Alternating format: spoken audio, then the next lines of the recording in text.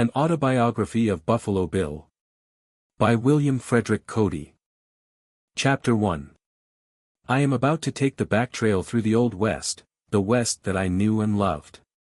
All my life it has been a pleasure to show its beauties, its marvels and its possibilities to those who, under my guidance, saw it for the first time.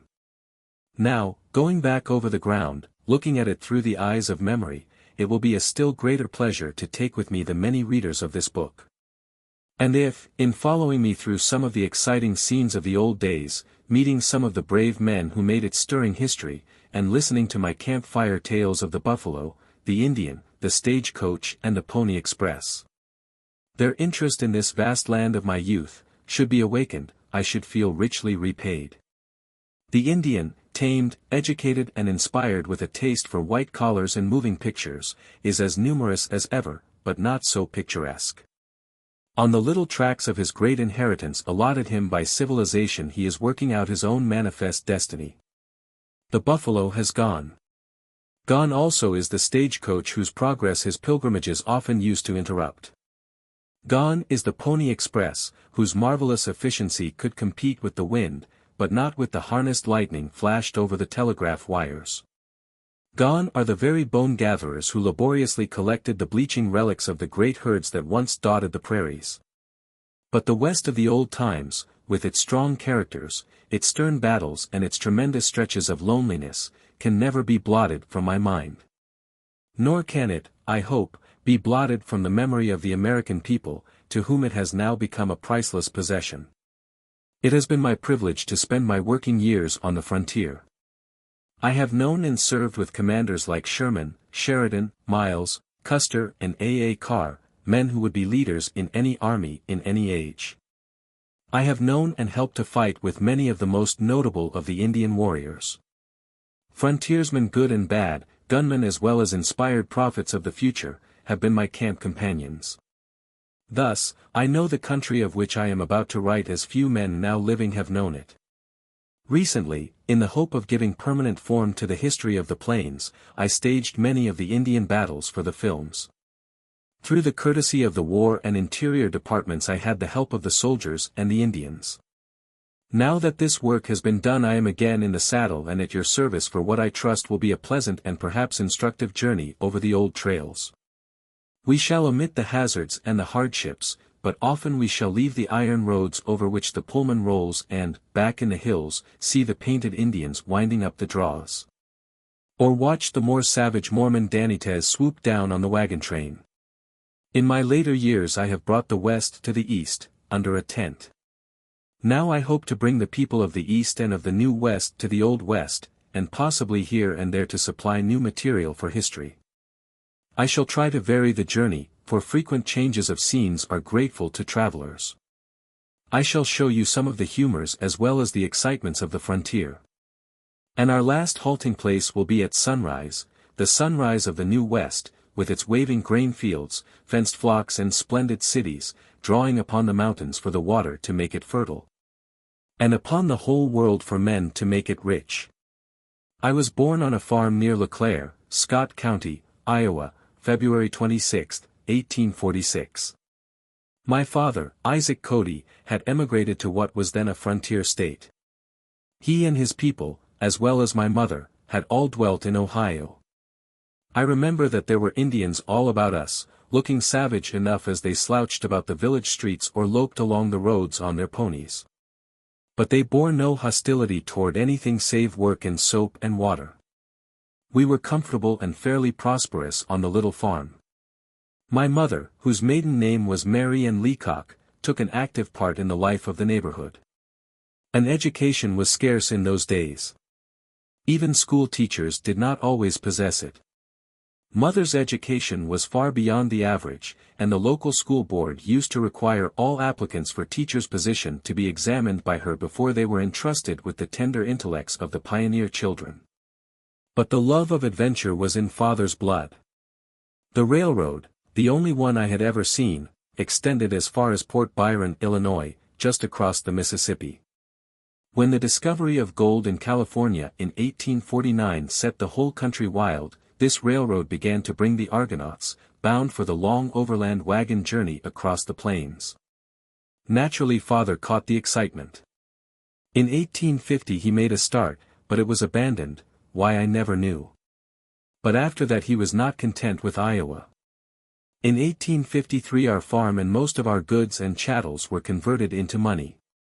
And in 1854 we all set out for Kansas, which was soon to be opened for settlers as a territory. 2 wagons carried our household goods. A carriage was provided for my mother and sisters. Father had a trading wagon built and stocked it with red blankets, beads, and other goods with which to tempt the Indians.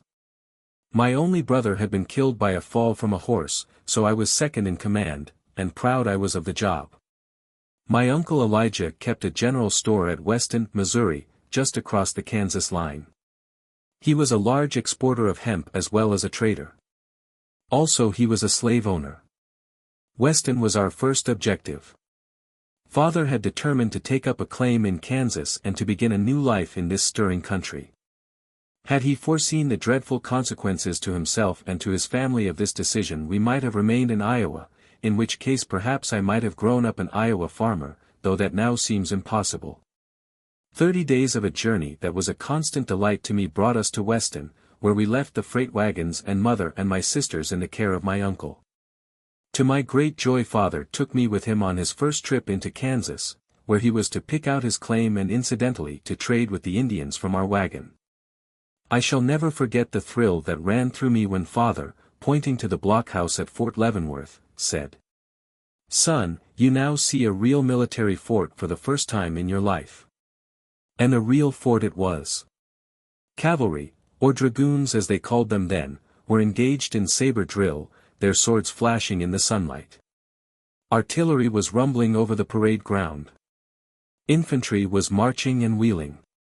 About the post were men dressed all in buckskin with coonskin caps or broad-brimmed slouch hats, real Westerners of whom I had dreamed. Indians of all sorts were loafing about, all friendly, but a new and different kind of Indians from any I had seen, Kickapoos, Possawatomis, Delawares, Choctaws, and other tribes, of which I had often heard. Everything I saw fascinated me. These drills at the fort were no fancy dress parades. They meant business. 1,000 miles to the west the Mormons were running things in Utah with a high hand. No one at Fort Leavenworth doubted that these very troops would soon be on their way to determine whether Brigham Young or the United States government should be supreme there. To the north and west the hostile Indians, constantly irritated by the encroachments of the white man, had become a growing menace. The blockhouses I beheld were evidences of preparedness against this danger. And in that day the rumblings of the coming struggle over slavery could already be heard. Kansas, very soon afterward, Bleeding Kansas, was destined to be an early battleground. And we were soon to know something of its tragedies. Free soil men and pro-slavery men were then ready to rush across the border the minute it was opened for settlement. Father was a free soil man. His brother Elijah, who, as I have said, was a slave owner, was a believer in the extension of slavery into the new territory. Knowing that the soldiers I saw today might next week be on their way to battle made my eyes big with excitement. I could have stayed there forever. But father had other plans, and we were soon on our way. With our trading wagon we climbed a hill, later named Sheridan's Ridge for General Philip Sheridan. From its summit we had a view of Salt Creek Valley, the most beautiful valley I have ever seen. In this valley lay our future home.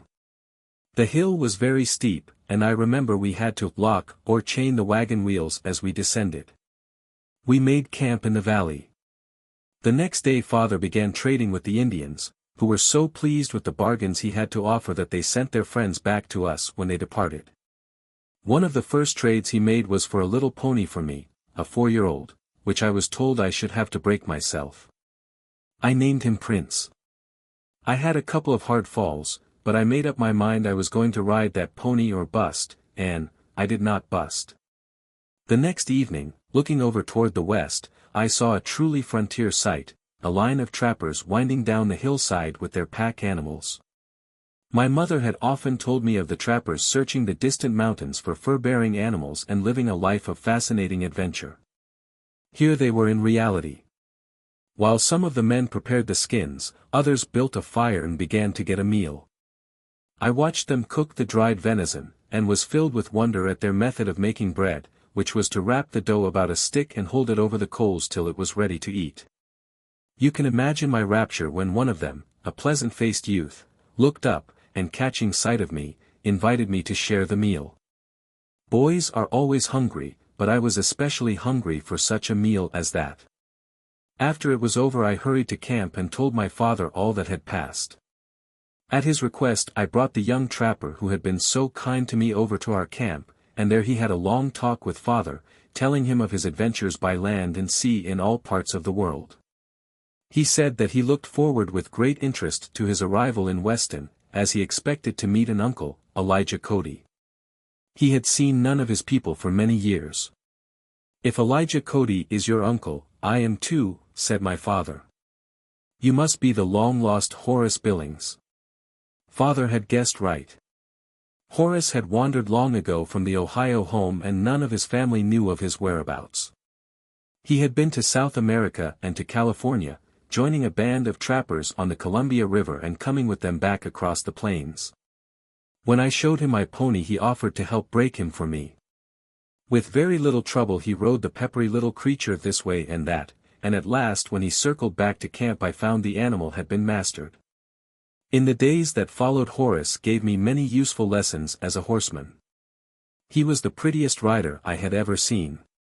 There had been a stampede of horses from the fort, and a reward of $10 a head had been offered for all animals brought in. That was easy money for Horace. I would gallop along at his side as he chased the fugitive horses. He had a long, plaited lariat which settled surely over the neck of the brute he was after. Then, putting a Della Walt on the pommel of his saddle, he would check his own mount and bring his captive to a sudden standstill. He caught and brought in 5 horses the first day, and must have captured 25 within the next few days, earning a sum of money which was almost a small fortune in that time. Meanwhile the territory had been opened for settlement. Our claim, over which the Great Salt Lake Trail for California passed, had been taken up, and as soon as father and I, assisted by men he hired, could get our log cabin up, the family came on from Weston. The cabin was a primitive affair. There was no floor at first. But gradually we built a floor and partitions, and made it habitable. I spent all my spare time picking up the Kickapoo tongue from the Indian children in the neighborhood, and listening with both ears to the tales of the wide plains beyond.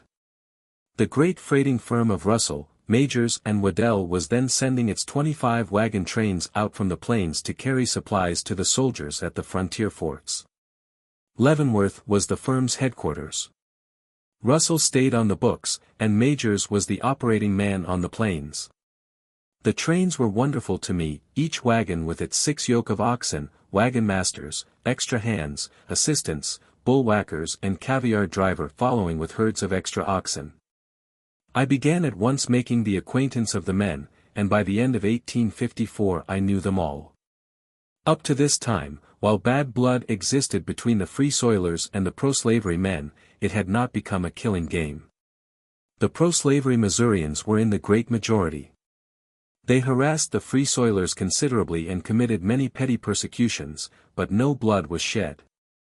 Father's brother, Elijah, who kept the store at Weston, was known to be a pro-slavery man, and for a time it was taken for granted that father held the same views. But he was never at any pains to hide his own opinions, being a man who was afraid of nothing.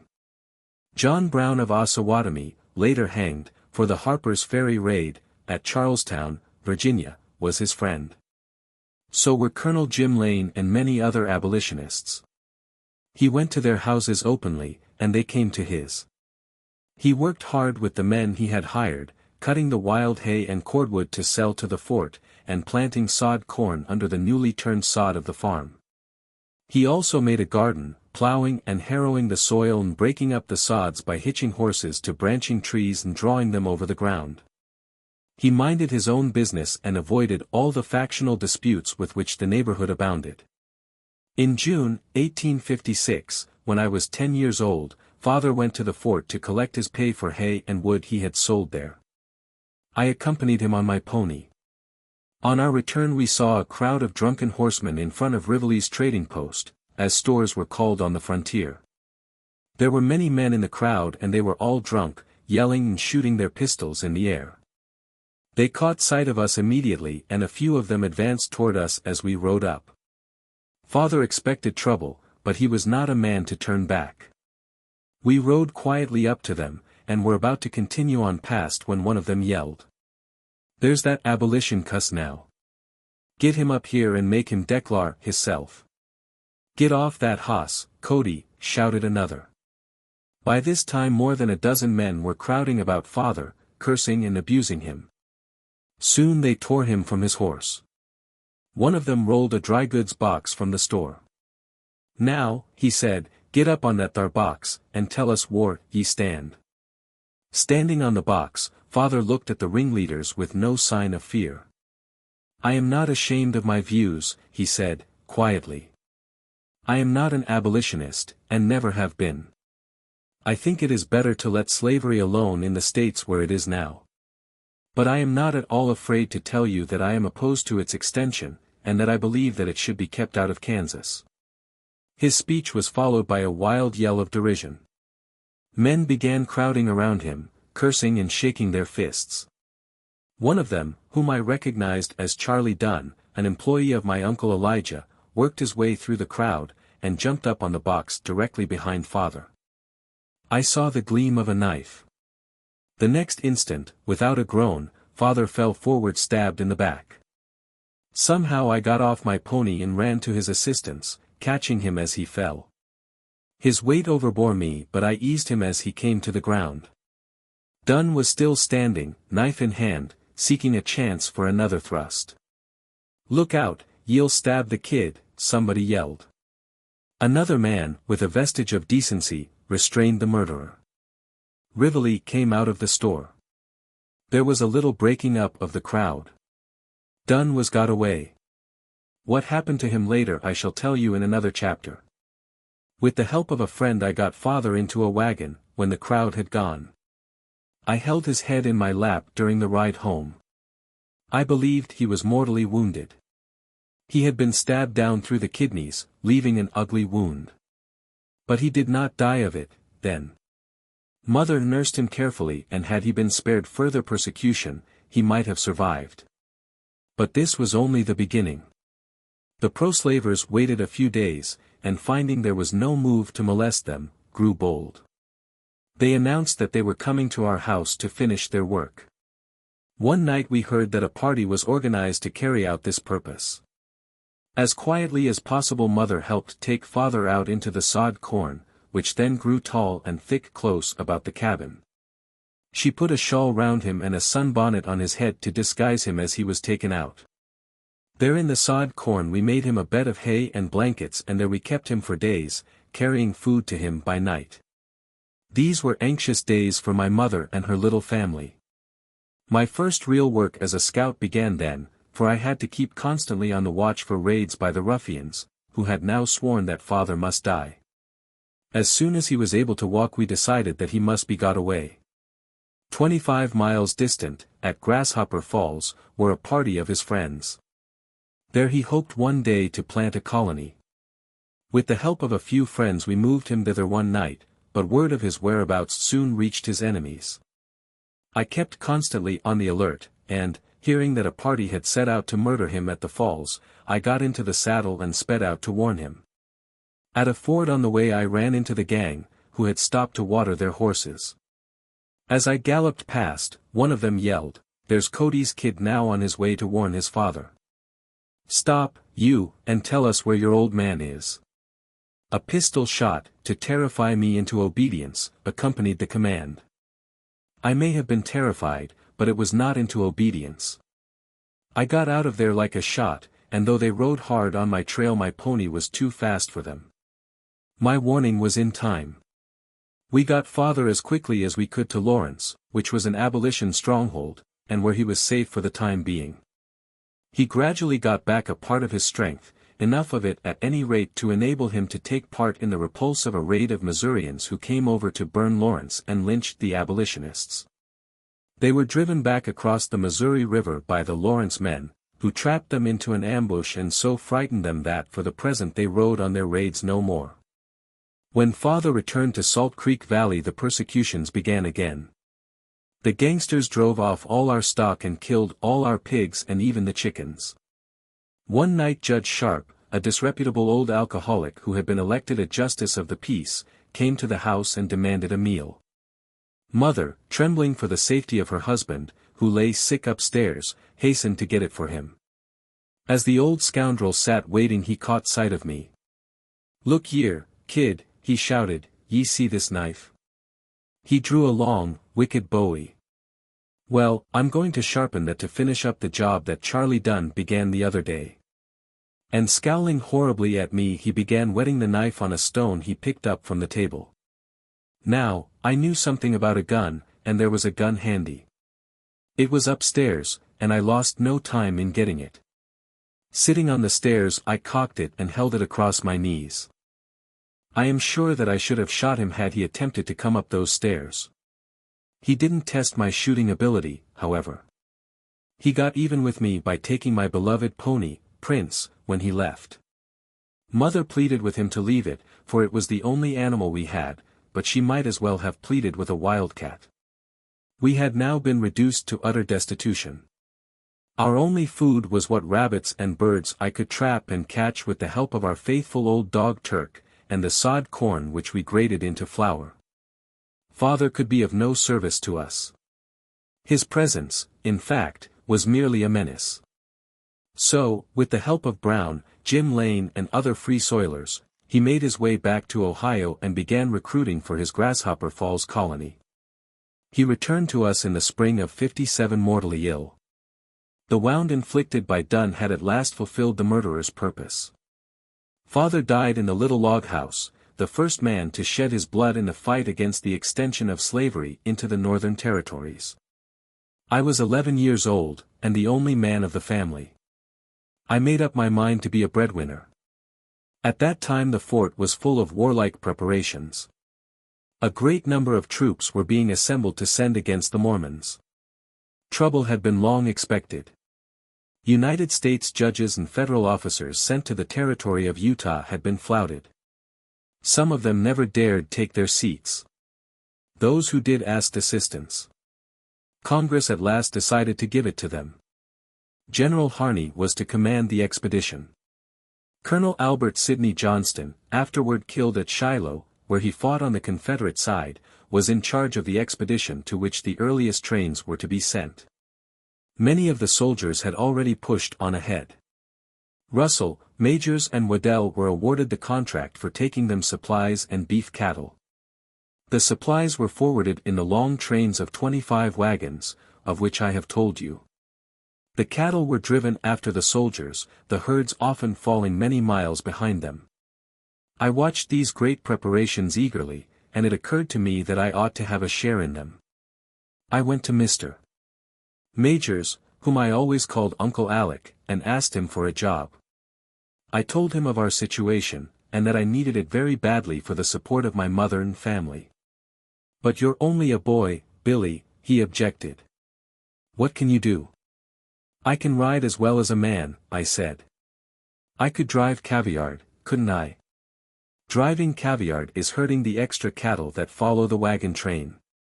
Mr. Majors agreed that I could do this, and consented to employ me. I was to receive a man's wages, $40 a month and food, and the wages were to be paid to my mother while I was gone. With $40 a month she would be able to support her daughters and my baby brother in comfort. Before I was allowed to go to work, Uncle Alec handed me the oath which every one of his employees must sign. I did my best to live up to its provisions, but I am afraid that the profanity clause at least was occasionally violated by some of the bullwhackers. Here is the oath. We, the undersigned wagon masters, assistants, teamsters and all other employees of the firm of Russell, Majors and Waddell, do hereby sign that we will not swear, drink whiskey, play cards or be cruel to dumb beasts in any way, shape or form. X, his mark. Signed, William Frederick Cody. I signed it with my mark, for I could not write then. After administering this ironclad oath, Mr. Majors gave each man a testament. My first job was that of accompanying a herd of cattle destined for beef for the troops that had gone on ahead. Bill McCarthy, boss of the outfit, was a typical Westerner, rough but courageous, and with plenty of experience on the frontier.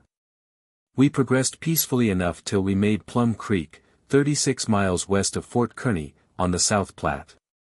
The trip had been full of excitement for me. The camp life was rough, the bacon often rusty and the flour moldy, but the hard work gave us big appetites. Plainsmen learn not to be particular. I remember that on some of our trips we obtained such luxuries as dried apples and beans as part of our supplies. We could only have these once every 2 or 3 days, and their presence in the mess was always a glad occasion. We were nooning at Plum Creek, the cattle spread out over the prairie to graze in charge of 2 herders. Suddenly there was a sharp bang. Bang! Bang! And a thunder of hoofs. Indians! They've shot the herders and stampeded the cattle, cried McCarthy. Get under the banks of the river, boys, use M for a breastwork. We obeyed orders quickly. The Platte, a wide, shallow, muddy stream, flows under banks which vary from 5 to 30 feet in height. Behind them we were in much the position of European soldiers in a trench. We had our guns, and if the Indians showed over the bank could have made it hot for them. McCarthy told us to keep together and to make our way down the river to Fort Kearny, the nearest refuge. It was a long and wearying journey, but our lives depended on keeping along the river bed. Often we would have to wade the stream which, while knee-deep to the men, was well-nigh waist-deep to me. Gradually I fell behind, and when night came I was dragging one weary step after another, dog-tired but still clinging to my old Mississippi Jaeger rifle, a short muzzle-loader which carried a ball and 2 buckshot.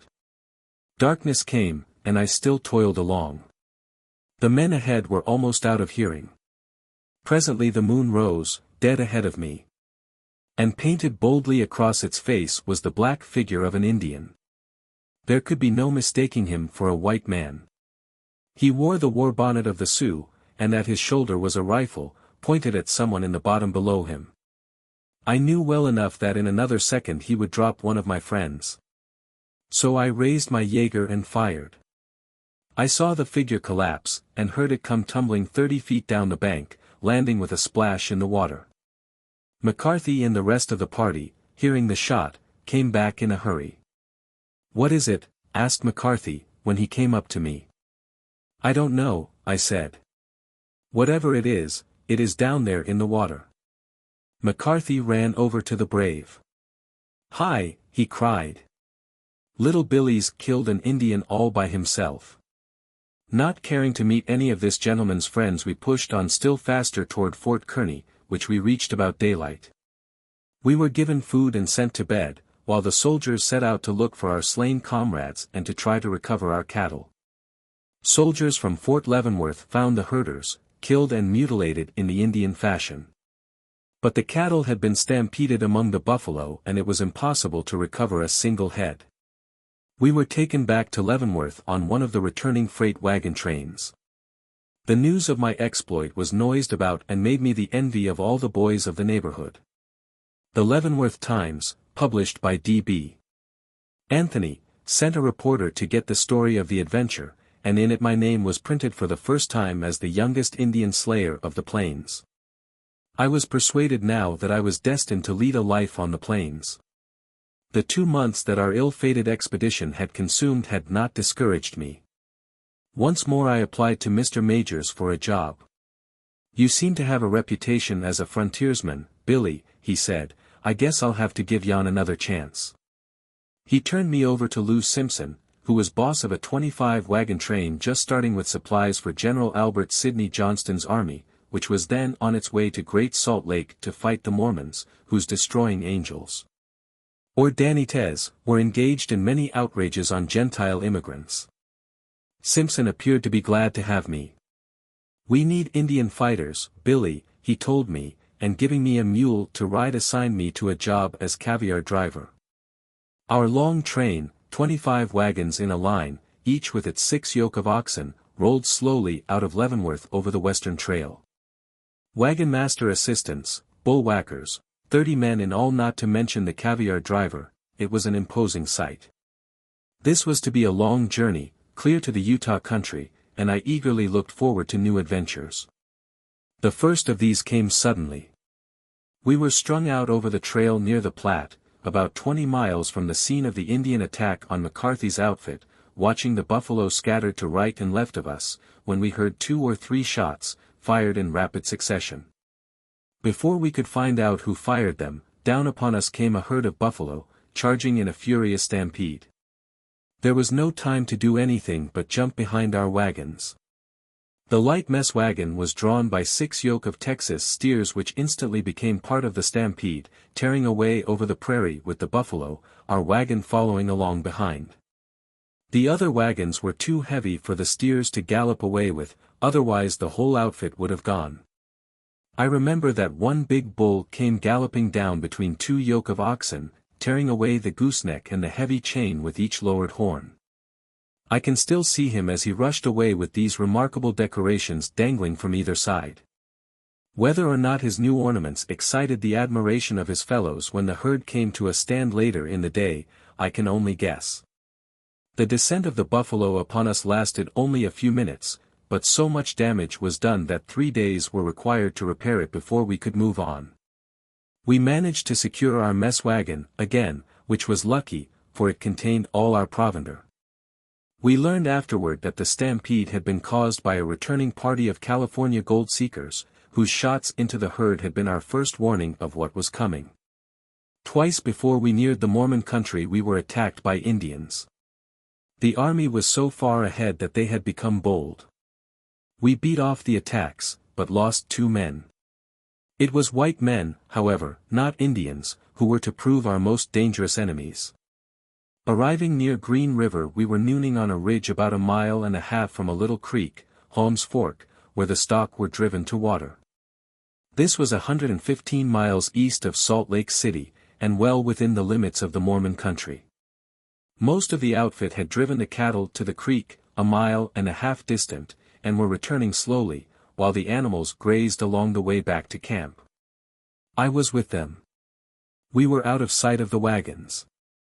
As we rose the hill, a big bearded man, mounted and surrounded by a party of armed followers, rode up to our wagon master. "Throw up your hands, Simpson," said the leader, who knew Simpson's name and his position. Simpson was a brave man, but the strangers had the drop and up went his hands. At the same time we saw that the wagons were surrounded by several hundred men, all mounted and armed, and the teamsters all rounded up in a bunch. We knew that we had fallen into the hands of the Mormon Danites, or destroying angels, the ruffians who perpetrated the dreadful Mountain Meadows massacre of the same year. The leader was Lot Smith, one of the bravest and most determined of the whole crowd. "Now, Simpson," he said, "we are going to be kind to you. You can have 1 wagon with the cattle to draw it. Get into it all the provisions and blankets you can carry, and turn right round and go back to the Missouri River. You're headed in the wrong direction." "Can we have our guns?" asked Simpson. "Not a gun." "6-shooters." "Not a 6-shooter. Nothing but food and blankets." "How are we going to protect ourselves on the way?" "That's your business. We're doing you a favor to spare your lives." All Simpson's protests were in vain. There were 30 of us against several hundred of them. Mormons stood over us while we loaded a wagon till it sagged with provisions, clothing and blankets. They had taken away every rifle and every pistol we possessed. Ordering us to hike for the east, and informing us that we would be shot down if we attempted to turn back, they watched us depart. When we had moved a little way off we saw a blaze against the sky behind us, and knew that our wagon train had been fired. The greasy bacon made thick black smoke and a bright red flame, and for a long time the fire burned, till nothing was left but the iron bolts and axles and tires. Smith's party, which had been sent out to keep all supplies from reaching Johnston's army, had burned 2 other wagon trains that same day, as we afterward learned. The wagons were all completely consumed, and for the next few years the Mormons would ride out to the scenes to get the iron that was left in the ashes. Turned adrift on the desert with not a weapon to defend ourselves was hardly a pleasant prospect. It meant a walk of 1,000 miles home to Leavenworth. The wagon was loaded to its full capacity. There was nothing to do but walk. I was not yet 12 years old, but I had to walk with the rest the full 1,000 miles, and we made nearly 30 miles a day. Fortunately we were not molested by Indians. From passing wagon trains we got a few rifles, all they could spare, and with these we were able to kill game for fresh meat. I wore out 3 pairs of moccasins on that journey, and learned then that the thicker are the soles of your shoes, the easier are your feet on a long walk over rough ground. After a month of hard travel we reached Leavenworth. I set out at once for the log cabin home, whistling as I walked, and the first to welcome me was my old dog Turk, who came tearing toward me and almost knocked me down in his eagerness. I am sure my mother and sisters were mighty glad to see me. They had feared that I might never return. My next journey over the plains was begun under what, to me, were very exciting circumstances. I spent the winter of '57 to '58 at school.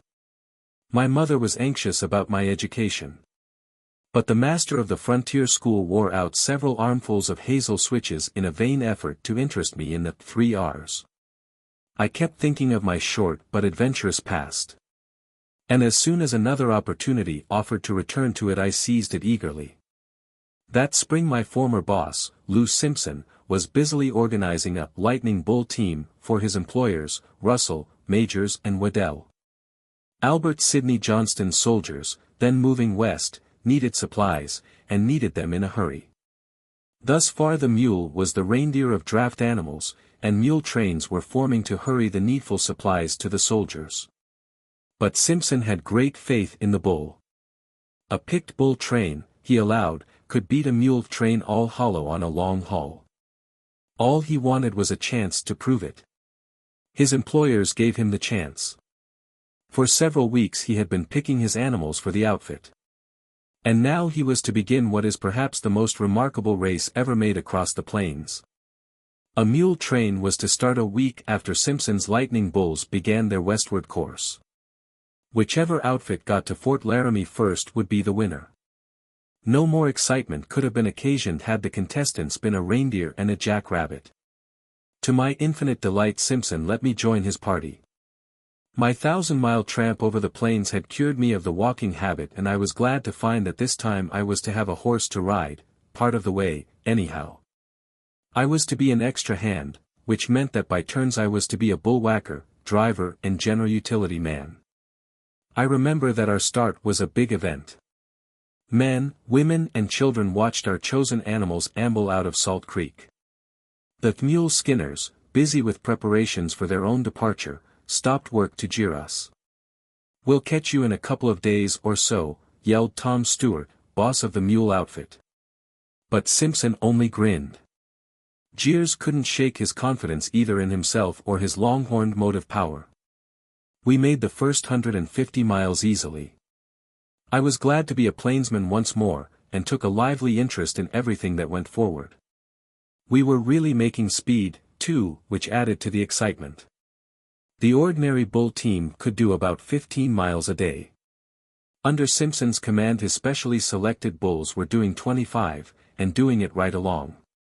But one day, while we were nooning about 150 miles on the way, one of the boys shouted, "Here come the mules."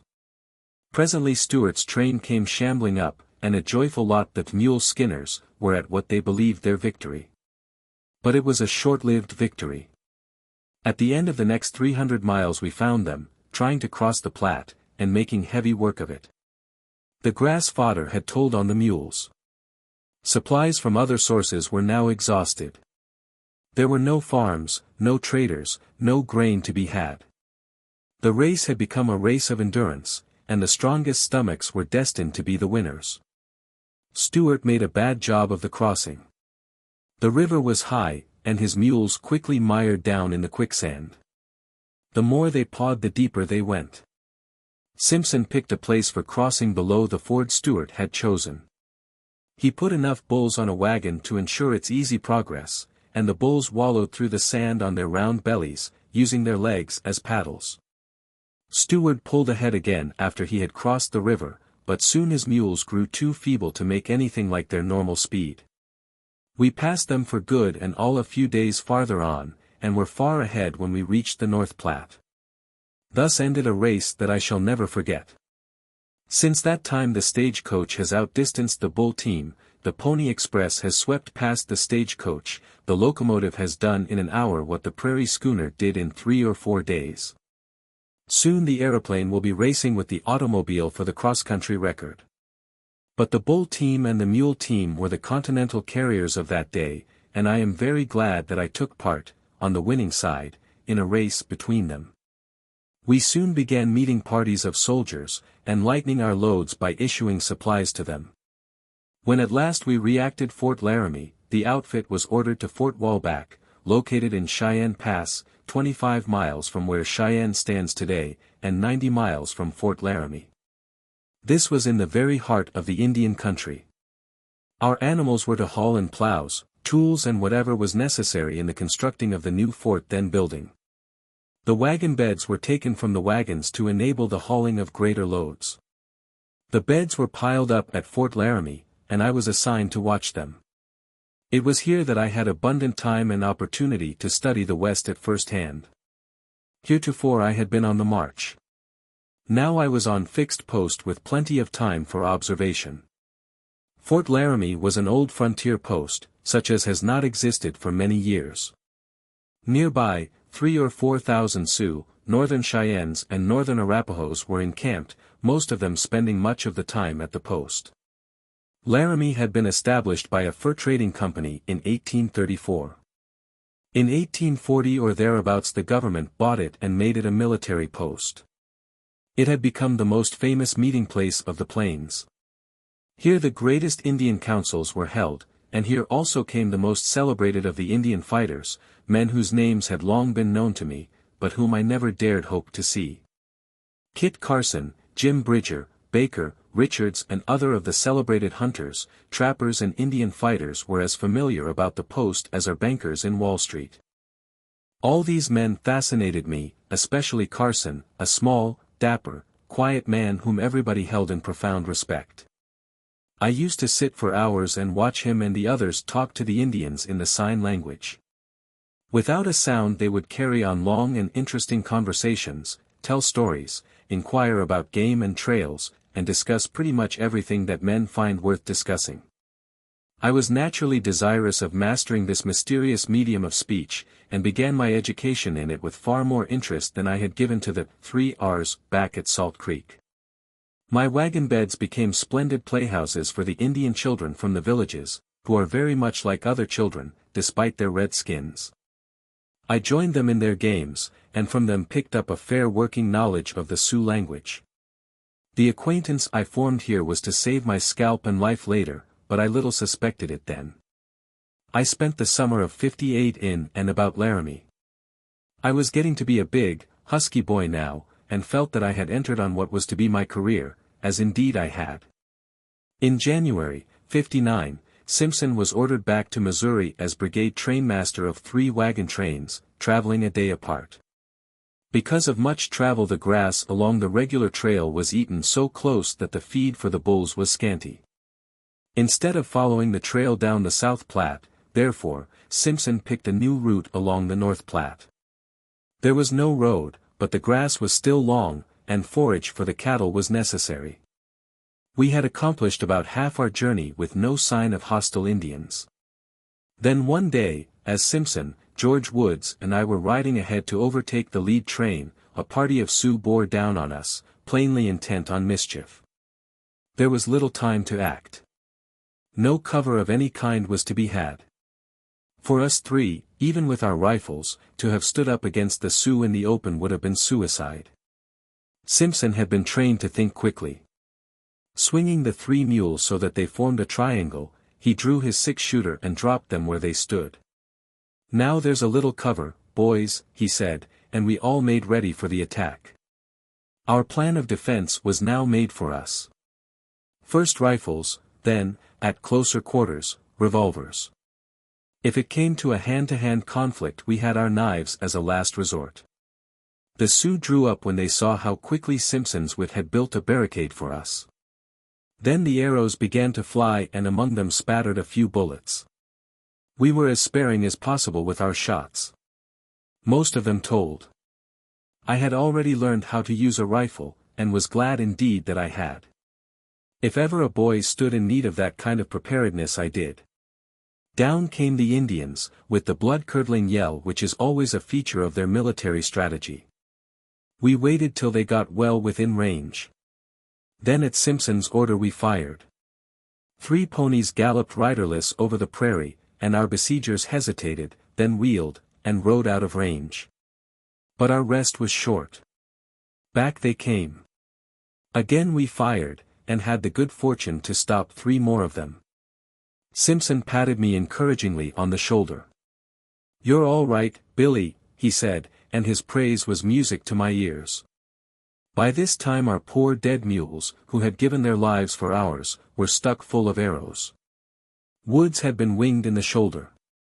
Simpson, carefully examining the wound, expressed his belief that the arrow which inflicted it had not been poisoned.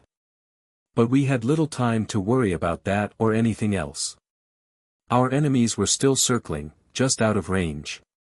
Here and there when they grew incautious we dropped a man or a pony. But we were still heavily outnumbered. They knew it and we knew it. Unless help came, it was only a question of time till it was all over. Daylight came and they still held off. Eagerly we looked to the westward, but no wagon train appeared. We began to fear that something had happened to our friends, when, suddenly one of the Indians jumped up, and with every evidence of excitement signaled to the others. In an instant they were all mounted. "They hear the crack of the bullwhip," said Woods. He was right. Without another glance in our direction the Sioux galloped away toward the foothills, and as they disappeared we heard the welcome snap of the long bullwhip, and saw the first of our wagons coming up the trail. In that day, however, the plainsman was delivered out of one peril only to be plunged into another. His days seldom dragged for want of excitement. When we got to Leavenworth, Simpson sent 3 of us ahead with the train book record of the men's time, so that their money would be ready for them when they arrived at Leavenworth. Our boss's admonition to ride only at night and to lie under cover in daytime was hardly needed. We cared for no more Indian adventures just then. We made fairly good progress till we got to the Little Blue, in Colorado.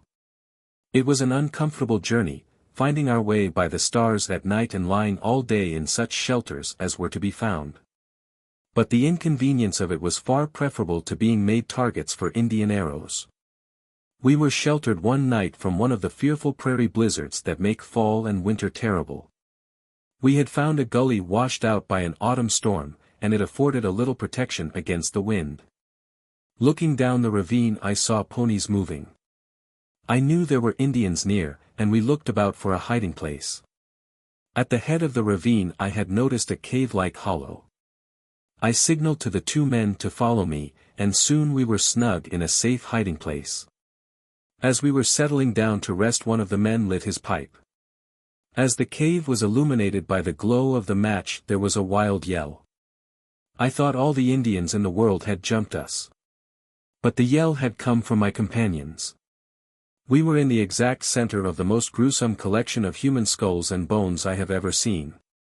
Bones were strewn on the floor of the cave like driftwood.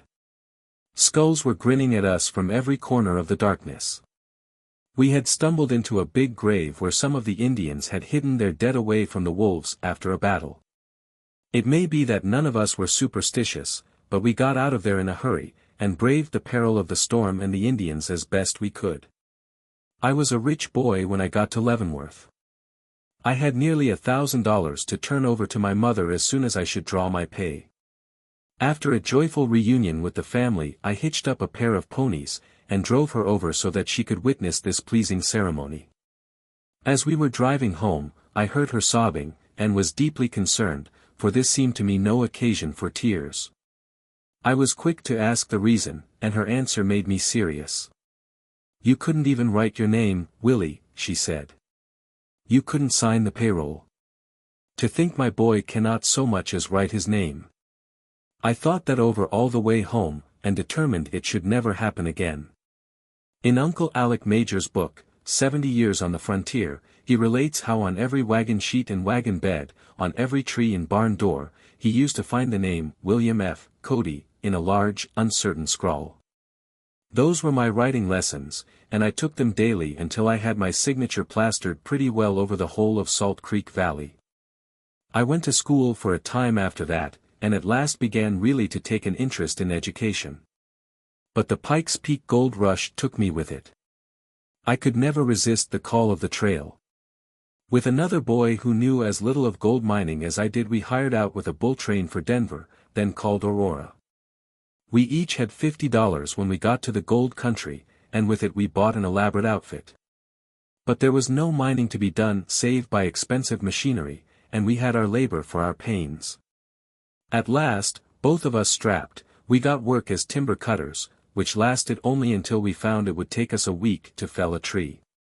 At last we hired out once more as bullwhackers. That job we understood, and at it we earned enough money to take us home. We hired a carpenter to build us a boat, loaded it with grub and supplies, and started gaily down the Platte for home. But the bad luck of that trip held steadily. The boat was overturned in swift and shallow water, and we were stranded, wet and helpless, on the bank, many miles from home or anywhere else. Then a miracle happened. Along the trail we heard the familiar crack of a bullwhip, and when the train came up we found it was the same with which we had enlisted for the outward journey, returning to Denver with mining machinery. Among this machinery was a big steam boiler, the first to be taken into Colorado. On the way out the outfit had been jumped by Indians. The wagon boss, knowing the red man's fear of cannon, had swung the great boiler around so that it had appeared to point at them. Never was so big a cannon. Even the 42-centimeter howitzers of today could not compare with it. The Indians took one look at it, then departed that part of the country as fast as their ponies could travel. We stuck with the train into Denver and back home again, and glad we were to retire from gold mining. Soon after my return to Salt Creek Valley I decided on another and, I thought, a better way to make a fortune for myself and my family. During my stay in and about Fort Laramie I had seen much of the Indian traders, and accompanied them on a number of expeditions. Their business was to sell to the Indians various things they needed, chiefly guns and ammunition, and to take in return the current Indian coin, which consisted of furs. With the supplies bought by the money I had earned on the trip with Simpson, mother and my sisters were fairly comfortable. I felt that I should be able to embark in the fur business on my own account, not as a trader but as a trapper. With my friend Dave Harrington as a companion I set out. Harrington was older than I, and had trapped before in the Rockies. I was sure that with my knowledge of the plains and his of the ways of the fur-bearing animals, we should form an excellent partnership, as in truth we did. We bought a yoke of oxen, a wagon sheet, wagon, traps of all sorts, and strychnine with which to poison wolves. Also we laid in a supply of grub, no luxuries, but coffee, flour, bacon and everything that we actually needed to sustain life. We headed west, and about 200 miles from home we struck Prairie Creek, where we found abundant signs of beaver, mink, otter and other fur-bearing animals. No Indians had troubled us, and we felt safe in establishing headquarters here and beginning work. The first task was to build a dugout in a hillside, which we roofed with brush, long grass, and finally dirt, making everything snug and cozy. A little fireplace in the wall served as both furnace and kitchen. Outside we built a corral for the oxen, which completed our camp. Our trapping was successful from the start, and we were sure that prosperity was at last in sight. We set our steel traps along the runs used by the animals, taking great care to hide our tracks, and give the game no indication of the presence of an enemy. The pelts began to pile up in our shack.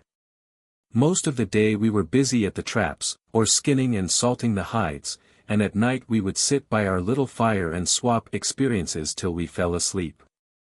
Always there was the wail of the coyotes and the cries of other animals without, but as long as we saw no Indians we were not worried.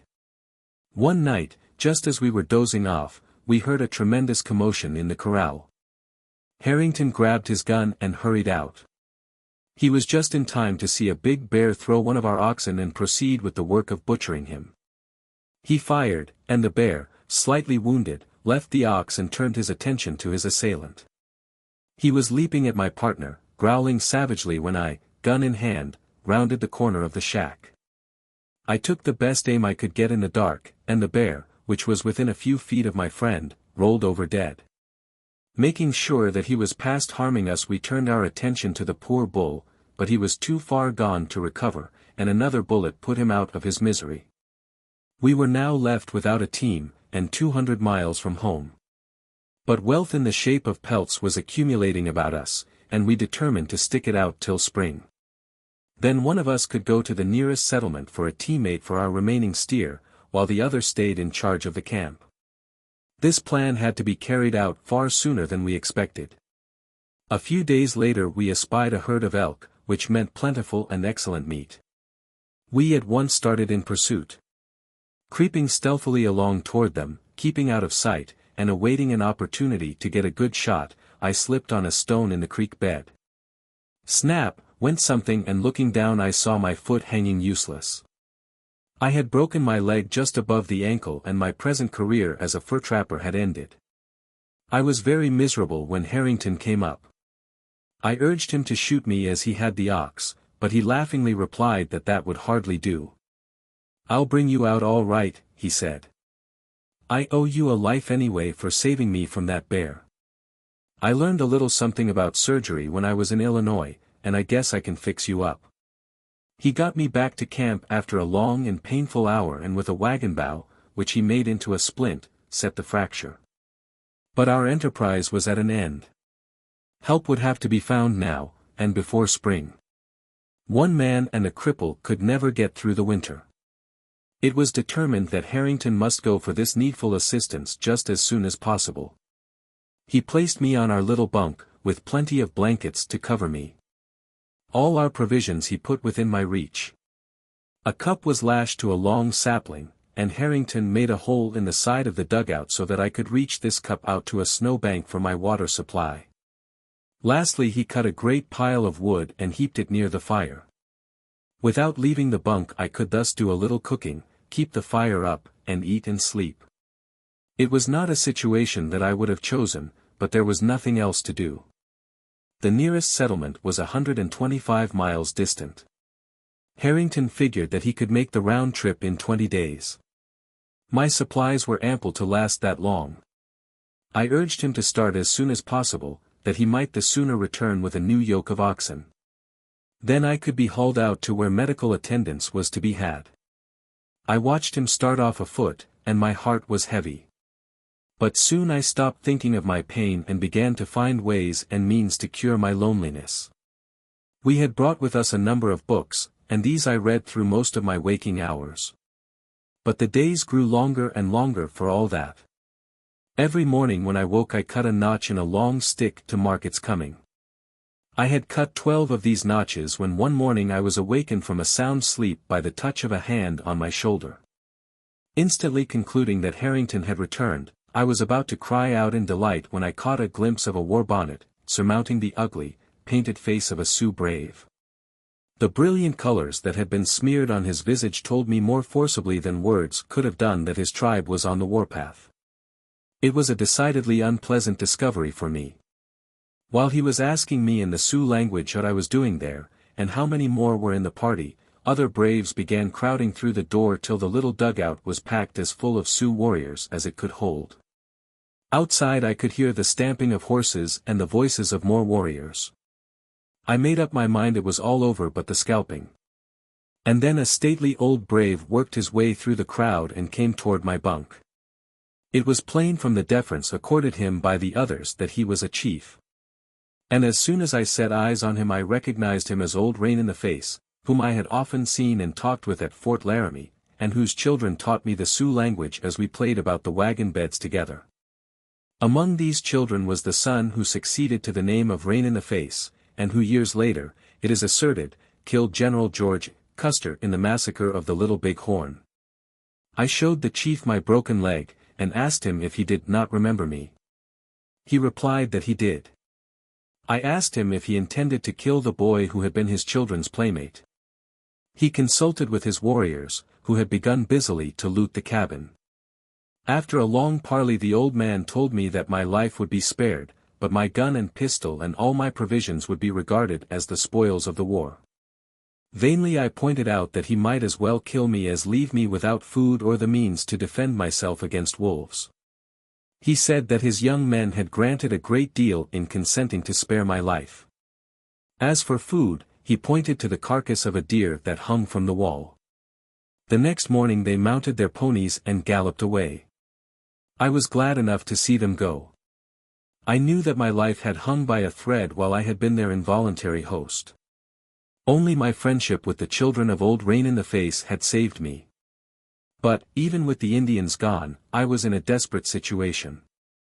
As they had taken all my matches I had to keep the fire going continuously. This meant that I could not sleep long at a time. The lack of rest soon began to tell on me.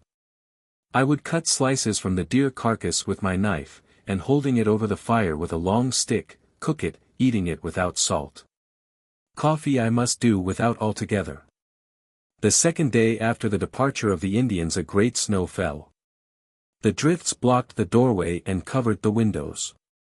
It lay to a depth of several feet on the roof over my head. My woodpile was covered by the snow that drifted in, and it was with great difficulty that I could get enough wood to keep my little fire going. And on that fire depended my life.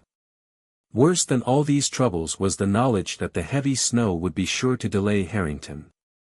I would lie there, day after day, a prey to all sorts of dark imaginings. I fancied him killed by Indians on the trail, or snowbound and starving on the plains. Each morning my notches on my calendar stick were made. Gradually their number grew till at last the 20th was duly cut. But no Harrington came. The wolves, smelling meat within, had now begun to gather round in increasing numbers.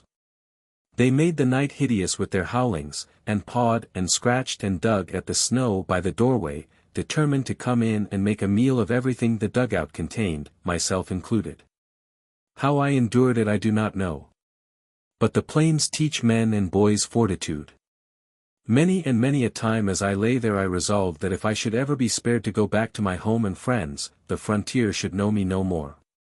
It was on the 29th day, as marked on stick, when I had about given up hope, that I heard a cheerful voice shouting, "Whoa," and recognized it as the voice of Harrington.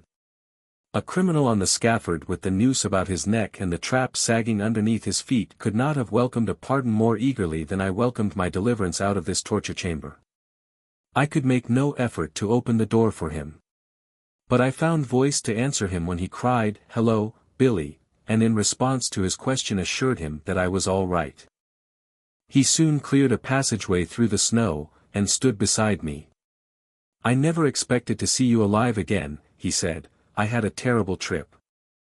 I didn't think I should ever get through, caught in the snowstorm and laid up for 3 days. The cattle wandered away and I came within an ace of losing them altogether. When I got started again the snow was so deep I couldn't make much headway." "Well, you're here," I said, giving him a hug. Harrington had made a trip few men could have made. He had risked his life to save mine. All alone he had brought a yoke of oxen over a country where the trails were all obscured and the blinding snow made every added mile more perilous. I was still unable to walk, and he had to do all the work of packing up for the trip home. In a few days he had loaded the pelts on board the wagon, covered it with the wagon sheet we had used in the dugout, and made me a comfortable bed inside. We had 300 beaver and 100 otter skins to show for our work. That meant a lot of money when we should get them to the settlements. On the 8th day of the journey home we reached a ranch on the Republican River, where we rested for a couple of days. Then we went on to the ranch where Harrington had obtained his cattle and paid for the yoke with 25 beaver skins, the equivalent of $100 in money. At the end of 20 days' travel we reached Salt Creek Valley, where I was welcomed by my mother and sisters as one returned from the dead. So grateful was my mother to Harrington for what he had done for me that she insisted on his making his home with us. This he decided to do, and took charge of our farm. The next spring, this man, who had safely weathered the most perilous of journeys over the plains, caught cold while setting out some trees and fell ill. We brought a doctor from Lawrence, and did everything in our power to save him, but in a week he died. The loss of a member of our own family could not have affected us more. I was now in my 15th year and possessed of a growing appetite for adventure. A very few months had so dulled the memory of my sufferings in the dugout that I had forgotten all about my resolve to forsake the frontier forever. I looked about me for something new and still more exciting. I was not long in finding it. In April, 1860, the firm of Russell, Majors and Waddell organized the wonderful Pony Express, the most picturesque messenger service that this country has ever seen. The route was from St. Joseph, Missouri, to Sacramento, California, a distance of 2,000 miles, across the plains, over a dreary stretch of sagebrush and alkali desert, and through two great mountain ranges. The system was really a relay race against time. Stations were built at intervals averaging 15 miles apart. A rider's route covered 3 stations, with an exchange of horses at each, so that he was expected at the beginning to cover close to 45 miles, a good ride when one must average 15 miles an hour. The firm undertaking the enterprise had been busy for some time picking the best ponies to be had for money, and the lightest, most wiry, and most experienced riders. This was a life that appealed to me, and I struck for a job. I was pretty young in years, but I had already earned a reputation for coming safe out of perilous adventures, and I was hired. Naturally, our equipment was the very lightest. The messages which we carried were written on the thinnest paper to be found. These we carried in a waterproof pouch, slung under our arms. We wore only such clothing as was absolutely necessary. The first trip of the Pony Express was made in 10 days, an average of 200 miles a day. But we soon began stretching our riders and making better time. Soon we shortened the time to 8 days. President Buchanan's last presidential message in December, 1860, was carried in 8 days. President Lincoln's inaugural, the following March, took only 7 days and 17 hours for the journey between St. Joseph and Sacramento. We soon got used to the work. When it became apparent to the men in charge that the boys could do better than 45 miles a day, the stretches were lengthened. The pay of the rider was from $100 to $125 a month. It was announced that the further a man rode the better would be his pay. That put speed and endurance into all of us. Stern necessity often compelled us to lengthen our day's work even beyond our desires. In the hostile Indian country, riders were frequently shot. In such an event the man whose relief had been killed had to ride on to the next station, doing 2 men's ride. Road agents were another menace, and often they proved as deadly as the Indians. In stretching my own route I found myself getting further and further west. Finally I was riding well into the foothills of the Rockies. Still further west my route was pushed. Soon I rode from Red Buttes to Sweetwater, a distance of 76 miles. Road agents and Indians infested this country. I never was quite sure when I started out when I should reach my destination, or whether I should never reach it at all. One day I galloped into the station at 3 Crossings to find that my relief had been killed in a drunken row the night before. There was no one to take his place. His route was 85 miles across country to the west. I had no time to think it over. Selecting a good pony out of the stables I was soon on my way. I arrived at Rocky Ridge, the end of the new route, on schedule time, and turning back came on to Red Buttes, my starting place. The round trip was 320 miles, and I made it in 21 hours and 40 minutes. Excitement was plentiful during my 2 years' service as a Pony Express rider. One day as I was leaving Horse Creek, a party of 15 Indians jammed me in a sand ravine 8 miles west of the station. They fired at me repeatedly, but my luck held, and I went unscathed. My mount was a California roan pony, the fastest in the stables. I dug the spurs into his sides, and, lying flat on his back, I kept straight on for Sweetwater Bridge 11 miles distant. A turn back to Horse Creek might have brought me more speedily to shelter, but I did not dare risk it. The Indians came on behind, riding with all the speed they could put into their horses, but my pony drew rapidly ahead. I had a lead of 2 miles when I reached the station. There I found I could get no new pony. The stock tender had been killed by the Indians during the night. All his ponies had been stolen and driven off. I kept on, therefore, to Plante Station, 12 miles further along, riding the same pony, a ride of 24 miles on one mount. At Plante I told the people what had happened at Sweetwater Bridge. Then, with a fresh horse, I finished my route without further adventure. How do you find this book? Any thoughts about the book or the author? Any suggestion for improvement? Please take a moment to share your thoughts in a comment. If you like it, share it with your friends who might enjoy it as well. Subscribe to keep in touch. Visit CompleteAudiobooks.com for more quality content. Chapter 2. About the middle of September the Indians became very troublesome on the line of the stage along the Sweetwater, between Split Rock and Three Crossings. A stage had been robbed and 2 passengers killed outright. Lem Flowers, the driver, was badly wounded. The thievish redskins also drove stock repeatedly from the stations. They were continually lying in wait for passing stages and pony express riders. It was useless to keep the express going until these depredations could be stopped. A layoff of 6 weeks was ordered, and our time was our own. While we were thus idle, a party was organized to carry the war into the Indians' own country, and teach them that the white man's property must be let alone. This party I joined.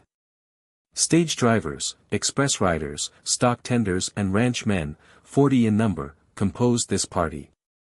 All were well armed, all were good shots, and brave, determined men. Wild Bill Hickok, another of the Western gunmen of whom I shall have something to tell later, was captain of the expedition. He had come recently to our division as a stage driver and had the experience and courage necessary to that kind of leadership. 20 miles out from Sweetwater Bridge, at the head of Horse Creek, we found an Indian trail running north toward Powder River. We could see that the horses had been recently shod, conclusive proof that they were our stolen stock. We pushed on as fast as we could along the trail to the Powder, thence down this stream to within 40 miles of where old Fort Reno now stands. Farther on, at Crazy Woman's Fork, we saw evidence that another party had joined our quarry. The trail was newly made. The Indians could be hardly more than 24 hours ahead of us. And plainly there was a lot of them. When we reached Clear Creek, another tributary of the Powder, we saw horses grazing on the opposite bank. Horses meant Indians. Never before had the Redskins been followed so far into their own country. Not dreaming that they would be pursued, they had failed to put out scouts. We quickly got the lay of their camp, and held a council to decide on how to attack them. We knew that they outnumbered us 3 to 1, perhaps more. Without strategy, all we would get for our long chase would be the loss of our scalps. Wild Bill, who did not know the meaning of fear, made our plan for us. We were to wait till nightfall, and then, after creeping up as close as possible on the camp, make a grand ride right through it, open a general fire upon them, and stampede their horses. It was a plan that called for nerve, but we were full of spirit, and the more danger there was in an enterprise the more we relished it. At our captain's signal we rushed pell-mell through their camp. Had we dropped from the clouds the Indians could not have been more astonished. At the sound of our shots they scattered in every direction, yelling warnings to each other as they fled. Once clear of the camp we circled to the south and came back to make sure that we had done a thorough job. A few parting shots stampeded the stragglers. Then, with 100 captured ponies, most, if not all of them, stolen from the express and state stations, we rode back to Sweetwater Bridge. The recovered horses were placed on the road again, and the express was resumed. Slade, who was greatly pleased with our exploit, now assigned me as special or supernumerary rider. Thereafter, while I was with him, I had a comparatively easy time of it, riding only now and then, and having plenty of opportunity for seeking after the new adventures in which I delighted. Alf Slade, stage line superintendent, frontiersman, and daredevil fighting man, was one of the far-famed gunmen of the plains. These were a race of men bred by the perils and hard conditions of Western life. They became man-killers first from stern necessity. In that day the man who was not quick on the trigger had little chance with the outlaws among whom he had to live. Slade and Wild Bill, with both of whom I became closely associated, were men of nerve and courage. But both, having earned the reputation of gunfighters, became too eager to live up to it. Eventually both became outlaws. Slade, though always a dangerous man, and extremely rough in his manner, never failed to treat me with kindness. Sober, he was cool and self-possessed, but never a man to be trifled with. Drunk, he was a living fury. His services to the company for which he worked were of high value. He was easily the best superintendent on the line. But his habit of man-killing at last resulted in his execution. Another man who gained even greater notoriety than Slade was Wild Bill Hickok, a tall, yellow-haired giant who had done splendid service as a scout in the western sector of the Civil War. Wild Bill I had known since 1857. He and I shared the pleasure of walking 1,000 miles to the Missouri River, after the bull train in which we both were employed had been burned by Lot Smith, the Mormon raider.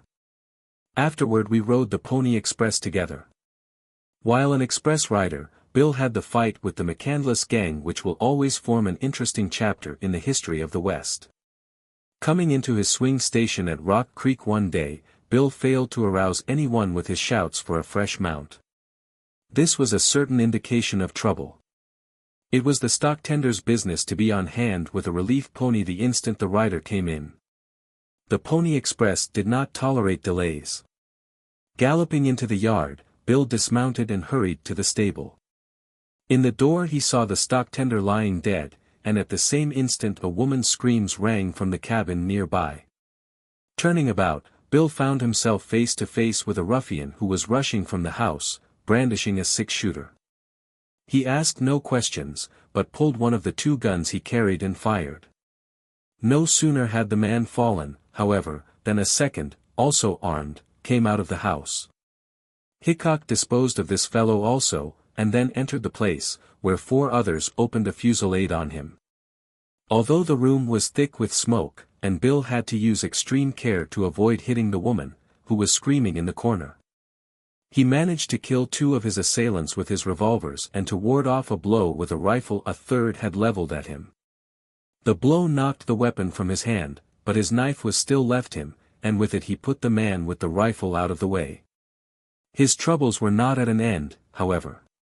Another man came climbing in the window to avenge his fellow gangsters. Bill reached for a rifle which lay on the floor and shot first.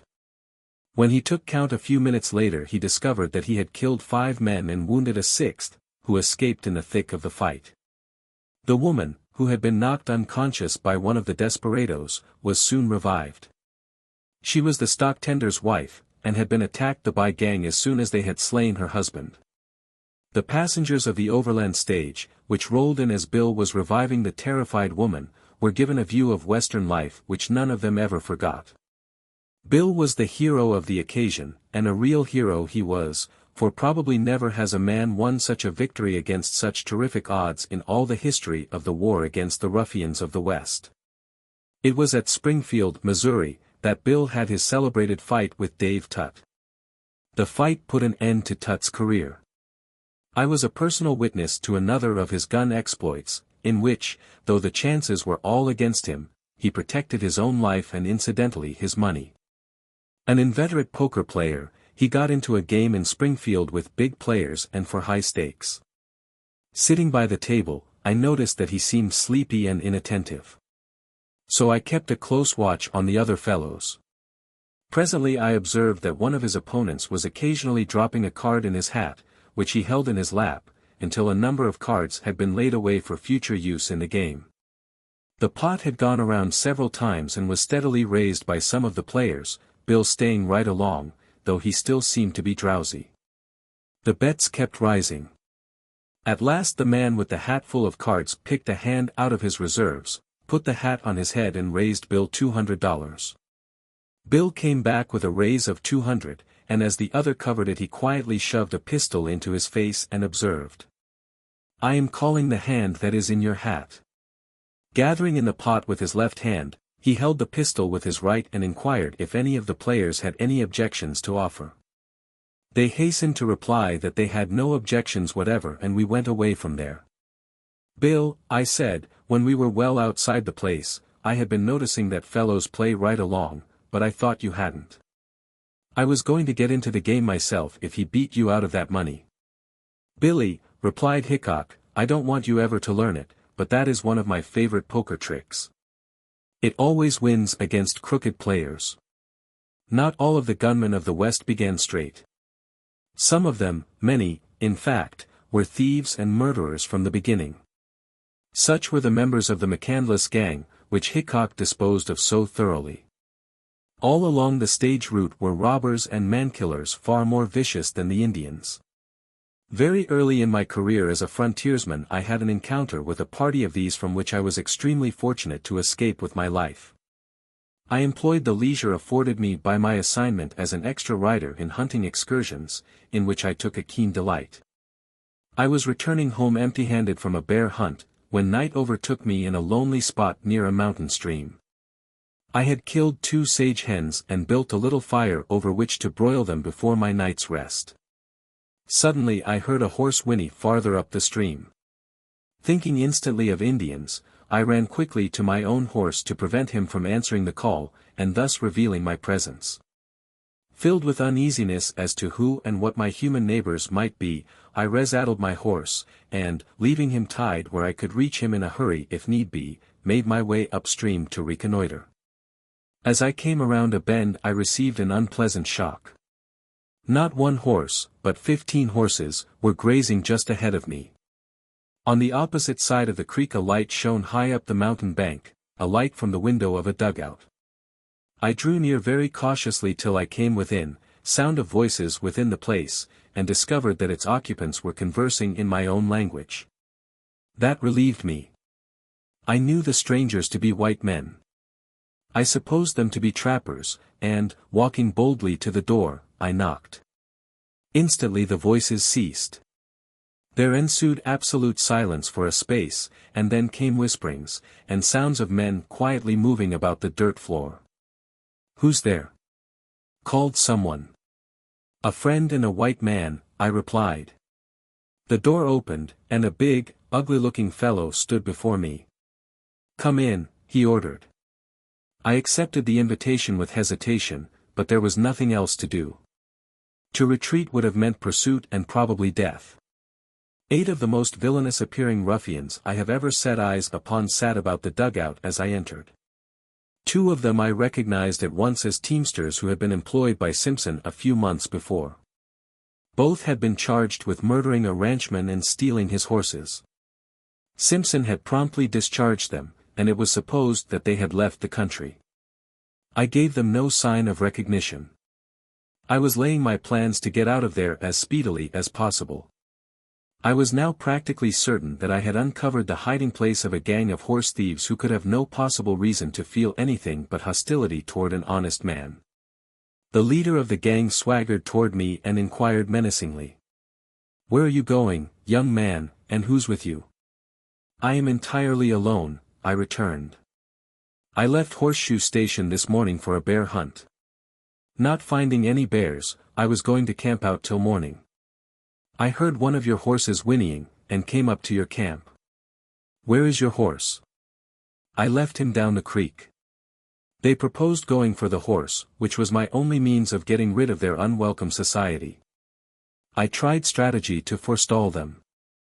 "I'll go and get him," I said. "I'll leave my gun here." This, I fancied, would convince them that I intended to return, but it didn't. "Jim and I will go with you," said one of the thieves. "You can leave your gun here if you want to. You won't need it." I saw that if I was to get away at all I would have to be extremely alert. These were old hands, and were not to be easily fooled. I felt it safer, however, to trust myself with 2 men than with 6, so I volunteered to show the precious pair where I had left the horse, and led them to my camp. The animal was secured, and as one of the men started to lead him up the stream I picked up the 2 sage hens I had intended for my evening meal. The more closely we approached the dugout the less I liked the prospect of re-entering it. One plan of escape had failed. I was sure the ruffians had no intention of permitting me to leave them and inform the stage people of their presence in the country. One more plan suggested itself to me, and I lost no time in trying it. Dropping one of the sage hens, I asked the man behind me to pick it up. As he was groping for it in the darkness, I pulled one of my Colt's revolvers, and hit him a terrific blow over the head. He dropped to the ground, senseless. Wheeling about, I saw that the other man, hearing the fall, had turned, his hand upon his revolver. It was no time for argument. I fired and killed him. Then, leaping on my horse, I dug the spurs into his sides, and back down the trail we went, over the rocks and rough ground toward safety.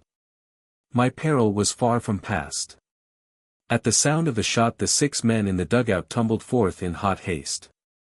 They stopped an instant at the scene of the shooting, possibly to revive the man I had stunned and to learn from him what had happened. They were too wise to mount their horses, knowing that, afoot, they could make better time over the rocky country than I could on horseback. Steadily I heard them gaining, and soon made up my mind that if I was to evade them at all I must abandon my horse. Jumping off, I gave him a smart slap with the butt of my revolver which sent him down the valley. I turned and began to scramble up the mountainside. I had climbed hardly 40 feet when I heard them pass, following the sound of my horse's feet. I dodged behind a tree as they went by, and when I heard them firing farther down the trail I worked my way up the mountainside. It was 25 miles to Horseshoe Station, and very hard traveling the first part of the way. But I got to the station, just before daylight, weary and footsore, but exceedingly thankful. Tired as I was, I woke up the men at the station and told them of my adventure. Slade himself led the party that set out to capture my former hosts, and I went along, though nearly beat out. 20 of us, after a brisk ride, reached the dugout at 10 o'clock in the morning. But the thieves had gone. We found a newly made grave where they had buried the man I had to kill, and a trail leading southwest toward Denver. That was all. But my adventure at least resulted in clearing the country of horse thieves. Once the gang had gone, no more depredations occurred for a long time. After a year's absence from home I began to long to see my mother and sisters again. In June, 1861, I got a pass over the stage line, and returned to Leavenworth. The first rumblings of the great struggle that was soon to be known as the Civil War were already reverberating throughout the North. Sumter had been fired upon in April of that year. Kansas, as every schoolboy knows, was previously the bloody scene of some of the earliest conflicts. My mother's sympathies were strongly with the Union. She knew that war was bound to come, but so confident was she in the strength of the federal government that she devoutly believed that the struggle could not last longer than 6 months at the utmost.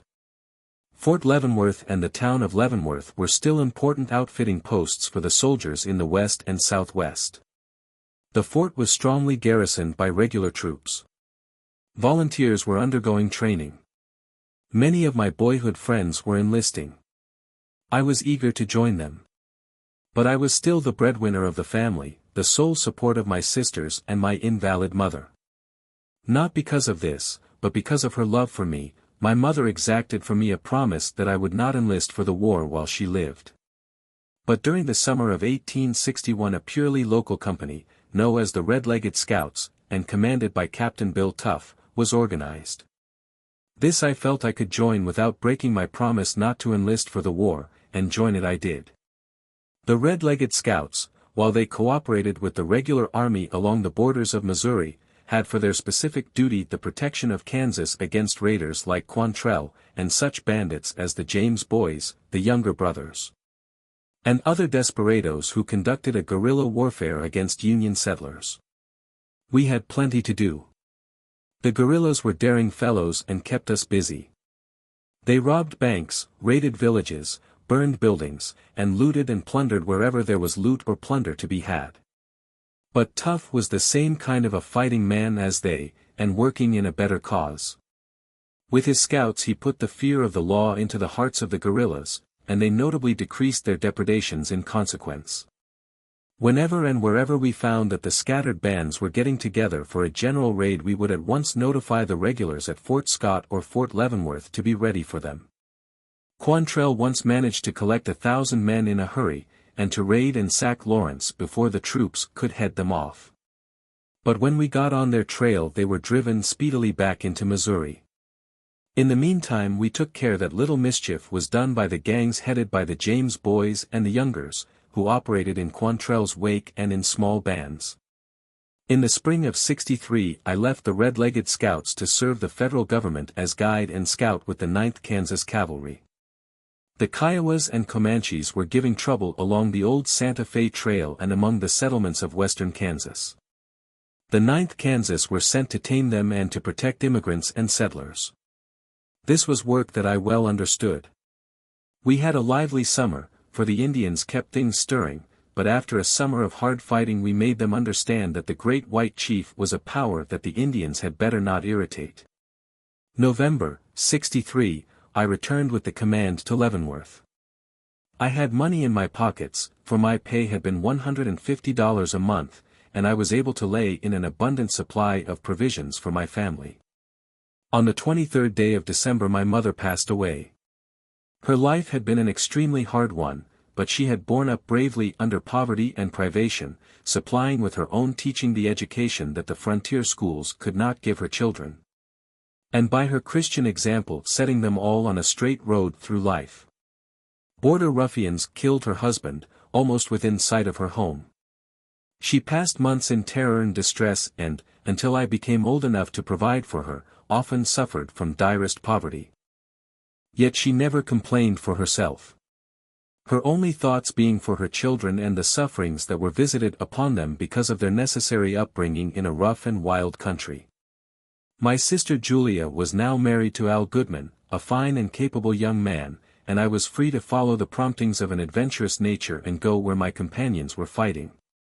In January, 1864, the 7th Kansas Volunteers came to Leavenworth from the south, where they had been fighting since the early years of the war.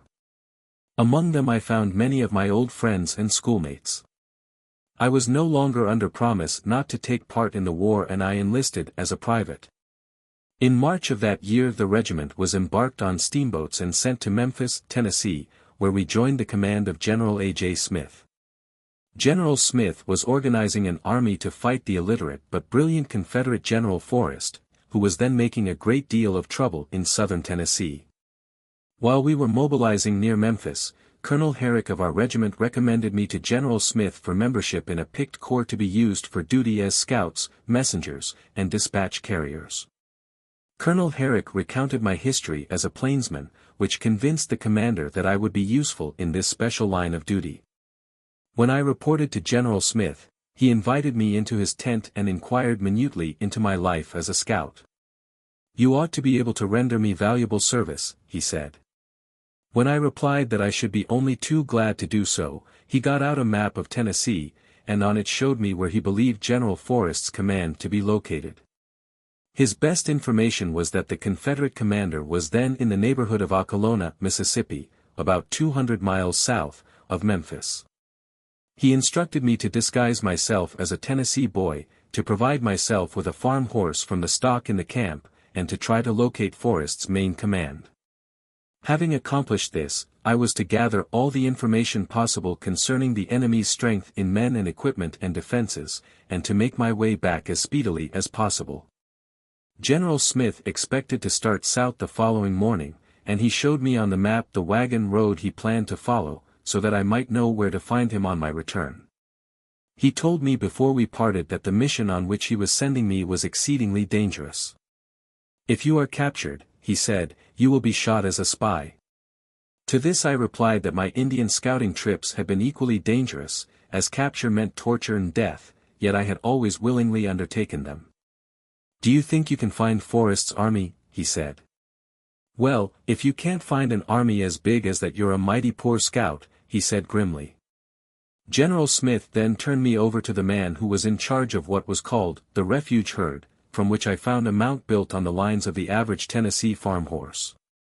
This man also provided me with a suit of farmer's clothing, for which I exchanged my new soldier uniform, and a bag of provisions.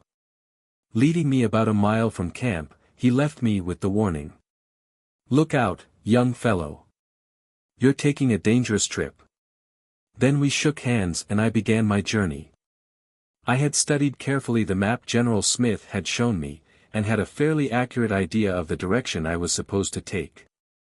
Following a wagon road that led to the south, I made nearly 60 miles the first night.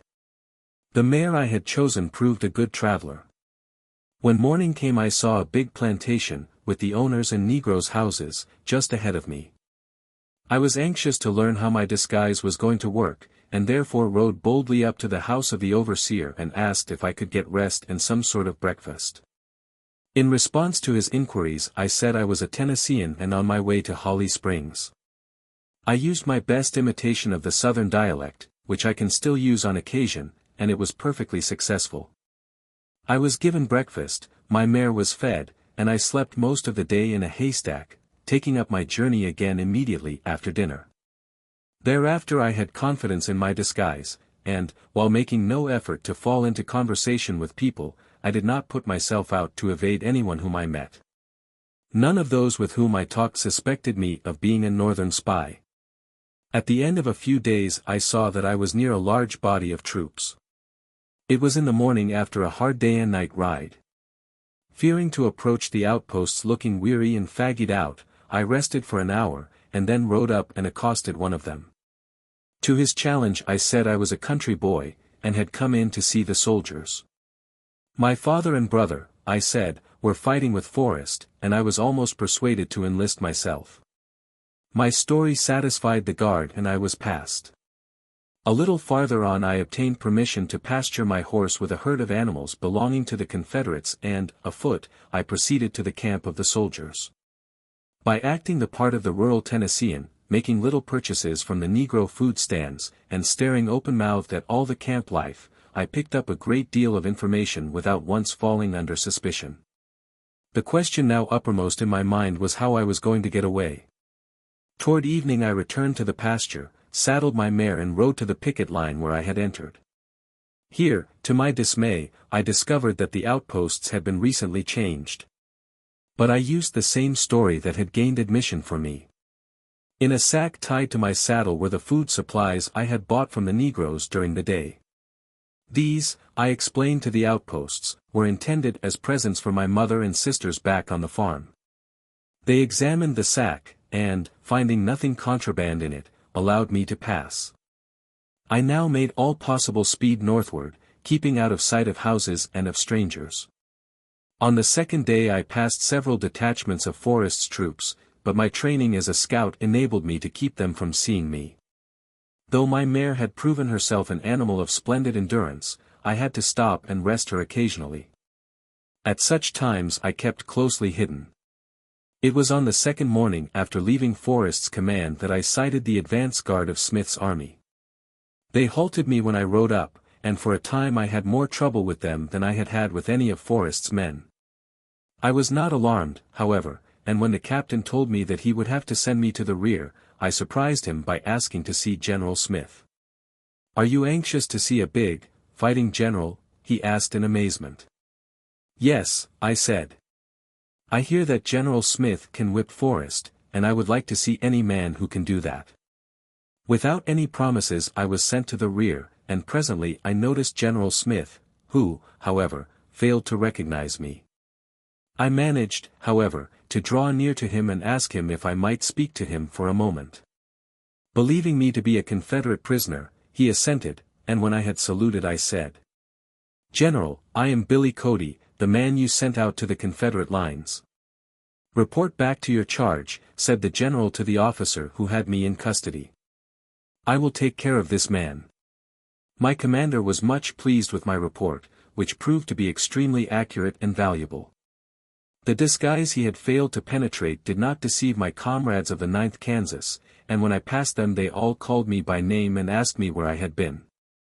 But my news was for my superior officers, and I did not need the warning Colonel Herrick gave me to keep my mouth shut while among the soldiers. General Smith, to whom I later made a full detailed report, had spoken highly of my work to Colonel Herrick, who was gratified to know that his choice of a scout had been justified by results. It was not long before the whole command knew of my return, but beyond the fact that I had been on a scouting expedition, and had brought back information much desired by the commander, they knew nothing of my journey. The next morning, still riding the same mare and still wearing my Tennessee clothes, I rode out with the entire command in the direction of Forrest's army. Before I had traveled 5 miles I had been pointed out to the entire command, and cheers greeted me on every side.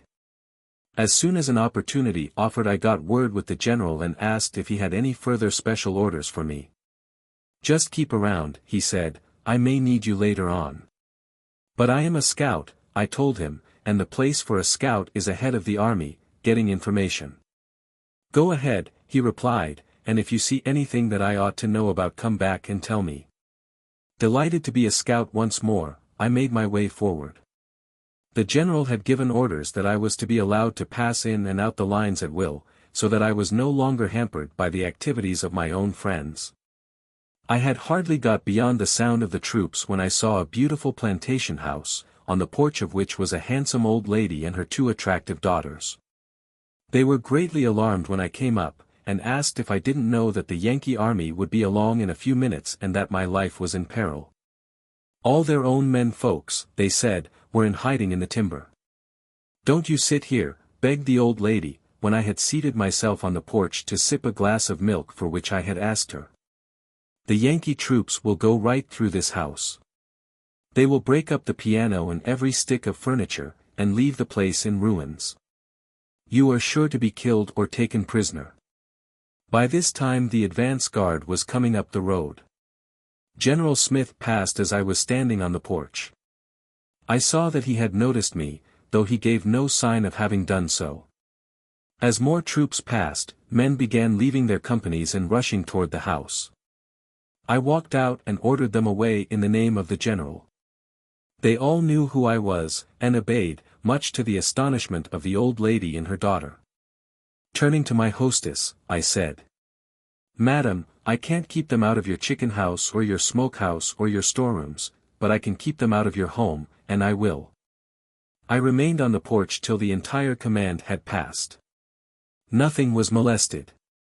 Much pleased, but still puzzled, the old lady was now convinced that I was no Tennessee lad, but a sure enough Yankee, and one with a remarkable amount of influence. When I asked for a little something to eat in return for what I had done, the best there was in the house was spread before me. My hostess urged me to eat as speedily as possible, and be on my way. Her men folks, she said, would soon return from the timber, and if they learned that I was a Yank would shoot me on the spot. As she was speaking the back door was pushed open and 3 men rushed in. The old lady leaped between them and me. "Don't shoot him," she cried. "He has protected our property and our lives." But the men had no murderous intentions. "Give him all he wants to eat," said the eldest, "and we will see that he gets back to the Yankee lines in safety." We saw him from the treetops turn away the Yanks as he stood on the porch. While I finished my meal they put all manner of questions to me, being specially impressed that a boy so young could have kept a great army from foraging so richly stocked a plantation. I told them that I was a Union scout, and that I had saved their property on my own responsibility. "I knew you would be back here," I said. "But I was sure you wouldn't shoot me when you learned what I had done." "You bet your life we won't," they said heartily. After dinner I was stocked tip with all the provisions I wanted, and given a fine bottle of peach brandy, the product of the plantation. Then the men of the place escorted me to the rear guard of the command, which I lost no time in joining. When I overtook the general and presented him with the peach brandy, he said gruffly, "I hear you kept all the men from foraging on that plantation back yonder." "Yes, sir," I said. "An old lady and her 2 daughters were alone there. My mother had suffered from raids of hostile soldiers in Kansas. I tried to protect that old lady, as I would have liked another man to protect my mother in her distress. I am sorry if I have disobeyed your orders, and I am ready for any punishment you wish to inflict on me. My boy, said the general, you may be too good-hearted for a soldier, but you have done just what I would have done. My orders were to destroy all Southern property. But we will forget your violation of them.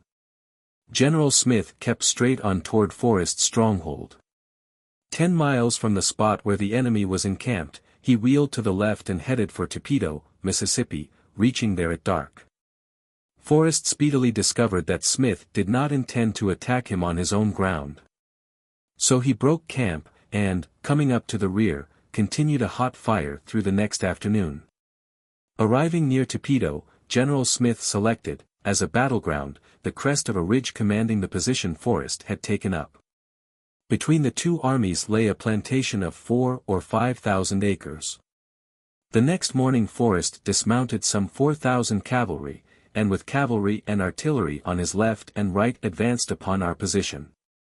Straight across the plantation they came, while Smith rode back and forth behind the long breastworks that protected his men, cautioning them to reserve their fire till it could be made to tell. All our men were fighting with single shotguns. The first shot, in a close action, had to count, or a second one might never be fired. I had been detailed to follow Smith as he rode to and fro. With an eye to coming out of the battle with a whole skin, I had picked out a number of trees, behind which I proposed to drop my horse when the fighting got to close quarters. This was the fashion I had always employed in Indian fighting. As the Confederates got within good range, the order, "Fire," rang out. At that instant I wheeled my horse behind a big oak tree. Unhappily for me, the general was looking directly at me as this maneuver was executed. When we had driven back and defeated Forrest's men, I was ordered to report at General Smith's tent. "Young man," said the general, when I stood before him, "you were recommended to me as an Indian fighter. What were you doing behind that tree?" "That is the way we have to fight Indians, sir," I said. "We get behind anything that offers protection." It was 12 years later that I convinced General Smith that my theory of Indian fighting was pretty correct. After the consolidation of the regular army, following the war, Smith was sent to the plains as colonel of the 7th Cavalry. This was afterward known as Custer's Regiment, and we engaged in the Battle of the Little Bighorn, in which that gallant commander was slain. Smith's cavalry command was moving southward on an expedition against the Kiowas and Comanches in the Canadian River country, when I joined it as a scout. Dick Curtis, acting as guide for Smith, had been sent on ahead across the river, while the main command stopped to water their horses. Curtis's orders were to proceed straight ahead for 5 miles, where the troops would camp. He was followed immediately by the advance guard, Smith and his staff following on. We had proceeded about 3 miles when 300 or 400 Indians attacked us, jumping out of gullies and ravines, where they had been securely hidden. General Smith at once ordered the orderlies to sound the recall and retreat, intending to fall back quickly on the main command. He was standing close beside a deep ravine as he gave the order. Knowing that the plan he proposed meant the complete annihilation of our force, I pushed my horse close to him. "General," I said, "order your men into the ravine, dismount, and let No. 4s hold horses. Then you will be able to stand off the Indians. If you try to retreat to the main command, you and every man under you will be killed before you have retreated a mile." He immediately saw the sense of my advice. Issuing orders to enter the ravine, he dismounted with his men behind the bank. There we stood off the Indians till the soldiers in the rear, hearing the shots, came charging to the rescue and drove the Indians away. The rapidity with which we got into the ravine, and the protection its banks afforded us, enabled us to get away without losing a man. Had the general's original plan been carried out, none of us would have come away to tell the story. I was summoned to the general's tent that evening. "That was a brilliant suggestion of yours, young man," he said. "This Indian fighting is a new business to me. I realized that if I had carried out my first order, not a man of us would ever have reached the command alive. I said, 'General, do you remember the Battle of Torpedo? I do, he said, with his chest expanding a little. I was in command at that battle. The whipping of Forrest had been a particularly difficult and unusual feat, and General Smith never failed to show his pride in the achievement whenever the Battle of Torpedo was mentioned. Do you remember, I continued, the young fellow you caught behind a tree, and sent for him afterward to ask him why he did so? Is it possible you are the man who found Forrest's command? He asked in amazement. I had often wondered what became of you, he said, when I told him I was the same man. What have you been doing since the war? I told him I had come west as a scout for General Sherman in 1865 and had been scouting ever since. He was highly delighted to see me again, and from that time forward, as long as he remained on the plains, I resumed my old position as his chief scout. After the Battle of Torpedo, Smith's command was ordered to Memphis, and from there sent by boat up the Mississippi. We of the cavalry disembarked at Cape Jardo, Smith remaining behind with the infantry, which came on later. General Sterling Price, of the Confederate Army, was at this time coming out of Arkansas into southern Missouri with a large army. His purpose was to invade Kansas. Federal troops were not then plentiful in the West. Smith's army from Tennessee, Blunt's troops from Kansas, what few regulars there were in Missouri, and some detachments of Kansas volunteers were all being moved forward to head off Price. Being still a member of the 9th Kansas Cavalry, I now found myself back in my old country, just ahead of Price's army, which had now reached the fertile northwestern Missouri. In carrying dispatches from General McNeill to General Blunt or General Pleasanton, I passed around and through Price's army many times. I always wore the disguise of a Confederate soldier, and always escaped detection. Price fought hard and successfully, gaining ground steadily, till at Westport, Missouri, and other battlefields near the Kansas line, the Federal troops checked his advance. At the Little Blue, a stream that runs through what is now Kansas City, he was finally turned south, and took up a course through southern Kansas. Near Mound City, a scouting party of which I was a member surprised a small detachment of Price's army. Our advantage was such that they surrendered, and while we were rounding them up I heard one of them say that we Yanks had captured a bigger prize than we suspected. When he was asked what this prize consisted of, the soldier said, "That big man over yonder is General Marmaduke of the Southern Army." I had heard much of Marmaduke and greatly admired his dash and ability as a fighting man.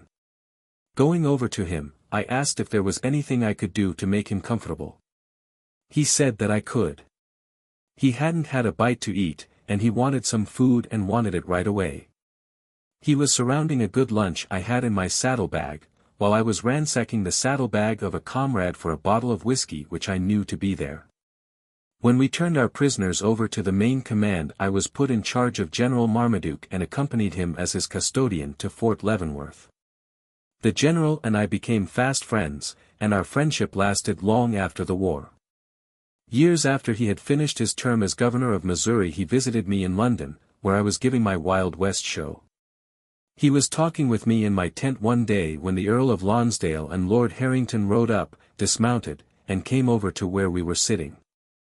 I presented Marmaduke to them as the governor of one of America's greatest states and a famous Confederate general. Lonsdale, approaching and extending his hand, smiled and said, "Ah, Colonel Cody, another one of your Yankee friends, eh?" Marmaduke, who had risen, scowled. But he held out his hand. "Look here," he said, "I am much pleased to meet you, sir, but I want you first to understand distinctly that I am no Yank." When I left General Marmaduke at Leavenworth and returned to my command, Price was already in retreat. After driving him across the Arkansas River, I returned with my troop to Springfield, Missouri. From there I went, under General McNeill, to Fort Smith and other places on the Arkansas border, where he had several lively skirmishes, and one big and serious engagement before the war was ended.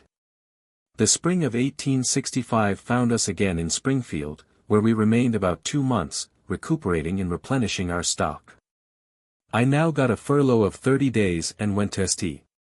Louis, where I invested part of $1,000 I had saved in fashionable clothes and in rooms at one of the best hotels.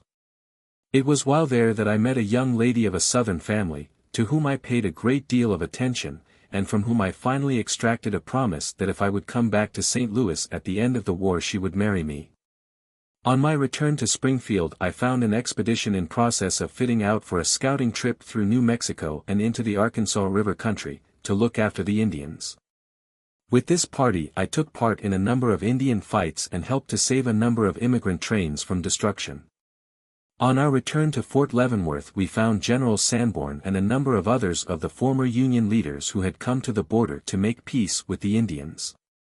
The various tribes that roamed the plains had heard of the Great War, and, believing that it had so exhausted the white man that he would fall an easy prey to Indian aggression, had begun to arm themselves and make ready for great conquests.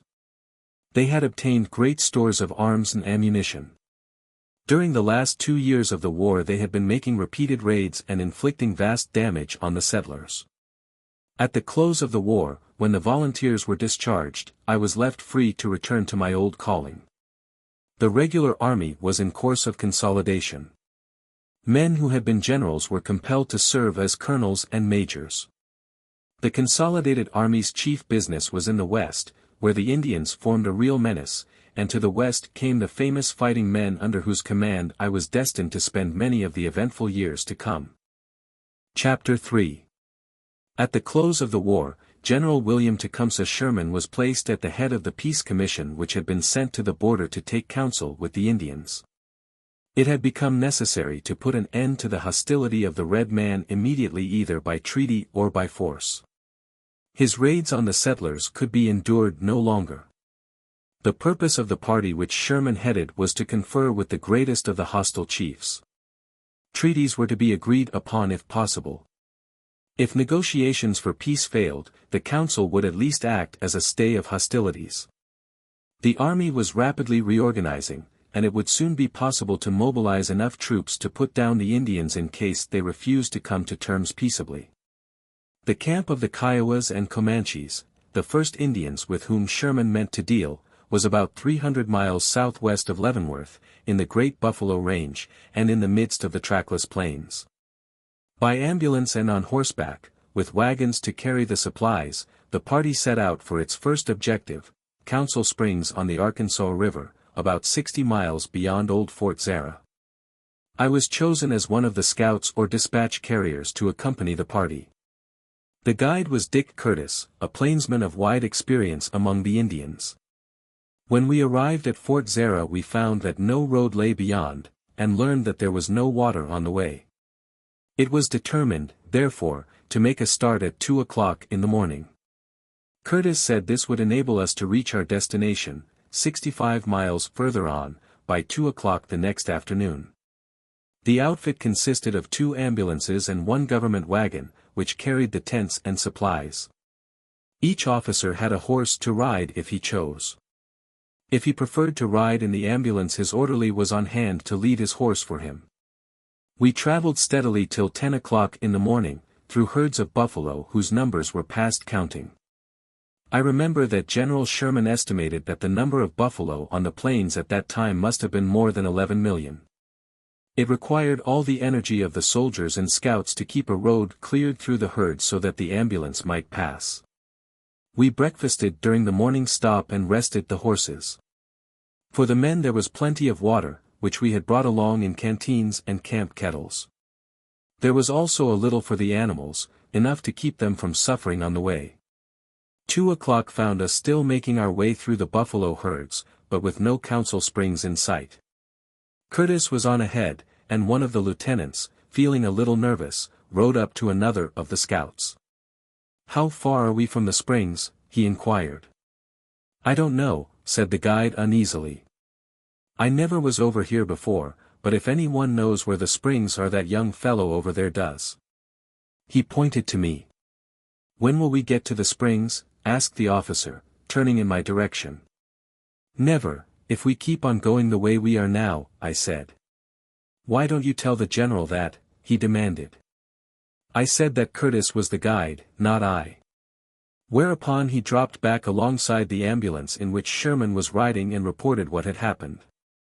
The general instantly called a halt and sent for the scouts. When all of us, including Curtis, had gathered round him, he got out of the ambulance, and, pulling out a map, directed Curtis to locate the springs on it. "There has never been a survey made of this country, General," said Curtis. "None of these maps are correct." "I know that myself," said Sherman. "How far are we from the springs?" The guide hesitated. "I have never been there but once," he said, "and then I was with a big party of Indians who did the guiding." He added that on a perfectly flat country, dotted with buffalo, he could not positively locate our destination. Unless we were sighted and guided by Indians, we would have to chance it. Sherman swung round on the rest of us. "Do any of you know where the springs are?" he asked, looking directly at me. "Yes, sir," I said, "I do." "How do you know, Billy?" asked Curtis. "I used to come over here with Charlie Bath, the Indian trader," I said. "Where are we now?" asked Sherman. "About 12 miles from the springs." "They are due south." "Due south? And we are traveling due west." "Yes, sir," I replied, "but if Mr. Curtis had not turned in a few minutes I was going to tell you." So for 12 miles I rode with Sherman, and we became fast friends. He asked me all manner of questions on the way, and I found that he knew my father well, and remembered his tragic death in Salt Creek Valley. He asked what had become of the rest of the family and all about my career. By the end of the ride I had told him my life history. As we were riding along together, with the outfit following on, I noticed pony tracks from time to time, and knew that we were nearing the springs. Presently I said, "General, we are going to find Indians at the springs when we reach there." "How do you know?" "We have been riding where ponies have been grazing for the last mile." "I haven't seen any tracks," said the general in surprise. "Show me one." I jumped off my horse, and, thrusting the buffalo grass aside, I pointed out many tracks of barefooted ponies. "When we rise that ridge," I told him, "we shall see the village and thousands of ponies and Indian lodges." In a very few minutes this prophecy came true. Curtis and the other scouts with the officers rode up quickly behind us, and we all had a fine view of this wonderful sight of the desert, a great Indian camp. As we stood gazing at the spectacle we observed great excitement in the village. Warriors by the dozens were leaping on their horses and riding toward us, till at least 1,000 of them were in the receiving line. "It looks to me as if we had better fall into position," said Sherman. "It is not necessary," I said. "They have given us the peace sign. They are coming toward us without arms." So Sherman, with General Harney, General Sanborn, and the other officers rode slowly forward to meet the oncoming braves. "This is where you need Curtis," I told the general as he advanced. "He is the best Kiowa and Comanche interpreter on the plains, and he knows every one of these Indians personally." Curtis was accordingly summoned and made interpreter, while I was assigned to remain about the commander's tent and given charge of the scouts. As the Indians drew near with signs of friendliness, Curtis introduced the chiefs, Satanta, Lone Wolf, Kicking Bird, and others to General Sherman as the head of the Peace Commission. The Indians, having been notified in advance of the coming of the commission, had already selected a special spring for our camp and had prepared a great feast in honor of the meeting. To this feast, which was spread in the center of the village, the commissioners were conducted, while the scouts and the escort went into camp. The Indians had erected a great canopy of tanned buffalo skins on teepee poles.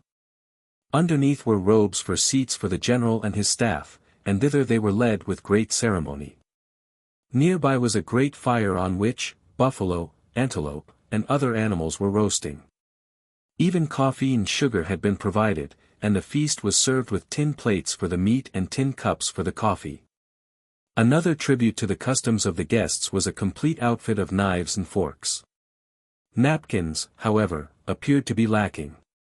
Indian girls, dressed in elaborate costumes, served the repast, the elder women preparing the food. Looking on, it seemed to me to be the most beautiful sight I had ever seen, the grim old generals, who for the last 4.5 years had been fighting a great war sitting serenely and contentedly down to meat and drink with the chiefs of a wild, and, till lately, a hostile race. After all had eaten, the great chief, Satanta, loaded the big peace pipe, whose bowl was hewn from red stone, with a beautifully carved stem 18 inches long. The pipe was passed from mouth to mouth around the circle. After the smoke was ended, Satanta raised his towering bulk above the banquetiers.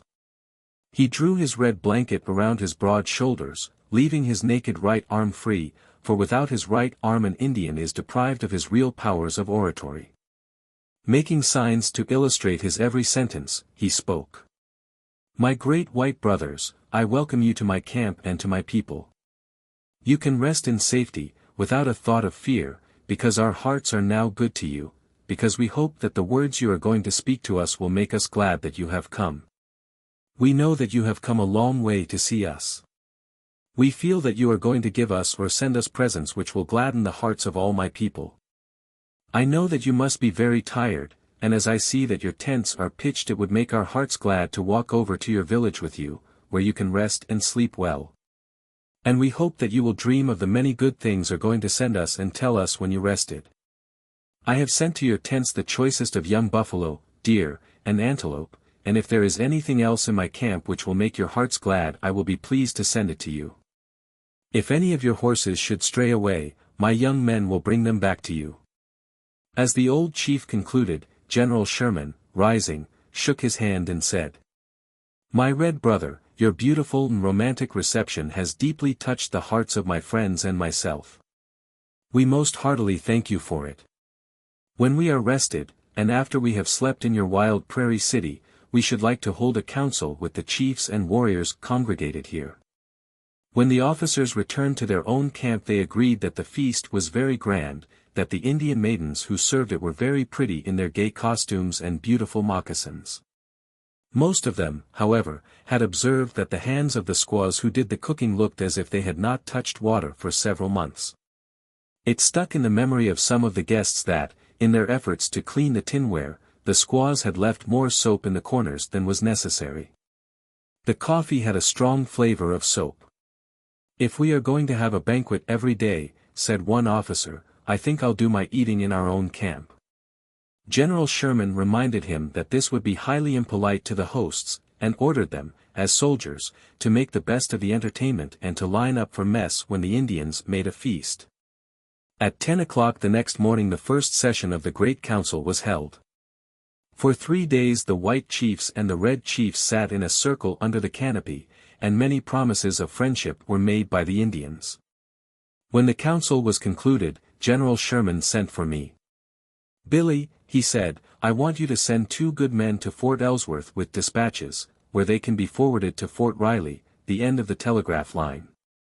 After your men are rested they can return to Fort Zara and join us." When the 2 men were instructed by the general and were on their way, he took me into his tent.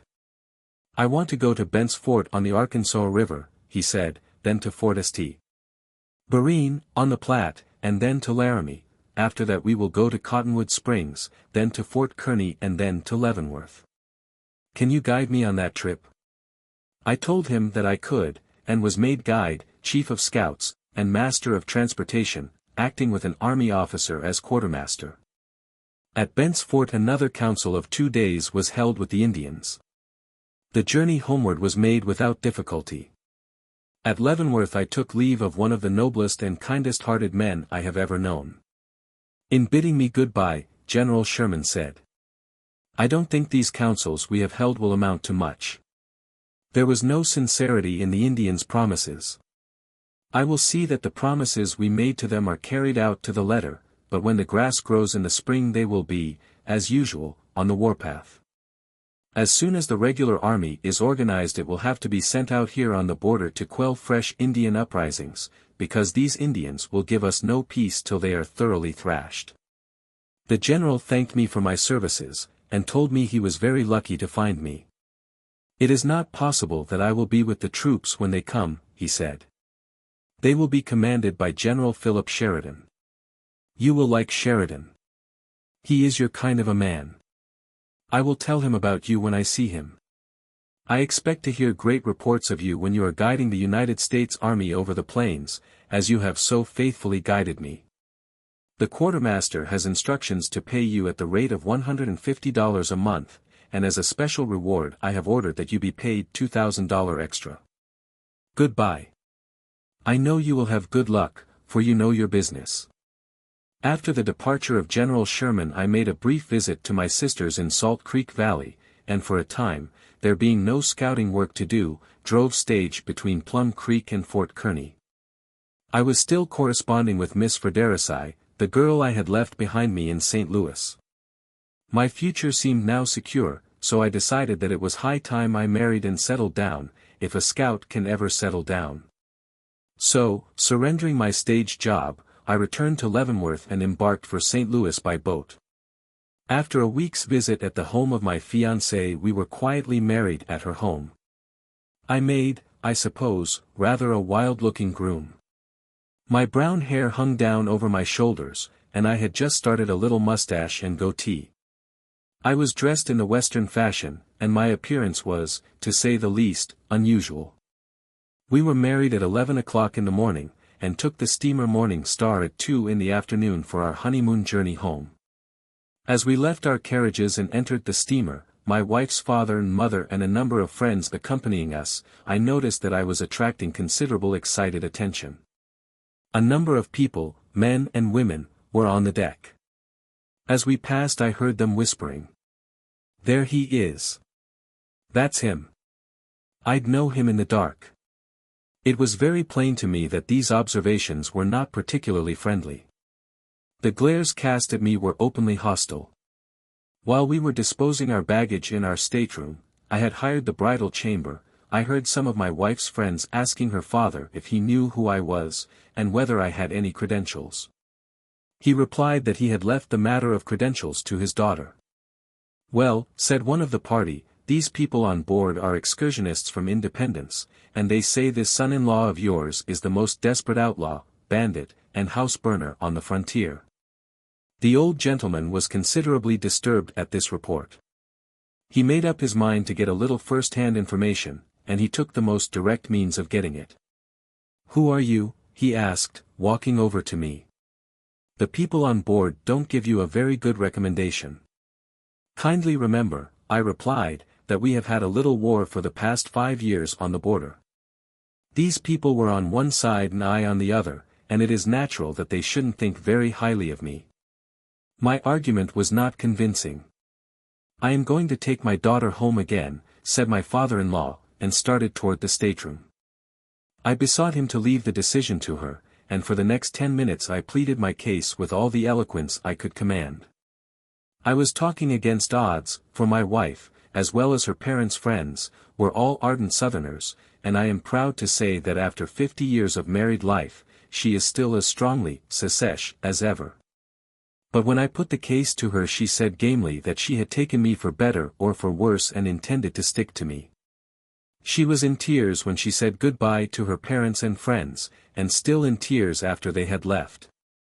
I tried to comfort her with assurances that when we came among northern people I would not be regarded as such a desperate character, but my consolation was of little avail.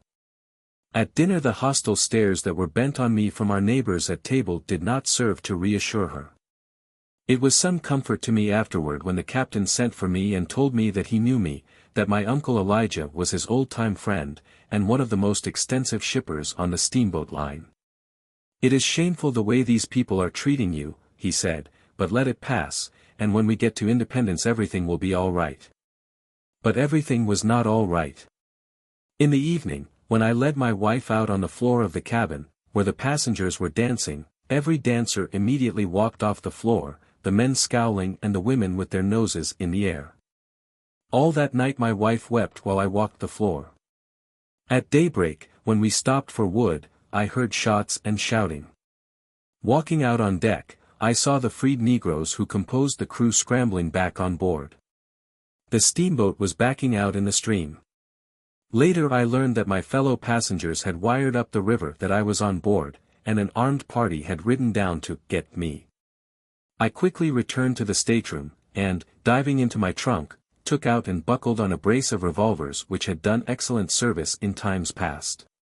This action promptly confirmed my wife's suspicions. She was now certain that I was the bandit I had been accused of being. I had no time to reason with her now. Throwing my coat back, so that I rested my hands on the butts of my revolvers, I strolled out through the crowd. One or two men who had been doing a great deal of loud talking a few minutes past backed away, as I walked past and looked them squarely in the eyes. Nothing more was said, and soon I reached the steward's office, unmolested. Here I found a number of men dressed in blue uniforms. They told me they were discharged members of the 8th Indiana Volunteers. They were traveling to Kansas, steerage, saving their money so they might have it to invest in homes when they reached their destination. They had all heard of me, and now proposed to arm and defend me should there be any further hostile demonstrations. I gladly welcomed their support, more for my wife's sake than for my own. My wife, I said, firmly believes that I am an outlaw. You can't blame her, said the spokesman of the party, after what has happened. But wait till she gets among Union people and she will learn her mistake. We know your history, and of your recent services to General Sherman. We know that old Pap Sherman wouldn't have an outlaw in his service. If you had seen some of the interviews he has given out about your wife's father and his friends, there would have been trouble at the start. My newfound friends did not do things by halves. In order to be able to give a ball in the cabin, they exchanged their steerage tickets for first-class passage. That night the ball was given, with my wife and myself as the guests of honor. The Independence crowd, observing the preparations for the ball, demanded that the captain stop at the first town and let them off. They saw that the tide had turned, and were apprehensive of reprisals. The captain told them that if they should behave like ladies and gentlemen, all would be well. That night they stood outside looking in while my wife, now quite reassured, was introduced to the ladies and gentlemen from Indiana, and danced till she was weary. We looked for trouble when we reached Independence the next day. There was a bigger crowd than usual on the levee, but when it was seen that my Yankee friends had their Spencer carbines with them, all was quiet. As we pulled out, the old captain called me outside. "Cody, it is all over now," he said. "But don't you think you were the only restless man on board? When I backed out into the river the other night, I had to leave 4 of my best deckhands either dead or wounded on the bank. I will never forget the way you walked out through the crowd with that pair of guns in your hand. I have heard of the execution these weapons can do when they get in action. When we stopped at Kansas City, I telegraphed to Leavenworth that we were coming. As the boat approached the Leavenworth levee, my soldier friends were out on deck in their dress uniforms, and I stood on the deck, my bride on my arm. Soon we heard the music of the Fort Leavenworth band and the town band, and crowds of citizens were on the wharf as the boat tied up. The commandant of the fort, Dr. Anthony, the mayor of Leavenworth, my sisters, and hundreds of my friends came rushing aboard the boat to greet us. That night we were given a big banquet to which my soldier chums and their wives were invited. My wife had a glorious time. After it was all over, she put her arms about my neck and cried, "Willie, I don't believe you are an outlaw at all." I had reluctantly promised my wife that I would abandon the plains. It was necessary to make a living, so I rented a hotel in Salt Creek Valley, the same hotel my mother had formerly conducted, and set up as a landlord. It was a typical frontier hotel, patronized by people going to and from the plains, and it took considerable tact and diplomacy to conduct it successfully. I called the place the Golden Rule House, and tried to conduct it on that principle. I seemed to have the qualifications necessary, but for a man who had lived my kind of life it proved a tame employment. I found myself sighing once more for the freedom of the plains. Incidentally, I felt sure I could make money as a plainsman, and, now that I had a wife to support, money had become a very important consideration.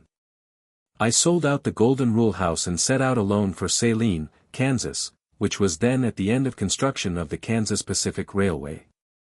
On my way I stopped at Junction City, where I again met my old friend, Wild Bill, who was scouting for the government, with headquarters at Fort Ellsworth, afterward called Fort Harker. He told me more scouts were needed at the post, and I accompanied him to the fort, where I had no difficulty in securing employment. During the winter of 1866–67 I scouted between Fort Ellsworth and Fort Fletcher. I was at Fort Fletcher in the spring of 1867 when General Custer came out to accompany General Hancock on an Indian expedition. I remained here till the post was flooded by a great rise of Big Creek, on which it was located. The water overflowed the fortifications, rendering the place unfit for further occupancy, and it was abandoned by the government. The troops were removed to Fort Hays, a new post, located farther west, on the South Fork of Big Creek. It was while I was at Fort Hays that I had my first ride with the dashing Custer. He had come up from Ellsworth with an escort of only 10 men, and wanted a guide to pilot him to Fort Larned, 65 miles distant. When Custer learned that I was at the post he asked that I be assigned to duty with him. I reported to him at daylight the next day, none too early, as Custer, with his staff and orderlies, was already in the saddle. When I was introduced to Custer he glanced disapprovingly at the mule I was riding. "I am glad to meet you, Cody," he said. "General Sherman has told me about you. But I am in a hurry, and I am sorry to see you riding that mule." "General," I returned, "that is one of the best horses at the fort." "It isn't a horse at all," he said, "but if it's the best you've got we shall have to start." We rode side by side as we left the fort. My mule had a fast walk, which kept the general's horse most of the time in a half-trot. His animal was a fine Kentucky thoroughbred, but for the kind of work at hand I had full confidence in my mount. Whenever Custer was not looking I slyly spurred the mule ahead, and when he would start forward I would rein him in and pat him by way of restraint, bidding him not to be too fractious, as we hadn't yet reached the sandhills. In this way I set a good lively pace, something like 9 miles an hour, all morning. At Smoky Hill River we rested our animals. Then the general, who was impatient to be off, ordered a fresh start. I told him we had still 40 miles of sandhills to cross, and advised an easier gait. "I have no time to waste on the road," he said. "I want to push right ahead." Push right ahead we did. I continued quietly spurring my mule and then counseling the brute to take it easy. Presently I noticed that the escort was stringing out far behind, as their horses became winded with the hard pace through the sand. Custer, looking back, noticed the same thing. "I think we are setting too fast a pace for them, Cody," he said, but when I replied that I thought this was merely the usual pace for my mule and that I supposed he was in a hurry he made no further comment. Several times during the next 40 miles we had to stop to wait for the escort to close up. Their horses, sweating and panting, had reached almost the limit of their endurance. I continued patting my animal and ordering him to quiet down, and Custer at length said, "You seem to be putting it over me a little today." When we reached a high ridge overlooking Pawnee Fork we again waited for our lagging escort. As we waited I said, "If you want to send a dispatch to the officer in command at Fort Larned, I will be pleased to take it down for you. You can follow this ridge till you come to the creek and then follow the valley right down to the fort." Custer swung around to the captain, who had just ridden up, and repeated to him my instructions as to how to reach the fort. "I shall ride ahead with Cody," he added. "Now, Cody, I am ready for you and that mouse-colored mule." The pace I set for General Custer from that time forward was some going. When we rode up to the quarters of Captain Dangerfield Parker, commandant of the post, General Custer dismounted, and his horse was led off to the stables by an orderly, while I went to the scouts' quarters. I was personally sure that my mule was well cared for, and he was fresh as a daisy the next morning. After an early breakfast I groomed and saddled my mule, and, riding down to the general's quarters, waited for him to appear. I saluted as he came out, and said that if he had any further orders I was ready to carry them out. "I am not feeling very pleasant this morning, Cody," he said. "My horse died during the night." I said I was very sorry his animal got into too fast a class the day before. "Well," he replied, "hereafter I will have nothing to say against a mule. We will meet again on the plains. I shall try to have you detailed as my guide, and then we will have time to talk over that race." A few days after my return to Fort Hays the Indians made a raid on the Kansas Pacific Railroad, killing 5 or 6 men and running off 100 or more horses and mules. The news was brought to the commanding officer, who immediately ordered Major Arms, of the 10th Cavalry, to go in pursuit of the raiders. The 10th Cavalry was a Negro regiment. Arms took a company, with 1 mountain howitzer, and I was sent along as scout. On the second day out we discovered a large party of Indians on the opposite side of the Saline River, and about a mile distant. The party was charging down on us and there was no time to lose. Arms placed his howitzer on a little knoll, limbered it up, and left 20 men to guard it. Then, with the rest of the command, he crossed the river to meet the redskins. Just as he had got his men across the stream we heard a terrific shouting. Looking back toward the knoll where the gun had been left, we saw our Negro gun guard flying toward us, pursued by more than 100 Indians. More Indians were dancing about the gun, although they had not the slightest notion what to do with it. Arms turned back with his command and drove the redskins from their useless prize. The men dismounted and took up a position there. A very lively fight followed. 5 or 6 men, including Major Arms, were wounded, and a number of the horses were shot. As the fight proceeded, the enemy seemed to become steadily more numerous. It was apparent that reinforcements were arriving from some large party in the rear. The Negro troops, who had been boasting of what they would do to the Indians, were now singing a different tune. "We'll just blow 'em off 'em de fam," they had said, before there was an enemy in sight. Now, every time the foe would charge us, some of the darkies would cry, "He a day come. The whole country is alive with 'em. Dear must be 10,000 ob dem. Massa Bill, does you all reckon we is ebbier gwine to get out o' here?" The major, who had been lying under the cannon since receiving his wound, asked me if I thought there was a chance to get back to the fort.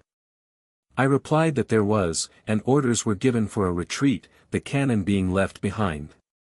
During the movement a number of our men were killed by the deadly fire of the Indians. But night fell, and in the darkness we made fairly good headway, arriving at Fort Hays just at daybreak. During our absence cholera had broken out at the post. 5 or 6 men were dying daily. For the men there was a choice of dangers, going out to fight the Indians on the prairie, or remaining in camp to be stricken with cholera. To most of us the former was decidedly the more inviting. The Rise and Fall of Modern Rome was the chapter of frontier history in which I next figured. For a time I was part owner of a town, and on my way to fortune. And then one of those quick changes that mark Western history in the making occurred and I was left, but I will tell you the story. At the town of Ellsworth, which I visited one day while carrying dispatches to Fort Harker, I met William Rose, who had a contract for trading on the right-of-way of the Kansas Pacific near Fort Hays. His stock had been stolen by the Indians, and he had come to Ellsworth to buy more. Rose was enthusiastic about a project for laying out a town site on the west side of Big Creek, a mile from the fort, where the railroad was to cross. When, in response to a request for my opinion, I told him I thought the scheme a big one, he invited me to come in as a partner. He suggested that after the town was laid out and open to the public we establish a store and saloon. I thought it would be a grand thing to become half owner of a town, and at once accepted the proposition. We hired a railroad engineer to survey the town site and stake it into lots. Also we ordered a big stock of the goods usually kept in a general merchandise store on the frontier. This done, we gave the town the ancient and historical name of Rome. As a starter we donated lots to anyone who would build on them, reserving for ourselves the corner lots and others which were best located. These reserved lots we valued at $250 each. When the town was laid out I wrote my wife that I was worth $250,000, and told her I wanted her to get ready to come to Ellsworth by rail. She was then visiting her parents at St. Louis, with our baby daughter whom we had named Arda. I was at Ellsworth to meet her when she arrived, bringing the baby. Besides 3 or 4 wagons, in which the supplies for the new general store and furniture for the little house I had built were loaded, I had a carriage for her and the baby.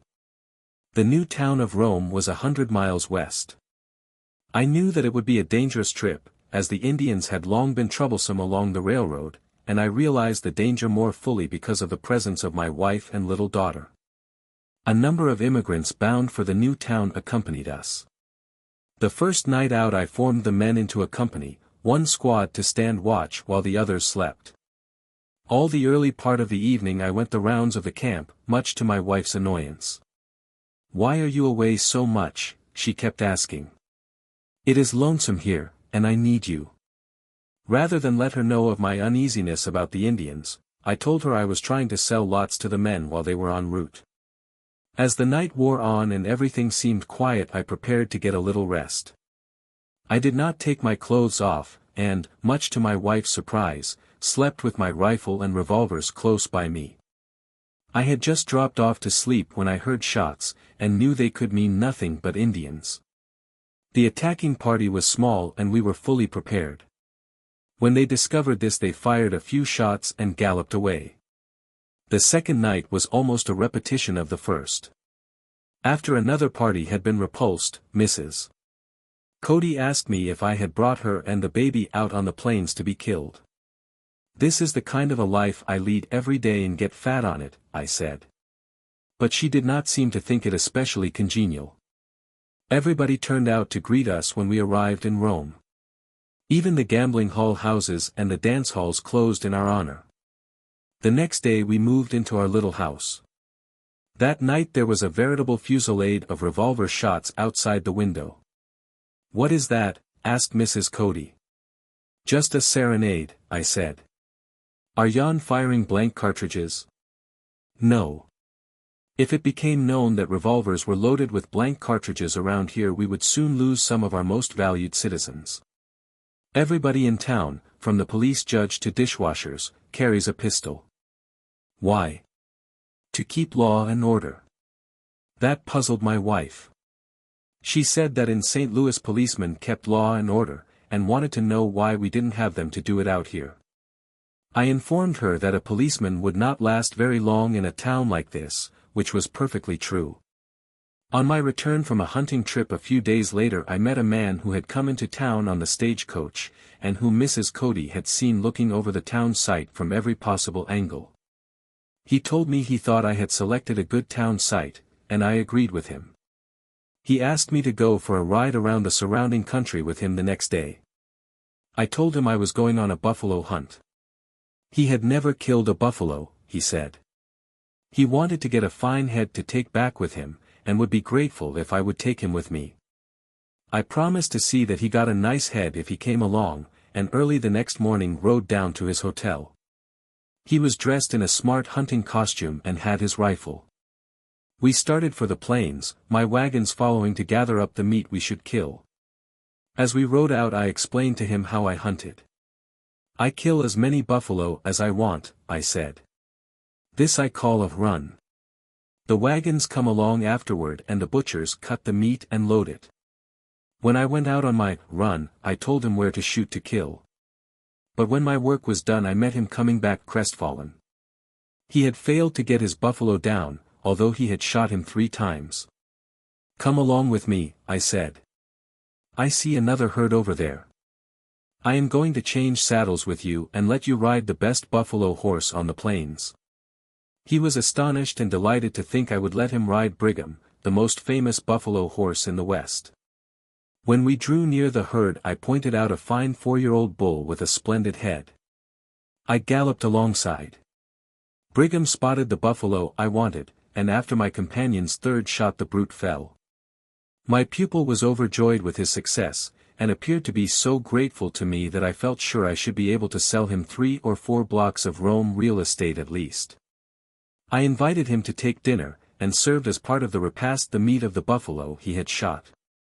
The next morning he looked me up and told me he wanted to make a proposition to me. "What is it?" I asked. I had thought I was the one who was going to make a proposition. "I will give you 1/8 of this town site," he said. The nerve of this proposal took me off my feet. Here was a total stranger offering me 1/8 of my own town site as a reward for what I had done for him. I told him that if he killed another buffalo I would have to hobble him and send him out of town, then rode off and left him. This magnanimous offer occurred right in front of my own house. My wife overheard it, and also my reply. As I rode away, he called out that he wanted to explain, but I was thoroughly disgusted. "I have no time to listen to you," I shouted over my shoulder. I was bound out on a buffalo hunt to get meat for the graders 20 miles away on the railroad, and I kept right on going. 3 days afterward I rode back over the ridge above the town of Rome and looked down on it. I took several more looks. The town was being torn down and carted away. The balloon frame buildings were coming apart section by section. I could see at least 100 teams and wagons carting lumber, furniture, and everything that made up the town over the prairies to the eastward. My pupil at buffalo hunting was Dr. Webb, president of the Town Site Company of the Kansas Pacific. After I had ridden away without listening to his explanations, he had invited the citizens of Rome to come over and see where the new railroad division town of Hays City was to be built. He supplied them with wagons for the journey from a number of rock wagons that had been lent him by the government to assist him in the location of a new town. The distance was only a mile, and he got a crowd. At the town site of Hays City he made a speech, telling the people who he was and what he proposed to do. He said the railroad would build its repair shops at the new town, and there would be employment for many men, and that Hays City was destined soon to be the most important place on the plains. He had already put surveyors to work on the site. Lots, he said, were then on the market, and could be had far more reasonably than the lots in Rome. My fellow citizens straightway began to pick out their lots in the new town. Webb loaned them the 6-mule government wagons to bring over their goods and chattels, together with the timbers of their houses. When I galloped into Rome that day there was hardly a house left standing save my little home, our general store, and a few sod houses and dugouts. Mrs. Cody and the baby were sitting on a dry goods box when I rode up to the store. My partner, Rose, stood nearby, whistling and whittling. "My word, Rose! What has become of our town?" I cried. Rose could make no answer. Mrs. Cody said, "You wrote me you were worth $250,000. "We've got no time to talk about that now," I said. "What made this town move away?" "You ought to have taken Mr. Webb's offer," was her answer. "Who the dickens is Webb?" I stormed. Rose looked up from his whittling.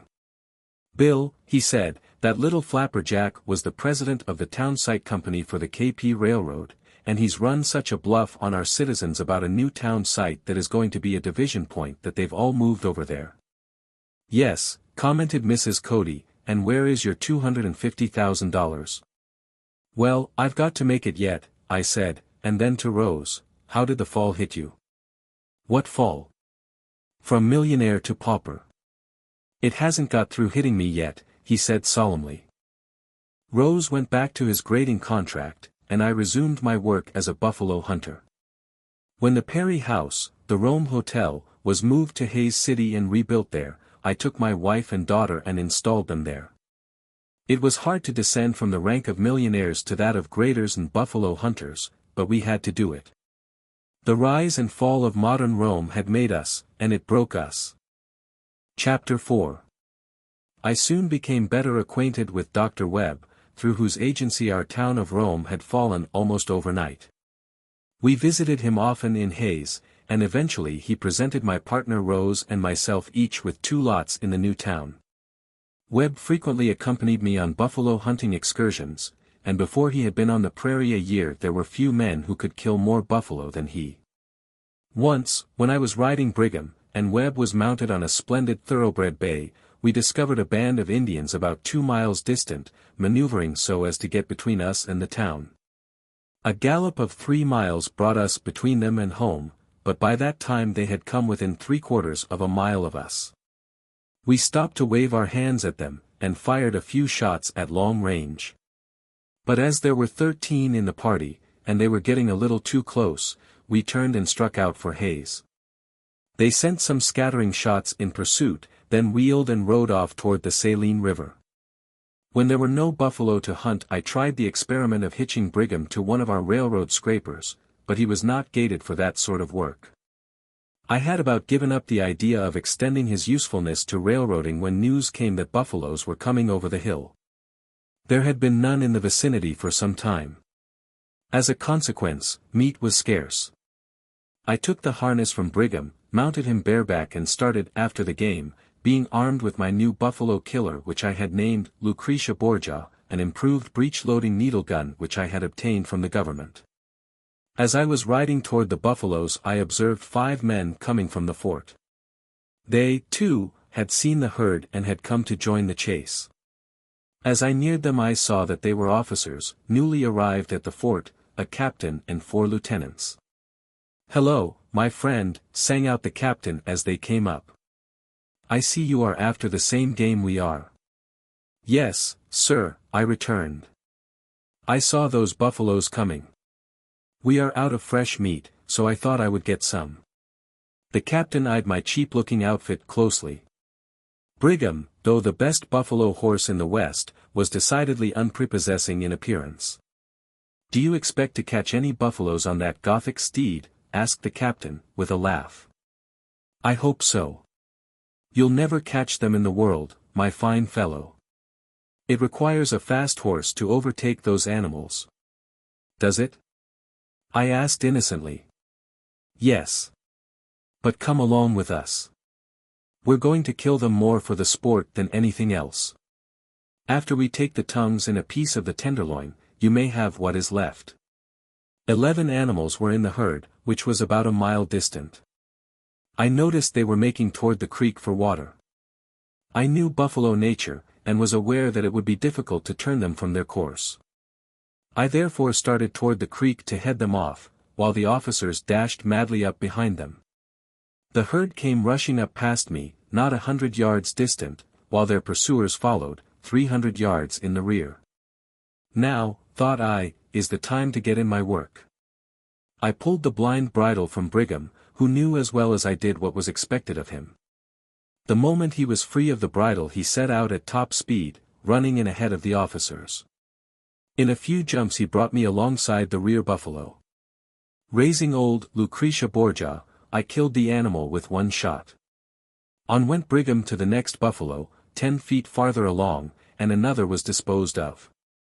As fast as one animal would fall, Brigham would pass to the next, getting so close that I could almost touch it with my gun. In this fashion I killed 11 buffaloes with 12 shots. As the last one dropped my horse stopped. I jumped to the ground. Turning round to the astonished officers, who had by this time caught up, I said, "Now, gentlemen, allow me to present you with all the tongues and tenderloins from these animals that you want." Captain Graham, who, I soon learned, was the senior officer, gasped. "Well, I never saw the like before. Who are you, anyway?" "My name is Cody," I said. Lieutenant Thompson, one of the party, who had met me at Fort Harker, cried out, "Why, that is Bill Cody, our old scout." He introduced me to his comrades, Captain Graham and Lieutenants Reed, Emick, and Ezekiel. Graham, something of a horseman himself, greatly admired Brigham.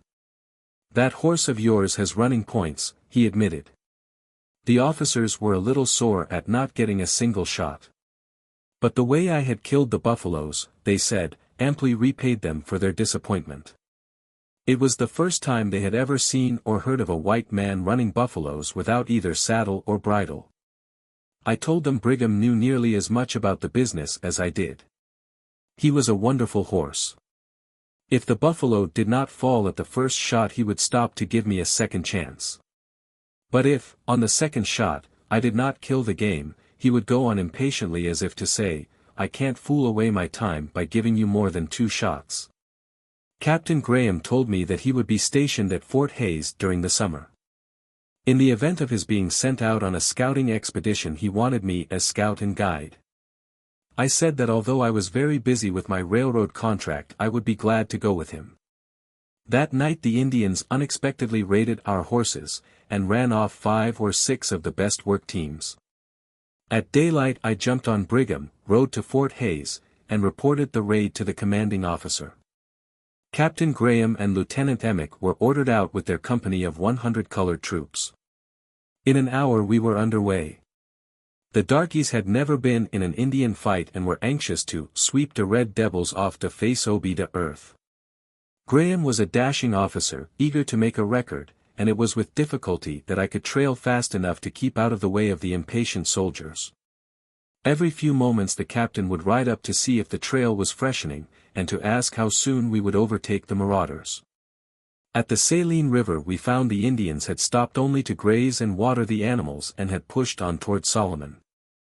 After crossing the river they made no effort to conceal their trail, thinking they were safe from pursuit.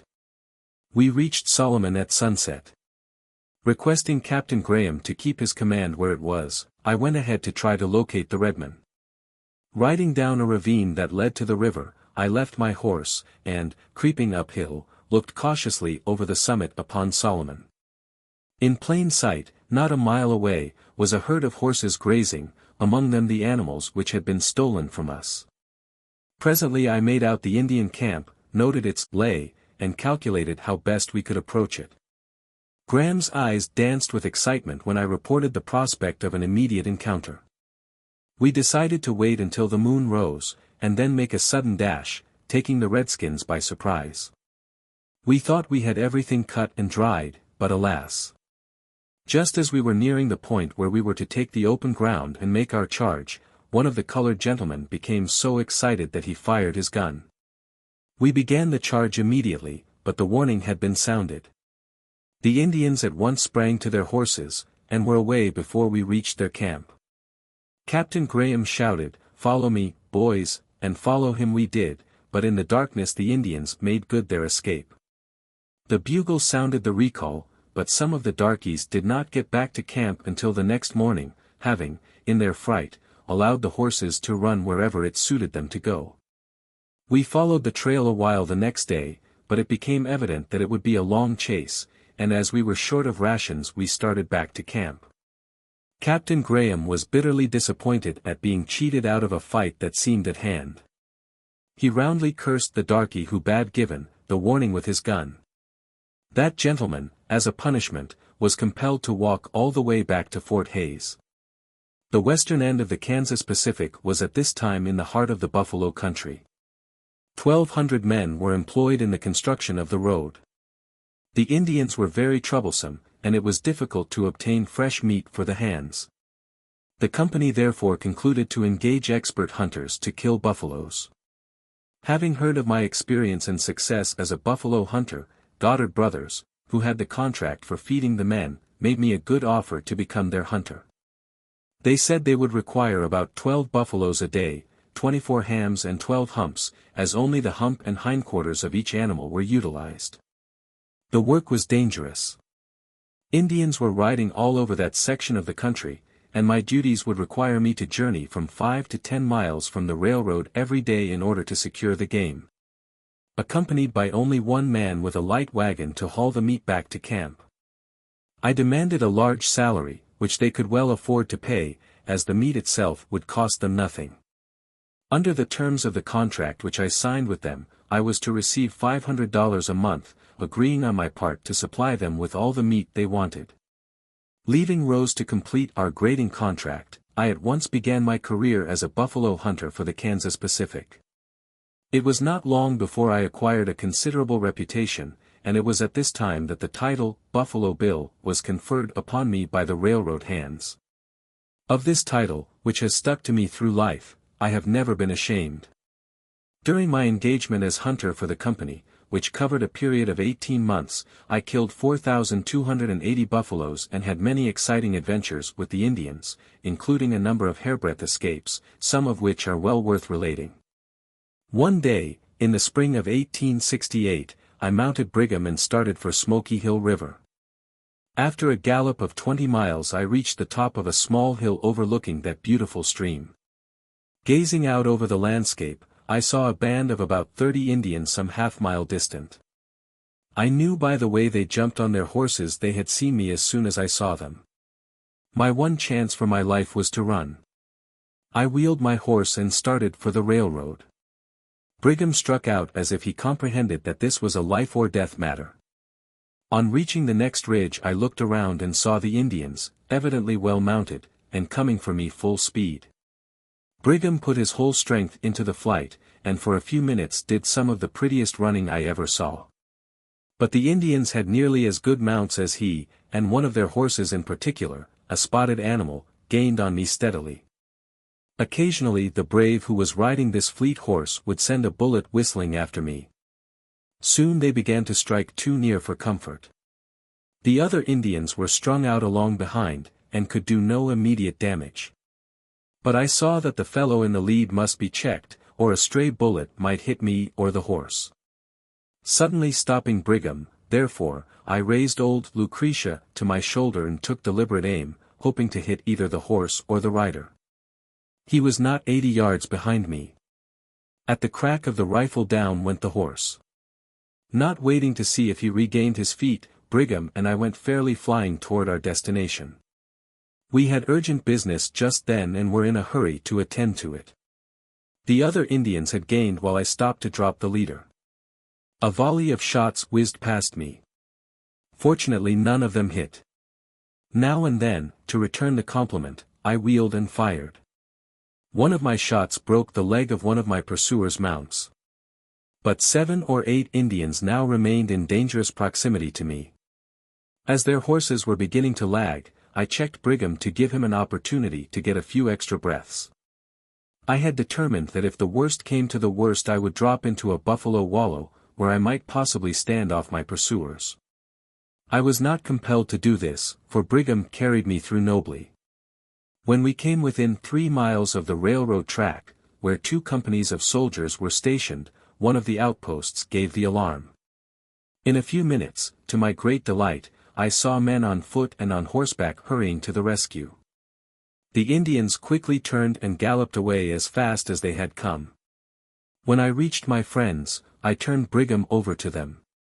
He was led away and given the care and rub-down that he richly deserved. Captain Nolan of the 10th Cavalry now came up with 40 men, and on hearing my account of what had happened determined to pursue the Indians. I was given a cavalry horse for a remount and we were off. Our horses were all fresh and excellent stock.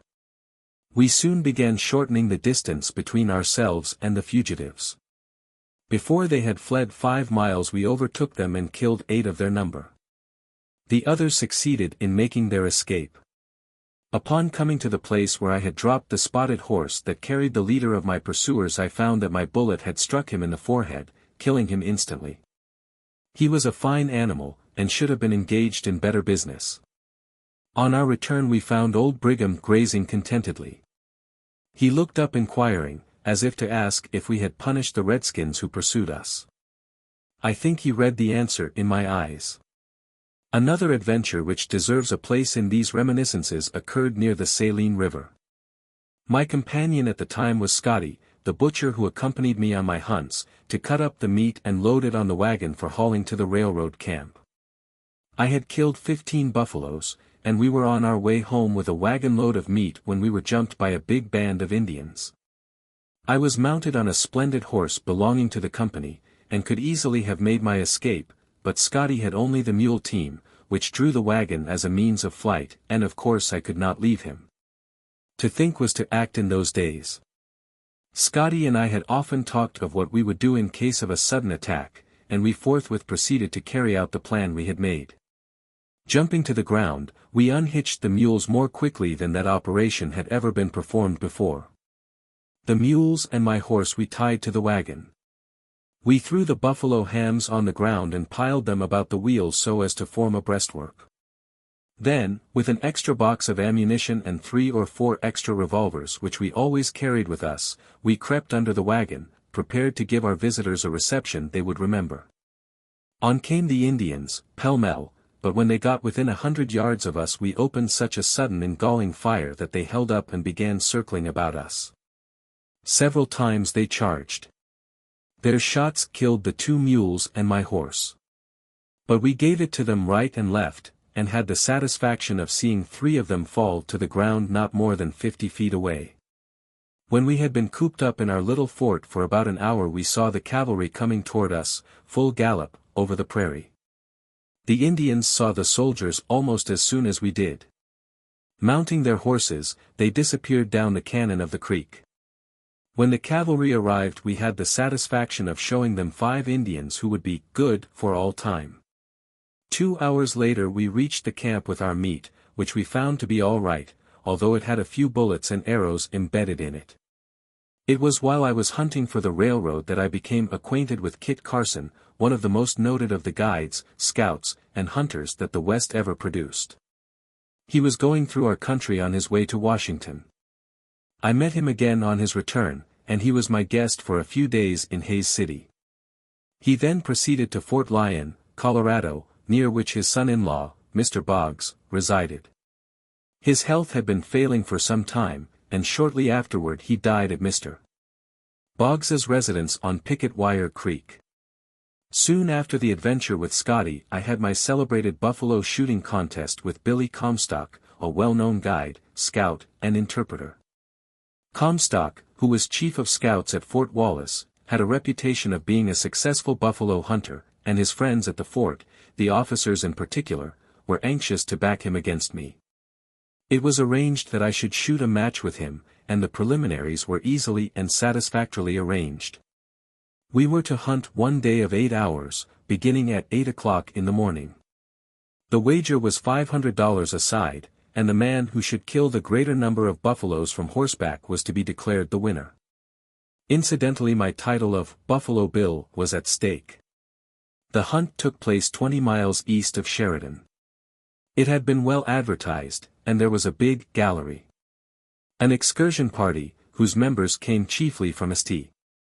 Louis and numbered nearly 100 ladies and gentlemen, came on a special train to view the sport. Among them was my wife and my little daughter Arta, who had come to visit me for a time. Buffaloes were plentiful. It had been agreed that we should go into the herd at the same time and make our runs, each man killing as many animals as possible. A referee followed each of us, horseback, and counted the buffaloes killed by each man. The excursionists and other spectators rode out to the hunting grounds in wagons and on horseback, keeping well out of sight of the buffaloes, so as not to frighten them until the time came for us to dash into the herd. They were permitted to approach closely enough to see what was going on. For the first run, we were fortunate in getting good ground. Comstock was mounted on his favorite horse. I rode Old Brigham. I felt confident that I had the advantage in 2 things. First, I had the best buffalo horse in the country. Second, I was using what was known at the time as a needle gun, a breech-loading Springfield rifle, caliber .50. This was Lucretia, the weapon of which I have already told you. Comstock's Henry rifle, though it could fire more rapidly than mine, did not, I felt certain, carry powder and lead enough to equal my weapon in execution. When the time came to go into the herd, Comstock and I dashed forward, followed by the referees. The animals separated. Comstock took the left bunch, I the right. My great forte in killing buffaloes was to get them circling by riding my horse at the head of the herd and shooting their leaders. Thus the brutes behind were crowded to the left, so that they were soon going round and round. This particular morning the animals were very accommodating. I soon had them running in a beautiful circle. I dropped them thick and fast till I had killed 38, which finished my run. Comstock began shooting at the rear of the buffaloes he was chasing, and they kept on in a straight line. He succeeded in killing 23, but they were scattered over a distance of 3 miles. The animals I had shot lay close together. Our St. Louis friends set out champagne when the result of the first run was announced. It proved a good drink on a Kansas prairie, and a buffalo hunter proved an excellent man to dispose of it. While we were resting we espied another herd approaching. It was a small drove, but we prepared to make it serve our purpose. The buffaloes were cows and calves, quicker in their movements than the bulls. We charged in among them, and I got 18 to Comstock's 14. Again the spectators approached, and once more the champagne went round. After a luncheon we resumed the hunt. 3 miles distant we saw another herd. I was so far ahead of my competitor now that I thought I could afford to give an exhibition of my skill. Leaving my saddle and bridle behind, I rode, with my competitor, to windward of the buffaloes. I soon had 13 down, the last one of which I had driven close to the wagons, where the ladies were watching the contest. It frightened some of the tender creatures to see a buffalo coming at full speed directly toward them, but I dropped him in his tracks before he had got within 50 yards of the wagon. This finished my run with a score of 69 buffaloes for the day. Comstock had killed 46. It was now late in the afternoon. Comstock and his backers gave up the idea of beating me. The referee declared me the winner of the match, and the champion buffalo hunter of the plains. On our return to camp we brought with us the best bits of meat, as well as the biggest and best buffalo heads. The heads I always turned over to the company, which found a very good use for them. They were mounted in the finest possible manner and sent to the principal cities along the road, as well as to the railroad centers of the country. Here they were prominently placed at the leading hotels and in the stations, where they made an excellent advertisement for the road. Today they attract the attention of travelers almost everywhere. Often, while touring the country, I see one of them, and feel reasonably certain that I brought down the animal at once ornamented.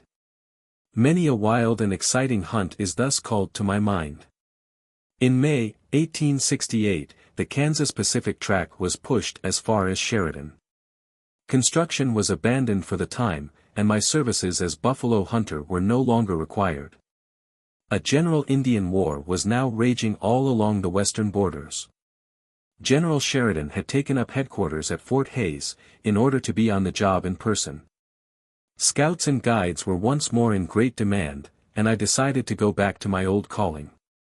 I did not wish to kill my faithful old Brigham by the rigors of a scouting campaign. I had no suitable place to leave him, and determined to dispose of him. At the suggestion of a number of friends, all of whom wanted him, I put him up at a raffle, selling 10 chances at $30 each, which were all quickly taken. Ike Bonham, who won him, took him to Wyandotte, Kansas, where he soon added fresh laurels to his already shining wreath. In the crowning event of a tournament he easily outdistanced all entries in a 4-mile race to Wyandotte, winning $250 for his owner, who had been laughed at for entering such an unprepossessing animal. I lost track of him after that. For several years I did not know what had become of him. But many years after, while in Memphis, I met Mr. Wilcox, who had once been superintendent of construction on the Kansas Pacific. He informed me that he owned Brigham, and I rode out to his place to take a look at my gallant old friend. He seemed to remember me, as I put my arms about his neck and caressed him like a long-lost child. When I had received my appointment as guide and scout I was ordered to report to the commandant of Fort Larned, Captain Dangerfield Parker. I knew that it would be necessary to take my family, who had been with me at Sheridan, to Leavenworth and leave them there. This I did at once. When I arrived at Larned, I found the scouts under command of Dick Curtis, an old-time scout of whom I have spoken in these reminiscences. 300 lodges of Kiowa and Comanche Indians were encamped near the fort. These savages had not yet gone on the warpath, but they were restless and discontented. Their leading chief and other warriors were becoming sullen and insolent. The post was garrisoned by only 2 companies of infantry and 1 troop of cavalry. General Hazen, who was at the post, was endeavoring to pacify the Indians. I was appointed as his special scout. Early one morning in August I accompanied him to Fort Zara, from which post he proceeded, without an escort, to Fort Harker. Instructions were left that the escort with me should return to Larned the next day. After he had gone I went to the sergeant in command of the squad and informed him I intended to return that afternoon. I saddled my mule and set out. All went well till I got about halfway between the 2 posts, when at Pawnee Rock I was suddenly jumped by at least 40 Indians, who came rushing up, extending their hands and saying, "How? How?" These redskins had been hanging about Fort Larned that morning. I saw that they had on their war paint, and looked for trouble. As they seemed desirous to shake hands, however, I obeyed my first friendly impulse, and held out my hand. One of them seized it with a tight grip and jerked me violently forward. Another grabbed my mule by the bridle. In a few minutes I was completely surrounded. Before I could do anything at all in my defense, they had taken my revolvers from the holsters and I received a blow on the head from a tomahawk which rendered me nearly senseless. My gun, which was lying across the saddle, was snatched from its place. Finally 2 Indians, laying hold of the bridle, started off in the direction of the Arkansas River, leading the mule, which was lashed by the other Indians who followed along after. The whole crowd was whooping, singing, and yelling as only Indians can. Looking toward the opposite side of the river, I saw the people of a big village moving along the bank, and made up my mind that the redmen had left the post, and were on the warpath in dead earnest. My captors crossed the stream with me, and as we waded through the shallow water they lashed both the mule and me. Soon they brought me before an important-looking body of Indians, who proved to be the chiefs and principal warriors. Among them I recognized old Satanta and others whom I knew. I supposed that all was over with me. All at once Satanta asked me where I had been, and I suddenly had an inspiration. I said I had been after a herd of cattle or wohas, as they called them. The Indians had been out of meat for several weeks, and a large herd of cattle which had been promised them had not arrived. As soon as I said I had been after wohas, old Satanta began questioning me closely. When he asked where the cattle were I replied that they were only a few miles distant and that I had been sent by General Hazen to inform him that the herd was coming, and that they were intended for his people. This seemed to please the old rascal. He asked if there were any soldiers with the herd. I said there were. Thereupon the chiefs held a consultation. Presently Satanta asked me if the general had really said they were to have the cattle. I assured him that he had. I followed this by a dignified inquiry as to why his young men had treated me so roughly. He intimated that this was only a boyish freak, for which he was very sorry. The young men had merely wanted to test my courage. The whole thing, he said, was a joke. The old liar was now beating me at the lying game, but I did not care, since I was getting the best of it. I did not let him suspect that I doubted his word. He ordered the young men to restore my arms and reprimanded them for their conduct. He was playing a crafty game, for he preferred to get the meat without fighting if possible, and my story that soldiers were coming had given him food for reflection. After another council the old man asked me if I would go and bring the cattle down. Of course, I told him. Such are my instructions from General Hazen. In response to an inquiry if I wanted any of his young men to accompany me I said that it would be best to go alone. Wheeling my mule around, I was soon across the river, leaving the chief firmly believing that I was really going for the cattle, which existed only in my imagination. I knew if I could get the river between me and the Indians I would have a good 3/4 of a mile start of them and could make a run for Fort Larned. But as I reached the river bank I looked about and saw 10 or 15 Indians who had begun to suspect that all was not as it should be. The moment my mule secured a good foothold on the bank I urged him into a gentle lope toward the place where, according to my story, the cattle were to be brought. Upon reaching the top of the ridge and riding down the other side out of view, I turned my mount and headed westward for Fort Larned.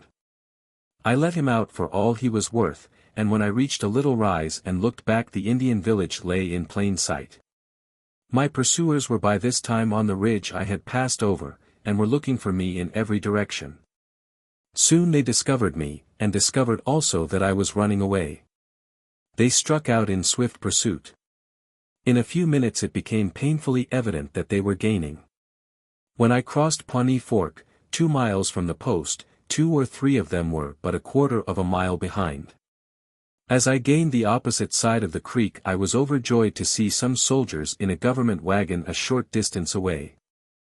I yelled at the top of my lungs that the Indians were after me. When Denver Jim, an old scout, who was with the party, was informed that there were 10 or 15 Indians in the pursuit he said, "Let's lay for them." The wagon was driven hurriedly in among the trees and low box elder bushes, and secreted, while we waited. We did not wait long. Soon up came the Indians, lashing their horses, which were blowing and panting. We let 2 of them pass, then opened a lively fire on the next 3 or 4, killing 2 at the first volley. The others, discovering that they had run into an ambush, whirled around and ran back in the direction from which they had come. The two who had passed heard the firing and made their escape. The Indians that were killed were scalped, and we appropriated their arms and equipment.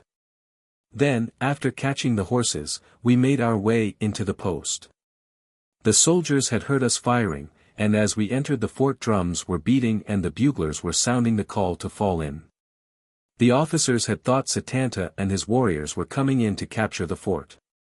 That very morning, 2 hours after General Hazen had left, the old chief drove into the post in an ambulance which he had received some months before from the government.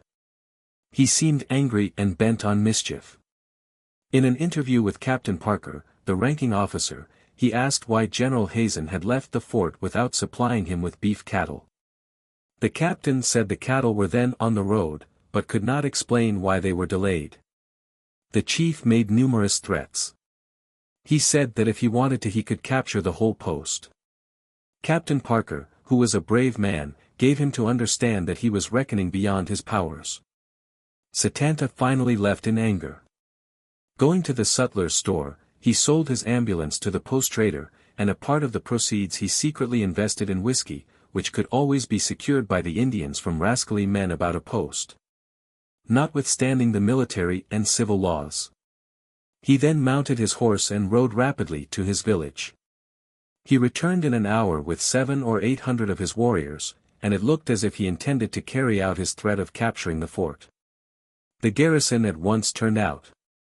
The Redskins, when within a half-mile, began circling around the fort, firing several shots into it.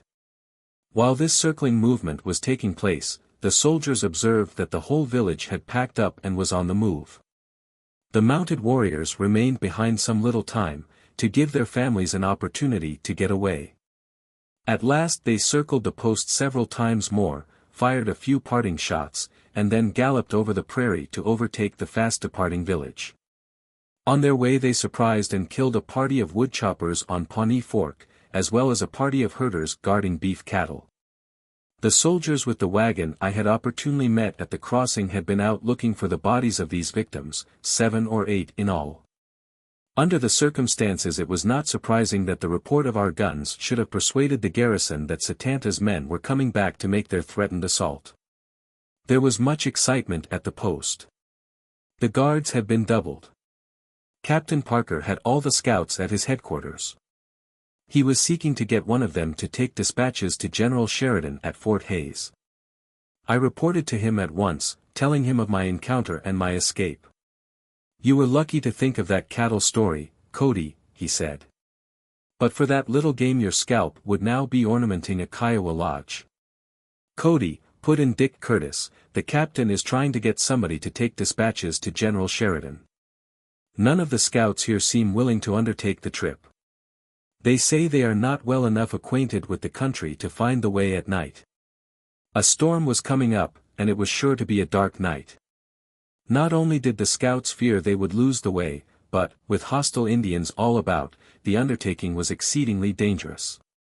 A large party of Redskins was known to be encamped at Walnut Creek, on the direct road to Fort Hays.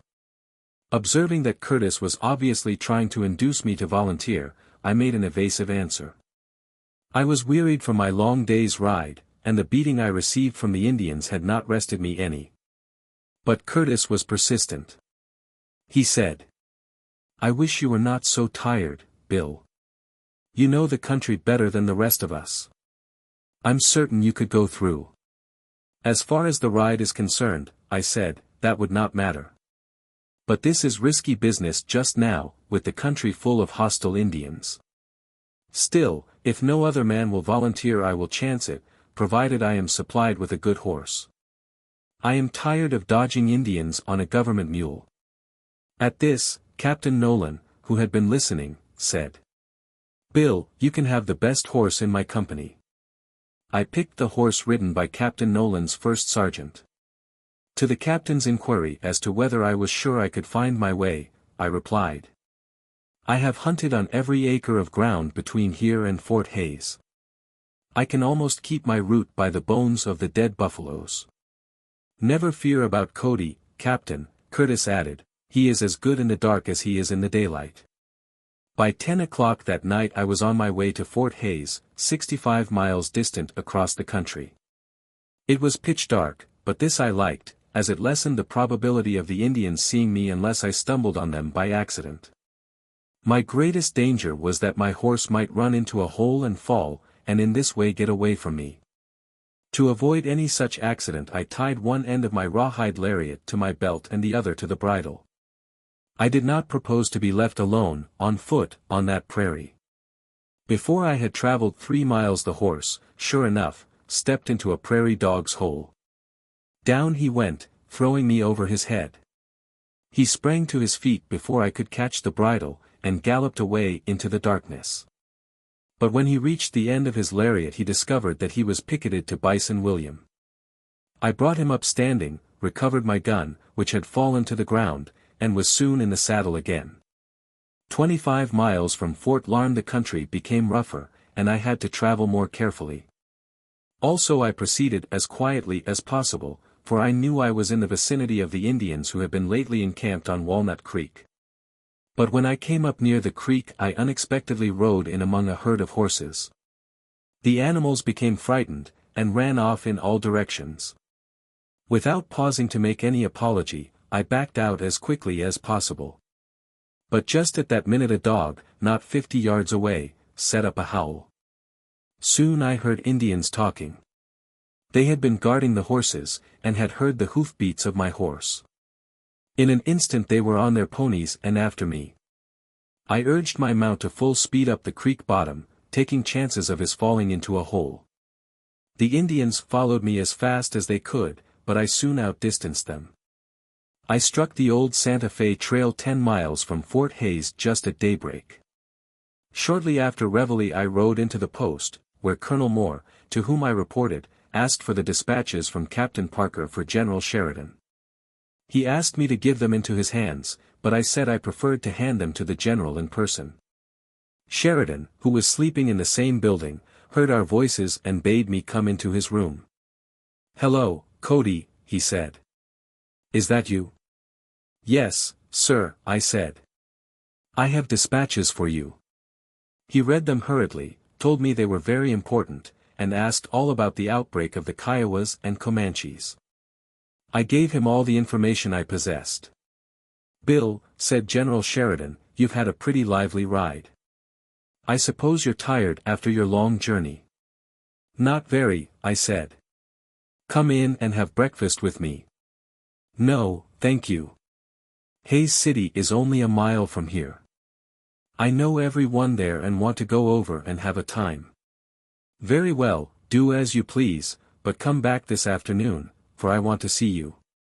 I got little rest at Hays City, and yet I was soon to set out on another hard 95-mile journey. Chapter 5.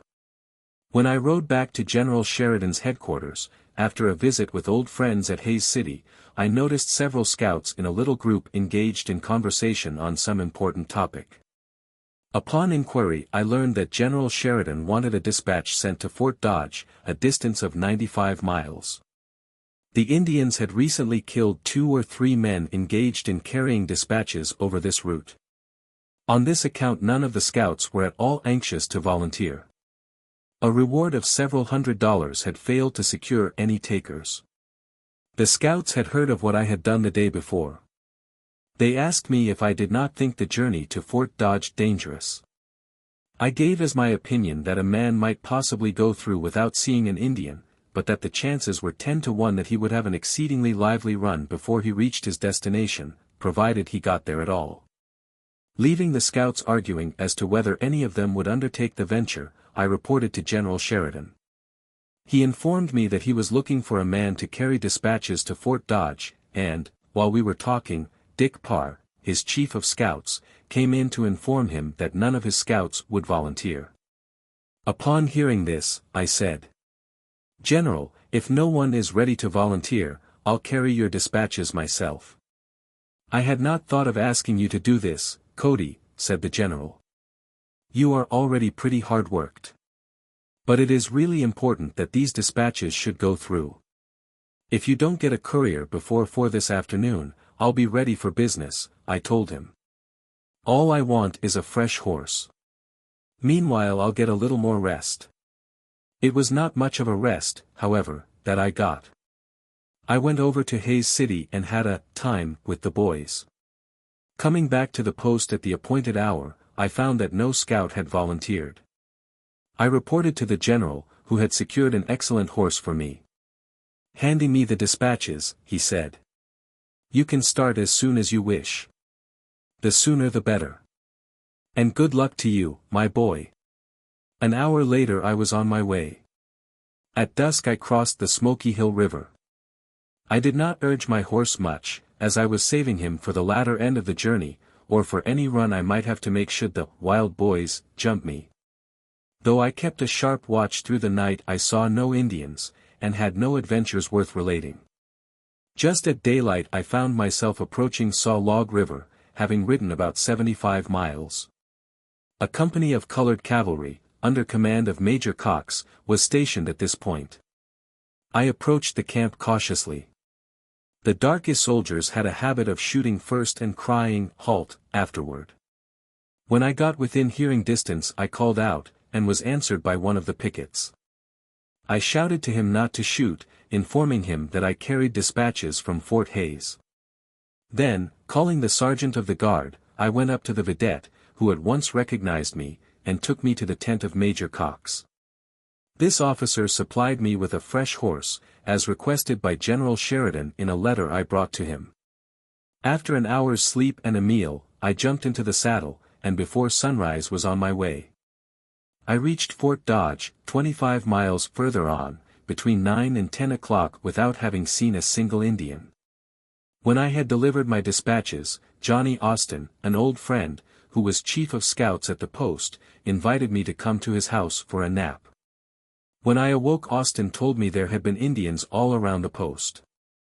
He was very much surprised that I had seen none of them. They had run off cattle and horses, and occasionally killed a man.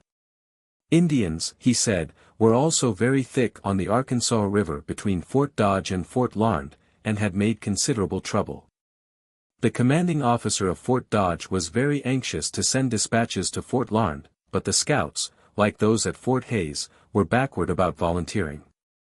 Fort Larned was my post, and I wanted to go there anyhow. So I told Austin I would carry the dispatches, and if any of the boys wanted to go along I would be glad of their company. This offer was reported to the commanding officer. He sent for me, and said he would be glad to have me take the dispatches, if I could stand the trip after what I had already done. "All I want is a fresh horse, sir," said I. "I am sorry we haven't a decent horse," he replied, "but we have a reliable and honest government mule, if that will do you." "Trot out the mule," I told him. "It is good enough for me. I am ready at any time." The mule was forthcoming. At dark I pulled out for Fort Larned, and proceeded without interruption to Coon Creek, 30 miles from Fort Dodge. I had left the wagon road some distance to the south, and traveled parallel to it. This I decided would be the safer course, as the Indians might be lying in watch for dispatch bearers and scouts along the main road. At Coon Creek I dismounted and led the mule down to the river to get a drink of water. While I was drinking the brute jerked loose and struck out down the creek. I followed him, trusting that he would catch his foot in the bridle rein and stop, but he made straight for the wagon road, where I feared Indians would be lurking, without a pause. At last he struck the road, but instead of turning back toward Fort Dodge he headed for Fort Larned, keeping up a jog trot that was just too fast to permit me to overtake him. I had my gun in hand, and was sorely tempted to shoot him more than once, and probably would have done so but for the fear of bringing the Indians down on me. But he was going my way, so I trudged along after him mile after mile, indulging from time to time in strong language regarding the entire mule fraternity. The mule stuck to the road and kept on for Fort Larned, and I did the same thing. The distance was 35 miles. As day was beginning to break, we, the mule and myself, found ourselves on a hill looking down on the Pawnee Fork, on which Fort Larned was located, only 4 miles away. When the sunrise gun sounded we were within half a mile of the post. I was thoroughly out of patience by this time. "Now, Mr. Mule," I said, "it is my turn," and threw my gun to my shoulder. Like the majority of government mules, he was not easy to kill. He died hard, but he died. Hearing the report of the gun, the troops came rushing out to see what was the matter. When they heard my story they agreed that the mule had got no more than his deserts. I took the saddle and bridle and proceeded to the post, where I delivered my dispatches to Captain Parker. I then went to Dick Curtis's house at the Scouts' headquarters and put in several hours of solid sleep. During the day General Hazen returned from Fort Harker. He had important dispatches to send to General Sheridan. I was feeling highly elated over my ride, and as I was breaking the scout records I volunteered for this mission. The general accepted my offer, though he said there was no necessity of my killing myself. I said I had business which called me to Fort Hays, anyway, and that it would make no difference to the other scouts if he gave me the job, as none of them were particularly eager for the journey. Accordingly, that night, I mounted an excellent horse, and next morning at daylight reached General Sheridan's headquarters at Fort Hays. The general was surprised to see me, and still more so when I told him of the time I had made on the rides I had successfully undertaken. I believe this record of mine has never been beaten in a country infested with Indians and subject to blizzards and other violent weather conditions. To sum up, I had ridden from Fort Larned to Fort Zara, a distance of 65 miles and back in 12 hours. 10 miles must be added to this for the distance the Indians took me across the Arkansas River. In the succeeding 24 hours I had gone from Fort Larned to Fort Hays, 65 miles, in 8 hours. During the next 24 hours I rode from Fort Hays to Fort Dodge, 95 miles. The following night I traveled from Fort Dodge to Fort Larned, 30 miles on muleback and 35 miles on foot, in 12 hours, and the next night 65 miles more from Fort Larned to Fort Hays. Altogether I had ridden and walked 365 miles in 58 hours, an average of over 6 miles an hour. Taking into consideration the fact that most of this riding was done in the night over wild country, with no roads to follow, and that I had continually to look out for Indians, it was regarded at the time as a big ride as well as a dangerous one. What I have set down here concerning it can be verified by referring to the Autobiography of General Sheridan. General Sheridan complimented me highly on this achievement. He told me I need not report back to General Hazen, as he had more important work for me to do. The 5th Cavalry, one of the finest regiments of the Army, was on its way to the Department of the Missouri, and he was going to send an expedition against the Dog Soldier Indians who were infesting the Republican River region. "Cody," he said, "I am going to appoint you guide and chief of scouts of the command. How does that suit you?" I told him it suited me first rate and thanked him for the honor. The Dog Soldier Indians were a band of Cheyennes and of unruly, turbulent members of other tribes who would not enter into any treaty, and would have kept no treaty if they had made one. They had always refused to go on a reservation. They got their name from the word Cheyenne, which is derived from chien, the French word for dog. On the 3rd of October the 5th Cavalry arrived at Fort Hays, and I at once began making the acquaintance of the members of the regiment. General Sheridan introduced me to Colonel Royal, the commander, whom I found a gallant officer and an agreeable gentleman. I also became acquainted with Major W. H. Brown, Major Walker, Captain Sweetman, Quartermaster E.M. Hayes, and many others of the men with whom I was soon to be associated. General Sheridan, being anxious to punish the Indians who had lately fought General Forsyth, did not give the regiment much of a rest. On October 5th it began the march to Beaver Creek country. The first night we camped on the South Fork of Big Creek, 4 miles west of Hays City.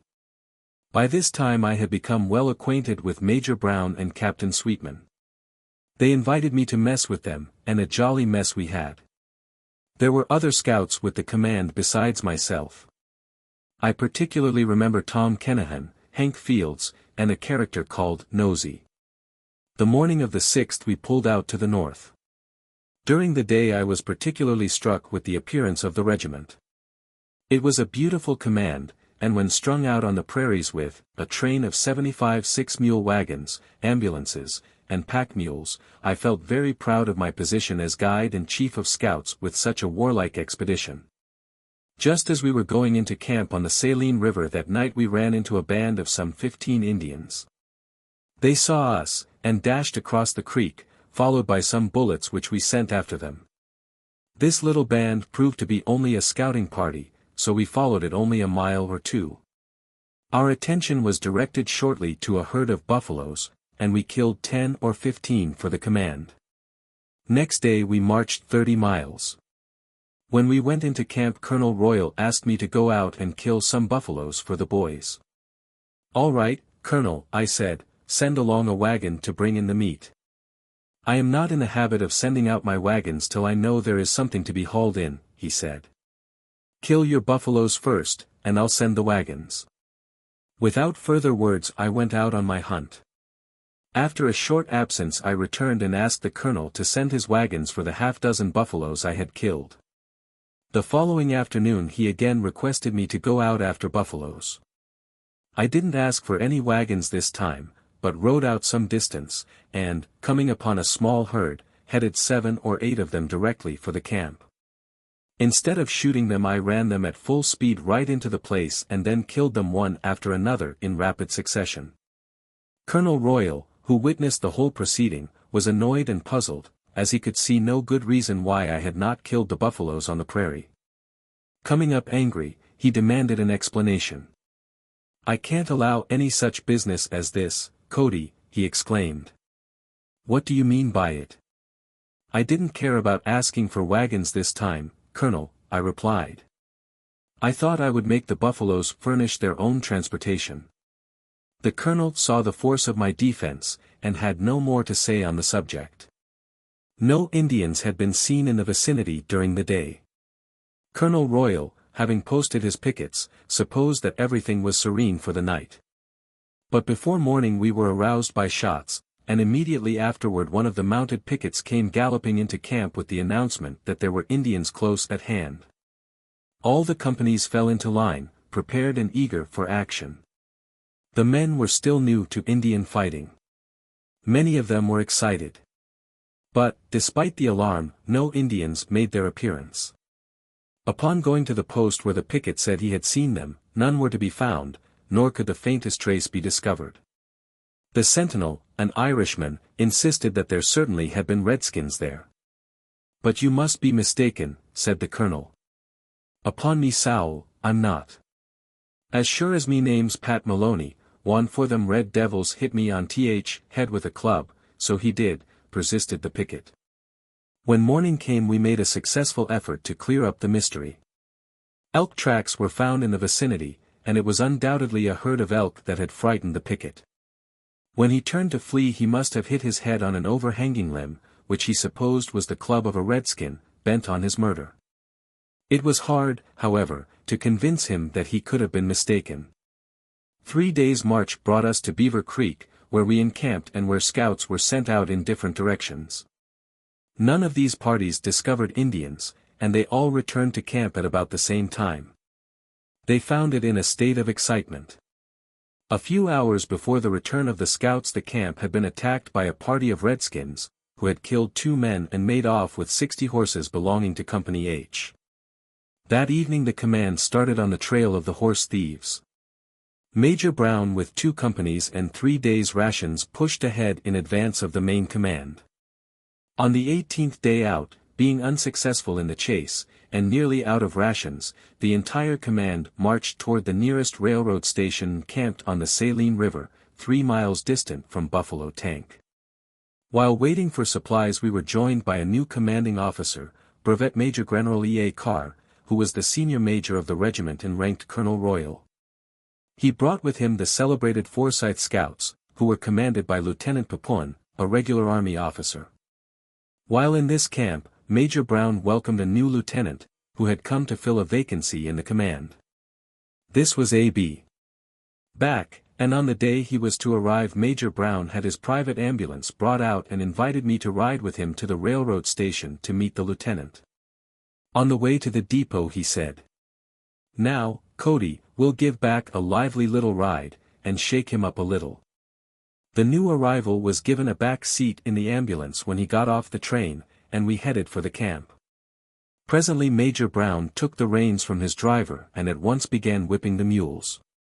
When he had got them into a lively gallop he pulled out his revolver and fired several shots. The road was terribly rough and the night was intensely dark. We could not see where we were going, and it was a wonderful piece of luck that the wagon did not tip over and break our necks. Finally Back asked, good-humoredly, "Is this the way you break in all your new lieutenants, Major?" "Oh, no," returned the Major. "But this is the way we often ride in this country." "Keep your seat, Mr. Back, and we'll take you through on time," he quoted, from Hank Monk's famous admonition to Horace Greeley. We were now rattling down a steep hill at full speed. Just as we reached the bottom, the front wheels struck a deep ditch over which the mules had jumped. We were all brought up standing, and Back plunged forward headlong to the front of the vehicle. "Take the back seat, Lieutenant," said Major Brown sternly. Back replied that he had been trying to do so, keeping his nerve and his temper. We soon got the wagon out of the ditch and resumed our drive. We swung into camp under full headway, and created considerable amusement. Everyone recognized the ambulance, and knew that Major Brown and I were out for a lark, so little was said about the exploit. Next morning at an early hour the command started out on another Indian hunt. General Carr, who had a pretty good idea where he would be likely to find them, directed me to guide him by the nearest route to Elephant Fork, on Beaver Creek. When we arrived at the South Fork of the Beaver, after 2 days' march, we discovered a fresh Indian trail.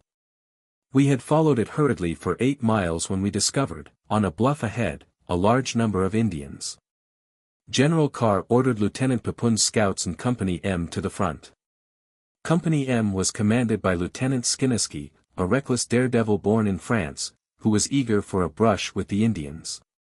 In his anxiety to get into the fight he pushed his company nearly a mile in advance of the main command, when he was jumped by some 400 Indians. Until our main force could come to his support he had as lively a little fight as any one could have asked for. As the battle proceeded, the Indians continued to increase in numbers. At last it became apparent that we were fighting 800 or 1,000 of them. The engagement was general. There were killed and wounded on both sides. The Indians were obviously fighting to give their families and village a chance to get away. We had surprised them with a larger force than they knew was in that part of the country. The battle continued steadily until dark. We drove them before us, but they fought stubbornly. At night they annoyed us by firing down into our camp from the encircling hills. Several times it was necessary to order out the command to dislodge them and to drive them back where they could do no damage. After one of these sallies, Captain Sweetman, Lieutenant Back, and myself were taking supper together when, whang! Came a bullet into Mr. Batch's plate. We finished our supper without having any more such close calls. At daylight next morning we took the trail again, soon reaching the spot where the Indians had camped the night before. Here there had been a large village, consisting of 500 lodges. Continuing our pursuit, we came in sight of the retreating village at 2 in the afternoon. At once the warriors turned back and gave us battle. To delay us as much as possible they set fire to the prairie grass in front and on all sides of us. For the remainder of the afternoon we kept up a running fight. Repeatedly the Indians attempted to lead us away from the trail of their fleeing village. But their trail was easily followed by the teepee poles, camp kettles, robes, and all the paraphernalia which proved too heavy to carry for long, and which were dropped in the flight. It was useless to try to follow them after nightfall, and at dark we went into camp. Next morning we were again on the trail, which led north and back toward Beaver Creek. The trail crossed this stream a few miles from where we had first discovered the Indians. They had made almost a complete circle in the hope of misleading us. Late in the afternoon we again saw them going over a hill far ahead. Toward evening the main body of warriors once more came back and fought us, but we continued to drive them till dusk, when we encamped for the night. Soon the Indians, finding they could not hold out against us, scattered in every direction. We followed the main trail to the Republican River, where we made a cut-off and proceeded north toward the Platte. Here we found that the Indians, traveling day and night, had got a long start. General Carr decided we had pushed them so hard and given them such a thorough scaring that they would leave the Republican country and go north across the railroad. It seemed, therefore, unnecessary to pursue them any further. Most of the Indians did cross the river near Ogalla as he predicted, and thence continued northward. That night we returned to the Republican River and camped in a grove of cottonwoods, which I named Carr's Grove in honor of our commander. General Carr informed me that the next day's march would be toward the headwaters of the Beaver. I said that the distance was about 25 miles, and he said we would make it the next day. Getting an early start in the morning, we struck out across the prairie. My position, as guide, was the advance guard. About 2 o'clock General Carr overtook me and asked me how far I supposed it was to water. I replied that I thought it was about 8 miles, although we could see no sign of a stream ahead. Pepun's scouts say you are traveling in the wrong direction, said the general. They say, the way you are bearing, it will be 15 miles before we strike any branches of the Beaver, and that when you do you will find no water, for they are dry at this season of the year in this locality. I think the scouts are mistaken, General, I said. The Beaver has more water near its head than it has below. At the place where we will strike the stream we will find immense beaver dams, big and strong enough to cross your whole command if you wish. Well, go ahead, he said. I leave it to you. But, remember, I don't want a dry camp. No danger of that, I returned and rode on. As I predicted, we found water 7 or 8 miles further on. Hidden in the hills was a beautiful little tributary of the Beaver. We had no trouble in selecting a fine camp with good spring water and excellent grass. Learning that the stream, which was but 8 miles long, was without a name, the general took out his map, and, locating it, christened it Cody's Creek, which name it still bears. Early the next morning we pulled out for the Beaver.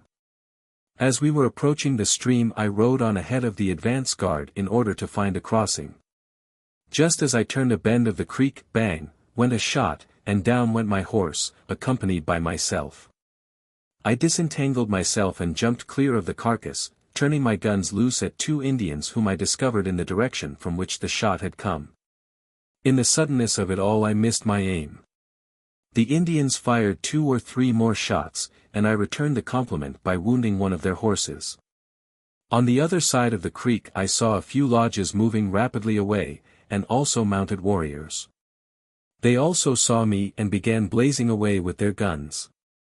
The Indians who had killed my horse were retreating across the creek, using a beaver dam for a bridge. I accelerated their pace by sending a few shots after them and also fired at the warriors across the stream. I was undecided as to whether it would be best to run back to the command on foot or to retain my position. The troops, I knew, would come up in a few minutes. The sound of the firing would hasten their arrival. The Indians soon saw that I was alone. They turned and charged down the hill, and were about to cross the creek and corral me when the advance guard of the command appeared over the ridge and dashed forward to my rescue. Then the Redskins whirled and made off. When General Carr arrived he ordered Company I to pursue the band. I accompanied Lieutenant Brady, who commanded the company. For several hours we had a running fight with the Indians, capturing several of their horses and most of their lodges. At night we returned to the command, which by this time had crossed the dam. For several days we scouted along the river. We had 2 or 3 lively skirmishes, but at last our supplies began to run low, and the general ordered us to return to Fort Wallace, which we reached 3 days afterward. While the regiment remained here, waiting for orders, I spent most of my time hunting buffaloes. One day while I was out with a small party, 50 Indians jumped us, and we had a terrific battle for an hour. We finally managed to drive them off, with 4 of their warriors killed. With me were a number of excellent marksmen, and they did fine work, sending bullets thick and fast where they would do the most execution. 2 or 3 of our horses were hit. 1 man was wounded. We were ready and willing to stay with the Indians as long as they would stay with us. But they gave it up at last. We finished our hunt and returned to the post with plenty of buffalo meat. Here we received the compliments of General Carr on our little fight. In a few days orders came from General Sheridan to make a winter campaign in the Canadian River country. We were to proceed to Fort Lyon on the Arkansas River and fit out for the expedition. Leaving Fort Wallace in November, 1868, we arrived at Fort Lyon in the latter part of the month, and began the work of outfitting. 3 weeks before this, General Penrose had left the post with a command of 300 men. He had taken no wagons with him. His supply train was composed of pack mules. General Carr was ordered to follow with supplies on Penrose's trail and to overtake him as soon as possible. I was particularly anxious to catch up with Penrose's command, as my old friend, Wild Bill, was among his scouts. For the first 3 days we followed the trail easily. Then we were caught in freeze-out cannon by a fearful snowstorm. This compelled us to go into camp for a day. It now became impossible longer to follow Penrose's trail. The ground was covered with snow, and he had left no sign to show in which direction he was going. General Carr sent for me, and told me it was highly important that we should not lose the trail. He instructed me to take some scouts, and, while the command remained in camp, to push on as far as possible to seek for some sign that would indicate the direction Penrose had taken. Accompanied by 4 men, I started out in a blinding snowstorm. We rode 24 miles in a southerly direction till we reached a tributary of the Cimarron. From here we scouted up and down the stream for a few miles, and at last turned up one of Penrose's old camps. It was now late in the afternoon. If the camp was to come up the next day it was necessary for us to return immediately with our information. We built a fire in a sheltered spot, broiled some venison we had shot during the day, and after a substantial meal I started back alone, leaving the others behind. It was 11 o'clock when I got back into camp. A light was still burning in General Carr's tent. He was sitting up to await my return. He was overjoyed at the news I brought him. He had been extremely anxious concerning the safety of Penrose. Rousing up his cook, he ordered a hot supper for me, which, after my long, cold ride, I greatly appreciated. I passed the night in the general's tent, and woke the next morning fully refreshed and ready for a big day's work. The snow had drifted deeply overnight, and the command had a hard tramp through it when it set out next morning for the Cimarron. In many ravines the drifts had filled in to a great depth. Often the teamsters had to shovel their way through. At sundown we reached the Cimarron, and went into a nice warm camp. The next morning, on looking around, we found that Penrose, who was not encumbered with wagons, had kept on the west side of the Cimarron. Here the country was so rough that we could not stay on the trail with wagons. But we knew that he would continue down the river, and the general gave orders to take the best route downstream, which I found to be on the east side. Before we could make any headway with our wagon trains we had to leave the river and get out on the divide. For some distance we found a good road, but suddenly we were brought up standing on a high tableland overlooking the beautiful winding creek that lay far below us. How to get the wagons down became a serious problem for the officers. We were in the foothills of the rough Raton Mountains. The bluff we were on was steep and rugged. "Cody," said General Carr, "we're in a nice fix now." "That's nothing," I replied. "But you never can take the train down." "Never mind the train, General. You are looking for a good camp. How does that valley suit you?" "That will do," he said. "I can easily descend with the cavalry, but how to get the wagons down is a puzzler." "By the time your camp is located the wagons will be there," I said. "All right," he returned. "I'll leave it to you, inasmuch as you seem to want to be the boss." He ordered the command to dismount and lead the horses down the mountain. When the wagon train, which was a mile in the rear, came up, one of the drivers asked, "How are we going to get down there?" "Run down, slide down, fall down, any way to get down," I told him. "We never can do it," said another wagon master. "It's too steep. The wagons will run over the mules." "Oh, no," I said. The mules will have to keep out of the way. I instructed Wilson, the chief wagon master, to bring up his mess wagon. He drove the wagon to the brink of the bluff. Following my directions, he brought out extra chains with which we locked both wheels on each side, and then rough-locked them. This done, we started the wagons down the hill. The wheel horses, or rather the wheel mules, were good on the hold back, and we got along beautifully till the wagon had nearly reached the bottom of the declivity. Then the wagon crowded the mules so hard that they started on the run and came galloping down into the valley to the spot General Carr had selected for his camp. There was not the slightest accident.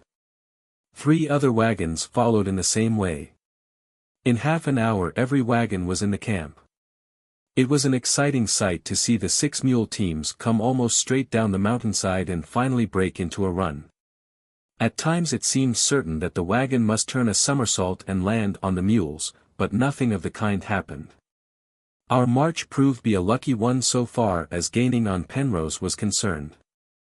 The route he had taken on the west side of the stream was rough and bad, and with our great wagon train we made as many miles in one day as he had in 7. His command had taken a high tableland whose sides were so steep that not even a pack mule could make the descent, and he had been obliged to retrace the trail for a great distance, losing 3 days while doing so. The incident of this particular camp we had selected was an exciting turkey hunt. We found the trees along the river bank literally alive with turkeys. After unsaddling the horses, 200 or 300 soldiers surrounded a grove of timber, and there was a grand turkey roundup. Guns, clubs, and even stones were used as weapons. Of course, after the hunt we had roast turkey, boiled turkey, fried turkey, and turkey on toast for our fare, and in honor of the birds which had provided this treat we named the place Camp Turkey. When we left camp we had an easy trail for several days. Penrose had taken a southerly direction toward the Canadian River. No Indians were to be seen, nor did we find any signs of them. One day, while riding in advance of the command down San Francisco Creek, I heard someone calling my name from a little bunch of willow brush on the opposite bank of the stream. Looking closely at the spot, I saw a colored soldier. "Sakes alive, Massa Bill, am dat you?" shouted the man, whom I recognized as a member of the 10th Cavalry. "Come out, oh, here," I heard him call to someone behind him. "He is Massa Buffalo Bill." Then he sang out to me, "Massa Bill, is you got any hardtack?" "Nary a bit of hardtack, but the wagons will be along presently, and you can get all you want." "Dat's the best news us had for 16 long days, Massa Bill." "Where's your command? Where's General Penrose?" I demanded. "Dunno," said the darky. "We got lost, and we's been starvin' ever since."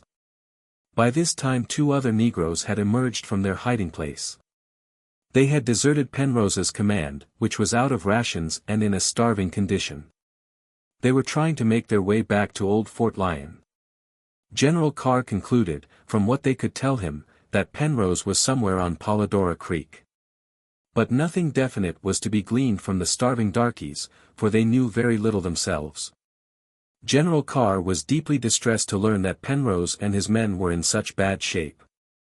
He ordered Major Brown to start out the next morning with 2 companies of cavalry and 50 pack mules, loaded with provisions, and to make all possible speed to reach and relieve the suffering soldiers. I went with this detachment. On the 3rd day out we found the half-famished soldiers encamped on the Polladora. The camp presented a pitiful sight. For over 2 weeks the men had only quarter rations and were now nearly starved to death. Over 200 mules were lying dead, having succumbed to fatigue and starvation. Penrose, having no hope that he would be found, had sent back a company of the 7th Cavalry to Fort Lyon for supplies. As yet no word had been heard from them. The rations brought by Major Brown arrived none too soon. They were the means of saving many lives. Almost the first man I saw after reaching the camp was my true and tried friend, Wild Bill. That night we had a jolly reunion around the campfires. When General Carr came up with his force, he took command of all the troops, as he was the senior officer. When a good camp had been selected, he unloaded his wagons and sent them back to Fort Lyon for supplies. He then picked out 500 of the best men and horses, and, taking his pack train with him, started south for the Canadian River. The remainder of the troops were left at the supply camp.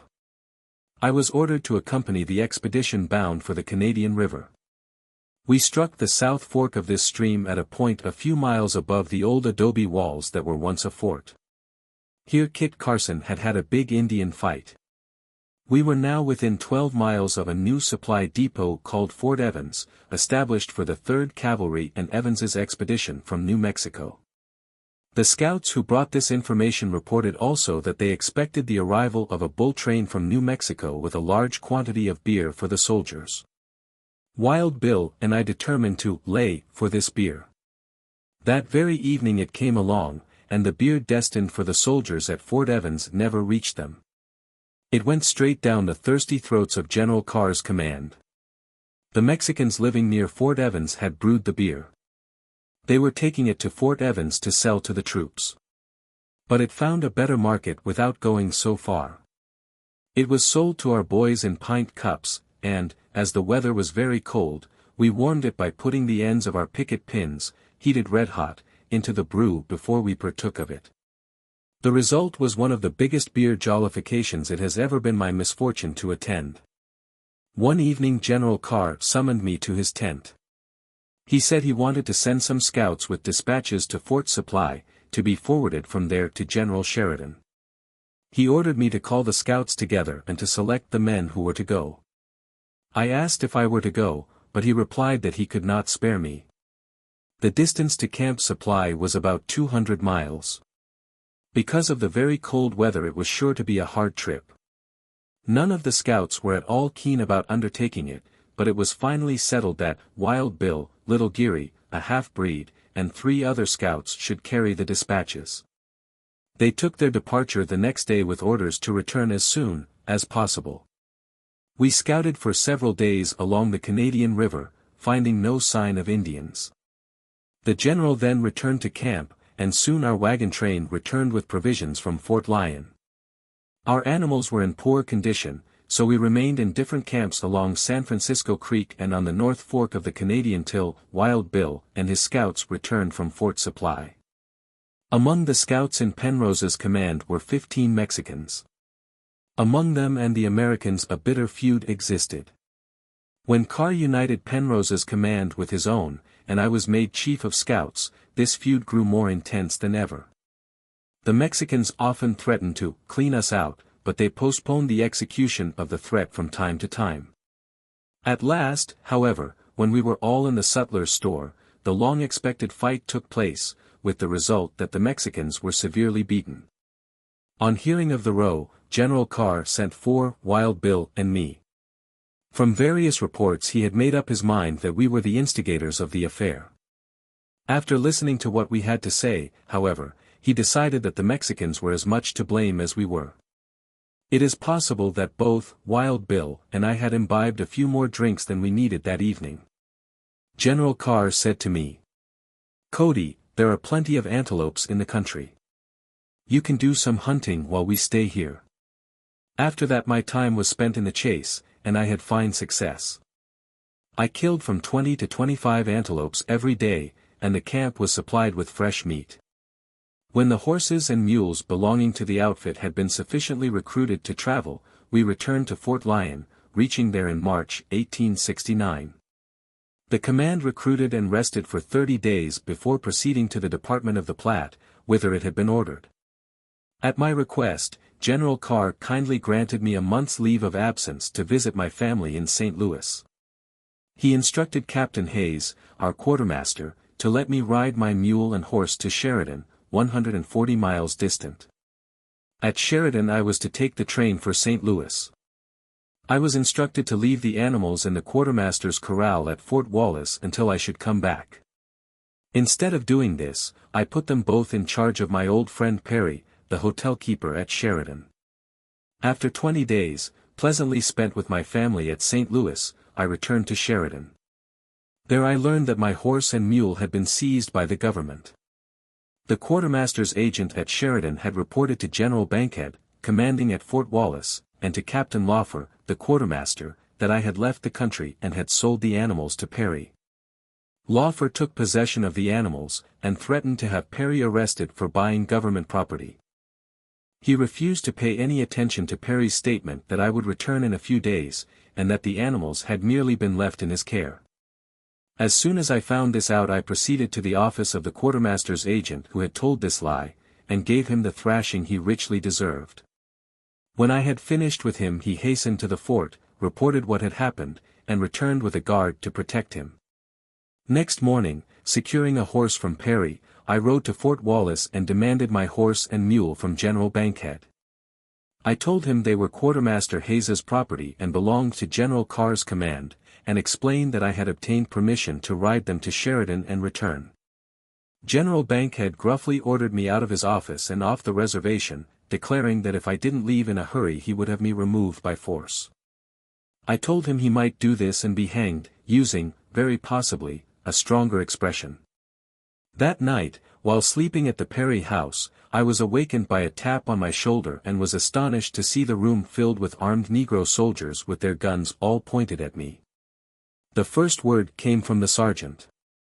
"Now loca here, Massa Bill, if you move we'll blow you off the farm, sir." Just then Captain Ezekiel entered, and ordered the soldiers to stand back.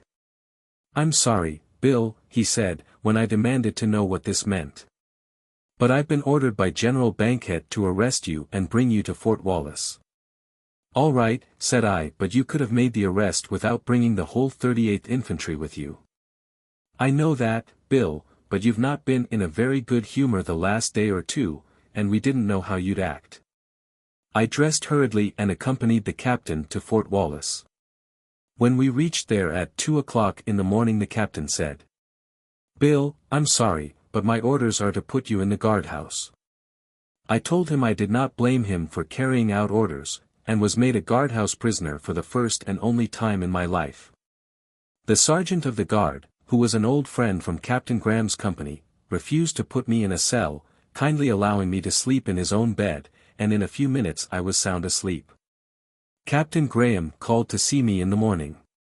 He said it was a shame to lock me up, and promised to speak to the general about it. At guard mount, when I was not summoned, I sent word to Captain Graham that I wanted to see General Bankhead. He sent back word that the general refused to have anything to do with me. As it was impossible to send word to General Carr, I determined to send a dispatch direct to General Sheridan. I wrote out a long telegram, informing him of my difficulty. But when it was taken to the telegraph office for transmission, the operator refused to send it at once. Instead, he showed it to General Bankhead, who tore it up. When no reply came, I went to the office, accompanied by a guard, and learned from the operator what he had done. "See here, my young friend," said I, "this is a public telegraph line. I want my telegram sent, or there'll be trouble." He knew very well it was his duty to send the dispatch. I rewrote it and gave it to him, with the money to pay for it. But before he made any effort to transmit it, he called on General Bankhead and informed him of what I had said. Seeing that the dispatch would have to go through, the general sent for me. "If I let you go, sir, will you leave the post at once and not bother anyone at Sheridan?" he demanded. "No, sir," I replied, "I'll do nothing of the kind. I'll remain in the guardhouse till I get an answer from General Sheridan." "If I give you your horse and mule, will you proceed at once to Fort Lyon?" "No, sir, I have some bills to settle at Sheridan and some other business to transact." "Well, sir, will you at least promise not to interfere any further with the quartermaster's agent at Sheridan?" "I shall not trouble him any more, sir. I have had all I want from him." General Bankhead thereupon sent for Captain Lawfer and ordered him to turn the horse and mule over to me. In a few minutes I was on my way to Sheridan, and, having settled my business there, I proceeded to Fort Lyon, arriving there 2 days afterward. I related my adventures to General Carr, Major Brown, and the other officers, who were highly amused thereby. Chapter 6. When I returned to General Carr's command after my experience as a prisoner, I was informed that the general had been waiting for me for 2 weeks. "I'm glad you've come, Bill," said the general. "While we've been at this post a number of valuable animals have been stolen, as well as many government horses and mules. We think the thieves are still near the fort. Fresh tracks have been found near Fort Lyon. Perhaps Bill Green, the scout who has been up there, can tell you something about them." Sending for Green, I found that he had marked the place where he had lost the trail of the marauders. Next morning, accompanied by Green, Jack Farley, and another scout, I set out after the horse thieves. While making a circuit about the tracks we had found leading away from the spot where Green discovered them, we found the trail of 12 animals, 4 mules and 8 horses, in the edge of the sandhills. From this point we had no trouble in trailing them down to the Arkansas River. This stream they had followed toward Denver, whither they were undoubtedly bound. When we got within 4 miles of Denver we found that the thieves had passed 4 days before. I concluded that they had decided to dispose of the animals in Denver.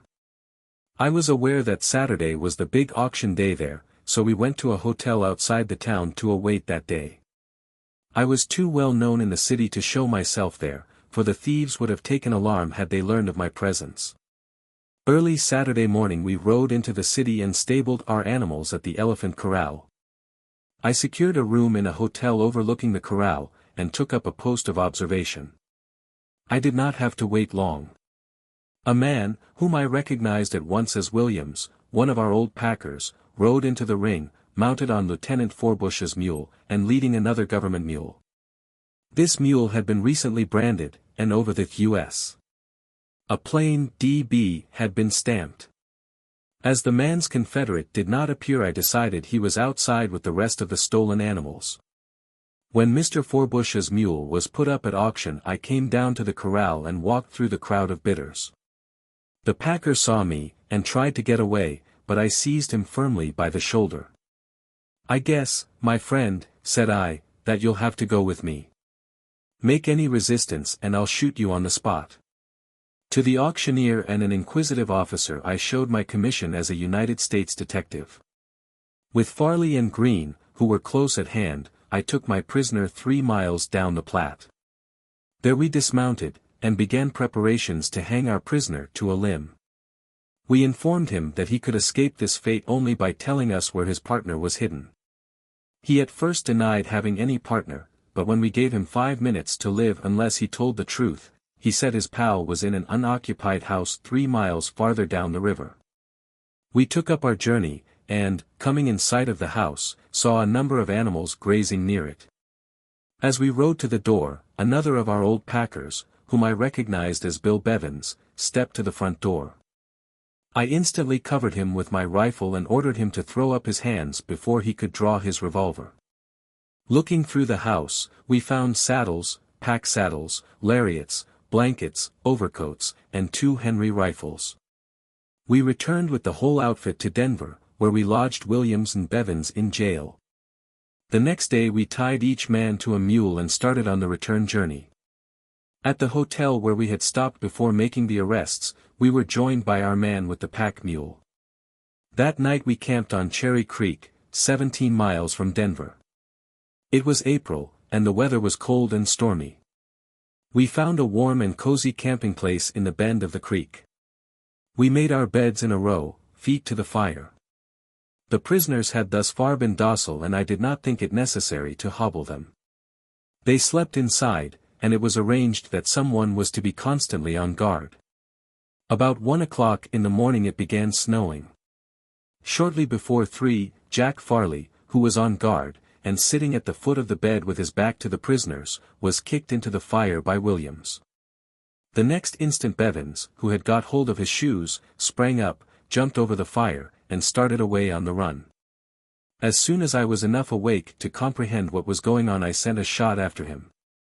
Williams attempted to follow Bevins, but as he did so I knocked him down with the butt of my revolver. Farley had by this time got out of the fire. Green had started after Bevins, firing at him as he ran, but the thief made his escape into the brush. In his flight, unfortunately for him, he dropped one of his shoes. Leaving Williams in charge of Farley and Long Doc, the man with the pack mule, Green and I struck out for Bevins. We heard him breaking through the brush, but, knowing it would be useless to try to follow him on foot, we went back and saddled two of the fastest horses. At daylight we struck out on his trail, which was plainly visible in the snow. Though he had an hour and a half start, his track lay through a country covered with prickly pear. We knew that with a bare foot he could make little progress. We could see, however, by the long jumps he was taking, that he was making excellent time. Soon the trail became spotted with blood, where the thorns of the prickly pear had pierced his shoeless foot. After a run of 12 miles we saw Bevins crossing a ridge 2 miles ahead. We reached the ridge just as he was descending the divide toward the South Platte, which at this point was very deep and swift. If he got across the stream he stood a good chance of escape. We pushed our horses as fast as possible, and when we got within range I told him to halt or I would shoot. He knew I was a good shot, and coolly sat down to wait for us. "Bevins, you gave us a good chase," I said, as we rode up. "Yes," he returned calmly, "and if I'd had 15 minutes more start and got across the Platte you'd never have caught me." Bevins's flight was the most remarkable feat of its kind I have ever heard of. A man who could run barefooted in the snow through a prickly pear patch was surely a tough one. When I looked at the man's bleeding foot I really felt sorry for him. He asked me for my knife, and when I gave it to him he dug the thorns out of his foot with its sharp point. I consider him the gamest man I ever met. I could not suffer a man with such a foot to walk, so I dismounted, and he rode my horse back to camp, while Green and I rode the other horse by turns. We kept a close watch on our prisoner. We had had plenty of proof that he needed it. His injured foot must have pained him fearfully, but never a word of complaint escaped him. After breakfasting we resumed our journey. We had no further trouble till we reached the Arkansas River, where we found a vacant cabin and took possession of it for the night. There was no fear that Bevins would try to escape. His foot was swollen to a great size, and was useless. Believing that Williams could not get away from the cabin, we unbound him. The cabin was comfortably warmed and well lighted by the fire. We left Long Doc on guard and went to sleep. At 1 o'clock Williams asked Doc to allow him to step to the door for a minute. Doc had his revolver in hand, and did not think it necessary to waken us. He granted the request. With Doc, revolver in hand, watching him, Williams walked to the outer edge of the floor. Suddenly he made a spring to the right and was out of sight in the black darkness before his guard could even raise his revolver. Doc leaped after him, firing just as he rounded the corner of the cabin. The report brought us all to our feet. I at once covered Bevins with my revolver, but, seeing that he could barely stir, I lowered it. Then in came Doc, swearing a blue streak and announcing that Williams had escaped. Nothing was left us but to gather our horses close to the cabin and stand guard the rest of the night to prevent the possibility of our late prisoner sneaking in and getting away with one of them. This was the last I ever saw or heard of Williams, but we got back to Fort Lyon with Bevins. Though we had lost one of our prisoners, General Carr complimented us on the success of our trip. The next day we took Bevins to Boggs Ranch, on Picket Wire Creek, where he was to await trial. But he never was tried. He made his escape, as I had expected he would do. In 1872 I heard that he was at his old tricks on Laramie Plains. A little later he sent word to me that if he ever met me he would kill me on sight. Shortly thereafter he was arrested and convicted for robbery, but made his escape from Laramie City Prison. Later he organized a desperate gang of outlaws which infested the country north of the Union Pacific. When the stage began running between Cheyenne and Deadwood, these outlaws robbed coaches and passengers, often making big hauls of plunder. Finally most of the gang were caught, tried, and convicted, and sent to the penitentiary for a number of years. Bevins was among the number. Soon after my return to Fort Lyon, the 5th Cavalry was ordered to the Department of the Platte. While we were at Fort Wallace, getting supplies en route I passed the quarters of General Bankhead, who had ordered my arrest on the occasion of my last visit to that post. The general sent out for me, and as I entered his office he extended his hand. "I hope you have no hard feelings for me, Cody," he said. "I have just had a talk with General Carr and Quartermaster Hayes. If you had told me you had permission to ride that horse and mule, there would have been no trouble." "That's all right, General," I said. "I don't believe your quartermaster's agent will ever circulate any more false stories about me." "No," said the general, "he hasn't recovered yet from the beating you gave him." When the command reached the North Fork of the Beaver, I rode down the valley toward the stream, and discovered a large fresh Indian trail. I found tracks scattered all over the valley and on both sides of the creek, as if a large village had recently passed that way. I estimated there could not be less than 400 lodges, or between 2,500 and 3,000 warriors, women, and children in the band.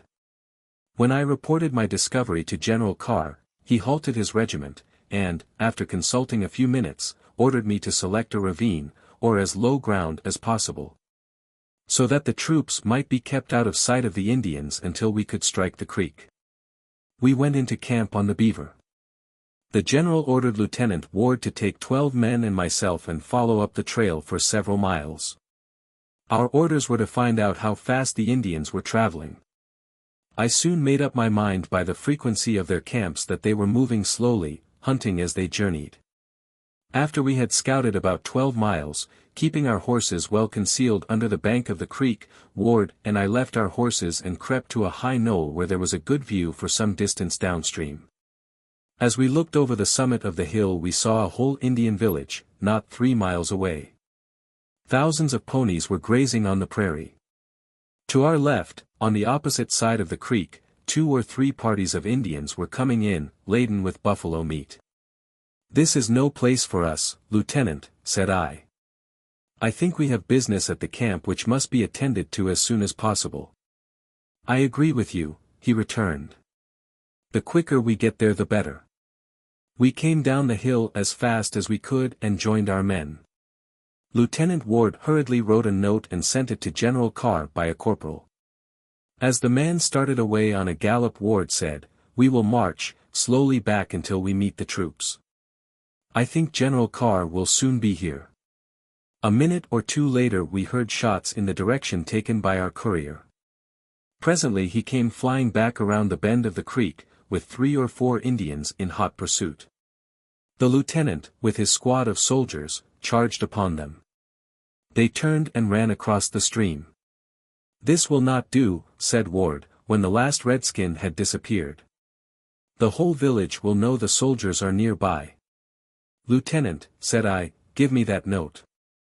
I'll take it to the general." He gladly handed me the dispatch. Spurring my horse, I dashed up the creek. Soon I observed another party of Indians returning to the village with meat. I did not wait for them to attack me, but sent a shot after them at long range. In less than an hour I reached the camp and delivered the dispatch to General Carr. "Boots and saddles," was sounded, and all the troops save 2 companies, which were left to guard the supply train, were soon galloping toward the Indian camp. When we had ridden 3 miles we met Lieutenant Ward. He had run into a party of Indian hunters. One of their number had been killed in the encounter, and one of Ward's horses had been wounded. At the end of 5 miles we came in sight of hundreds of Indians, advancing up the creek to meet us. They formed a complete line on our front. General Carr, who wanted to strike their village, ordered the troops to charge, break through the line, and keep straight on. No doubt this movement would have been successfully executed had it not been for the daredevil, rattle-brained Lieutenant Skinisky, commanding Company B. Misunderstanding the orders, he charged on the Indians on the left, while the rest of the command swept through the line. The main body was keeping straight on toward the village when it was discovered that Skinisky and his company were surrounded by 500 Indians. To save the company, General Carr was forced to order a halt and hurry back to the rescue. During the short fight Skinisky had several men and a number of horses killed. Valuable time had been consumed by the rescue. Night was coming on. The Indians were fighting desperately to keep us from reaching their village, whose population, having been informed by courier of what was going on, was packing up and getting away. During the afternoon we had all we could do to hold our own with the mounted warriors. They stayed stubbornly in our front, contesting every inch of ground. The wagon train, which had been ordered to come up, had not arrived. Fearful that it had been surrounded, General Carr ordered the command to return and look for it. We found it at 9 o'clock that night, and went into camp. Next morning, when we moved down the creek, not an Indian was to be seen. Village and all, they had disappeared. 2 miles down the stream we came to a spot where the village had been located. Here we found many articles which had been left in the hurry of flight. These we gathered up and burned. The trail, which we followed as rapidly as possible, led northeast toward the Republican River. On reaching that stream a halt was ordered. Next morning at daylight we again pulled out. We gained rapidly on the Indians, and could occasionally see them from a distance. About 11 o'clock that morning, while Major Babcock was ahead with his company, and as we were crossing a deep ravine, we were surprised by perhaps 300 warriors. They at once began a lively fire. Our men galloped out of the ravine to the rough prairie and returned it. We soon succeeded in driving the enemy before us. At one time we were so close upon them that they threw away most of their lodges and camp equipment, and left their played-out horses behind them. For miles we could see Indian furniture strewn in all directions. Soon they scattered into small bodies, dividing the trail. At night our horses began to give out, and a halt was called. A company was detailed to collect all the loose Indian ponies, and to burn the abandoned camp equipment. We were now nearly out of rations. I was sent for supplies to the nearest supply point, Old Fort Kearny, 60 miles distant.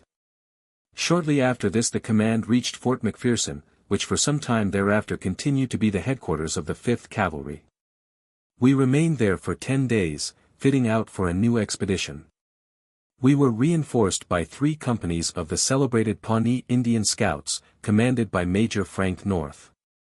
At General Carr's recommendation I was now made Chief of Scouts in the Department of the Platte, with better pay.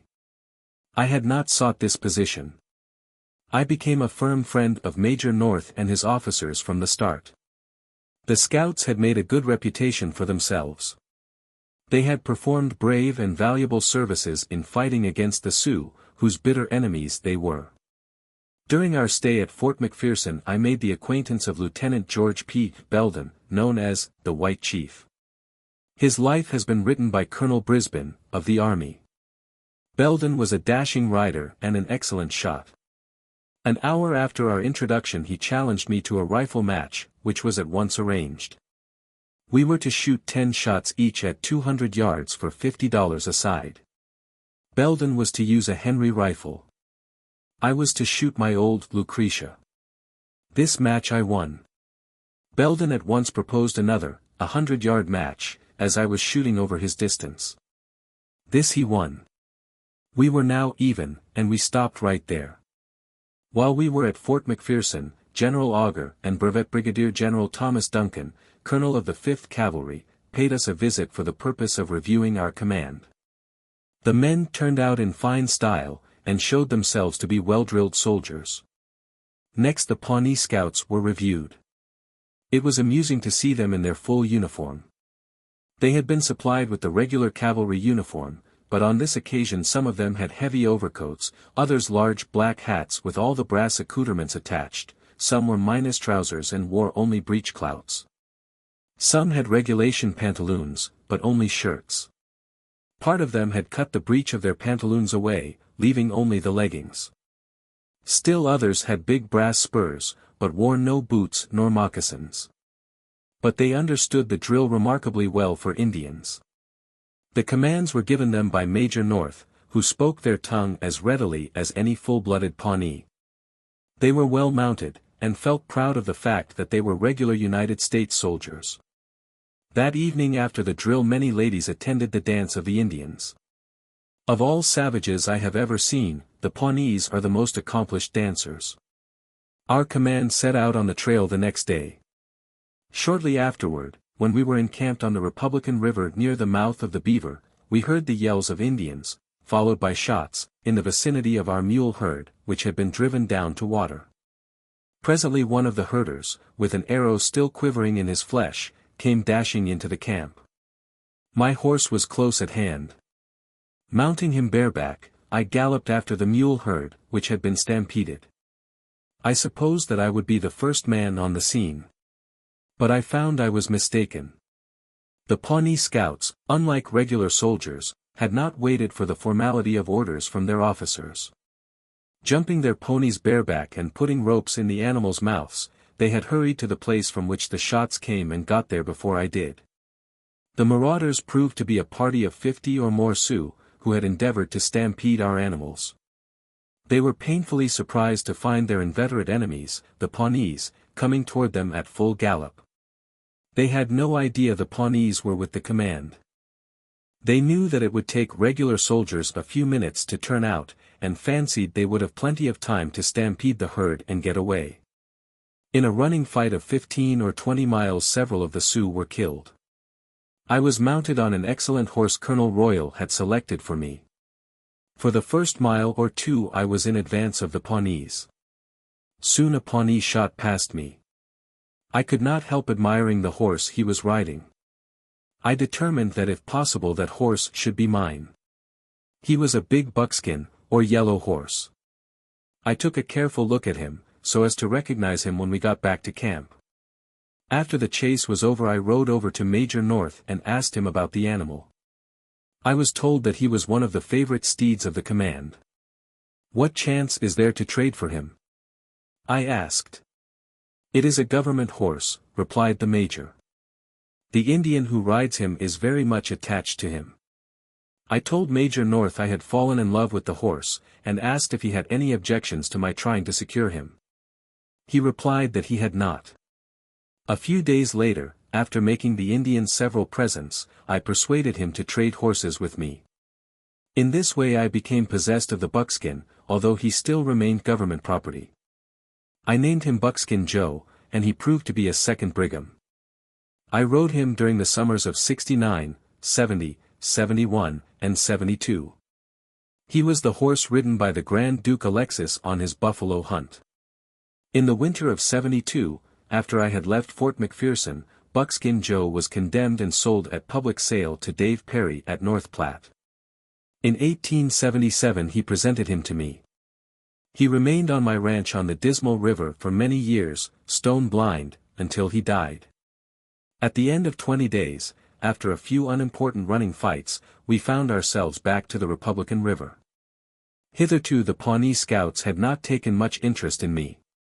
But while at the camp I gained their respect and admiration by showing them how to kill buffaloes.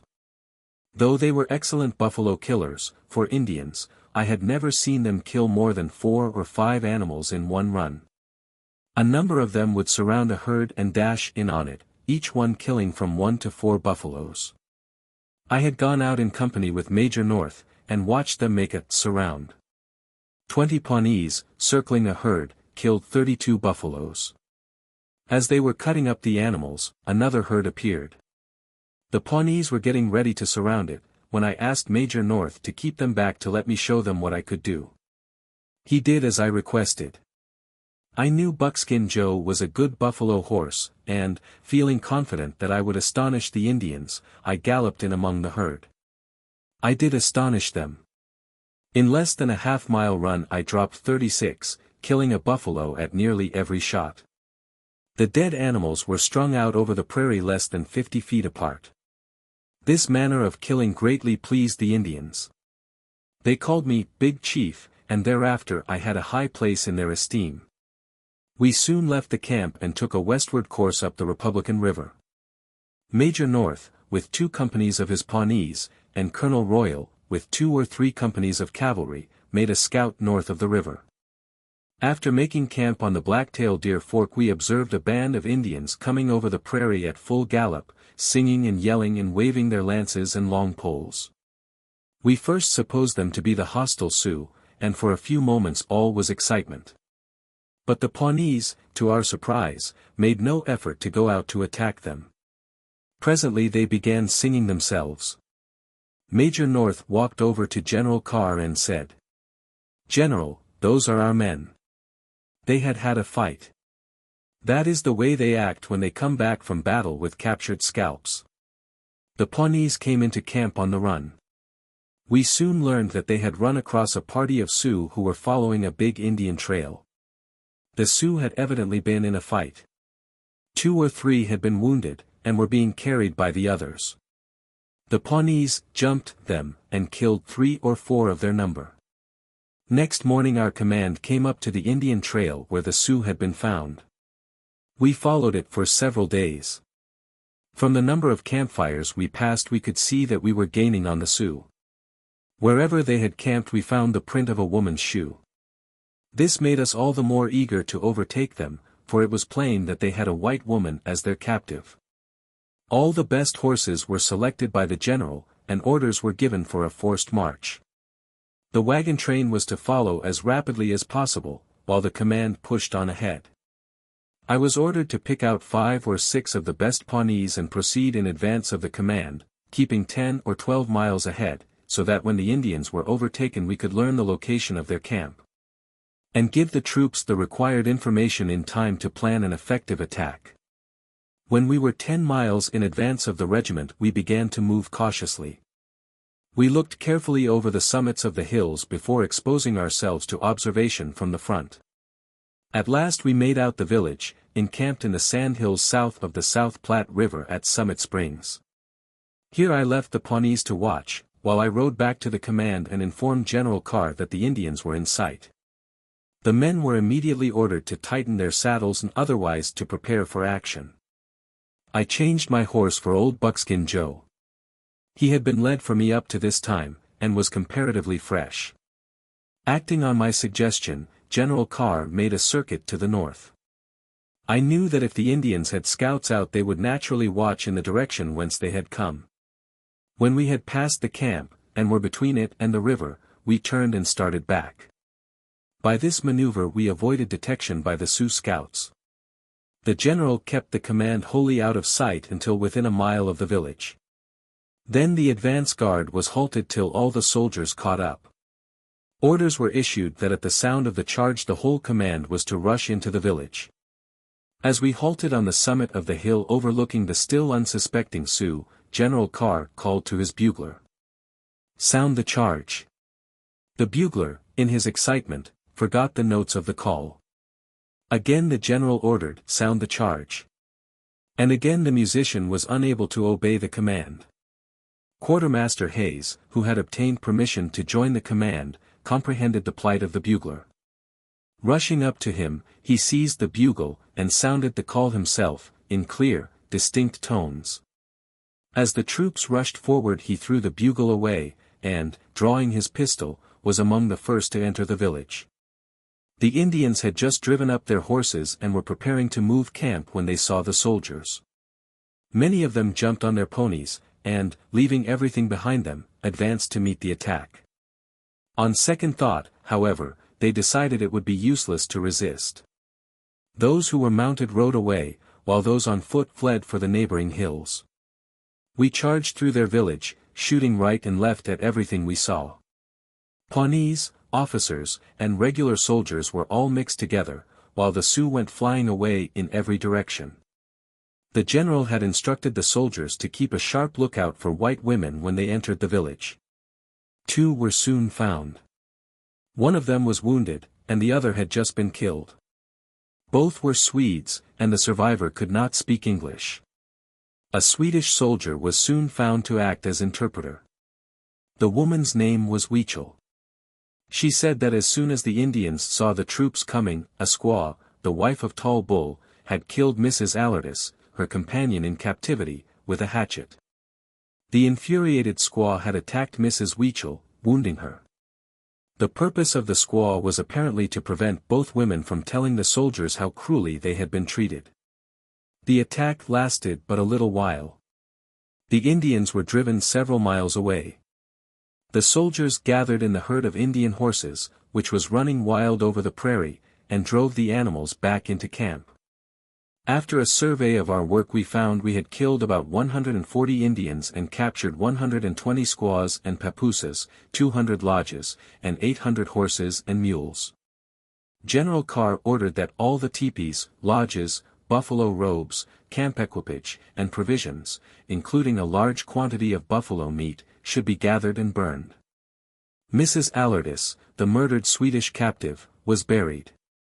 Captain Kane read the burial service, as we had no chaplain with us.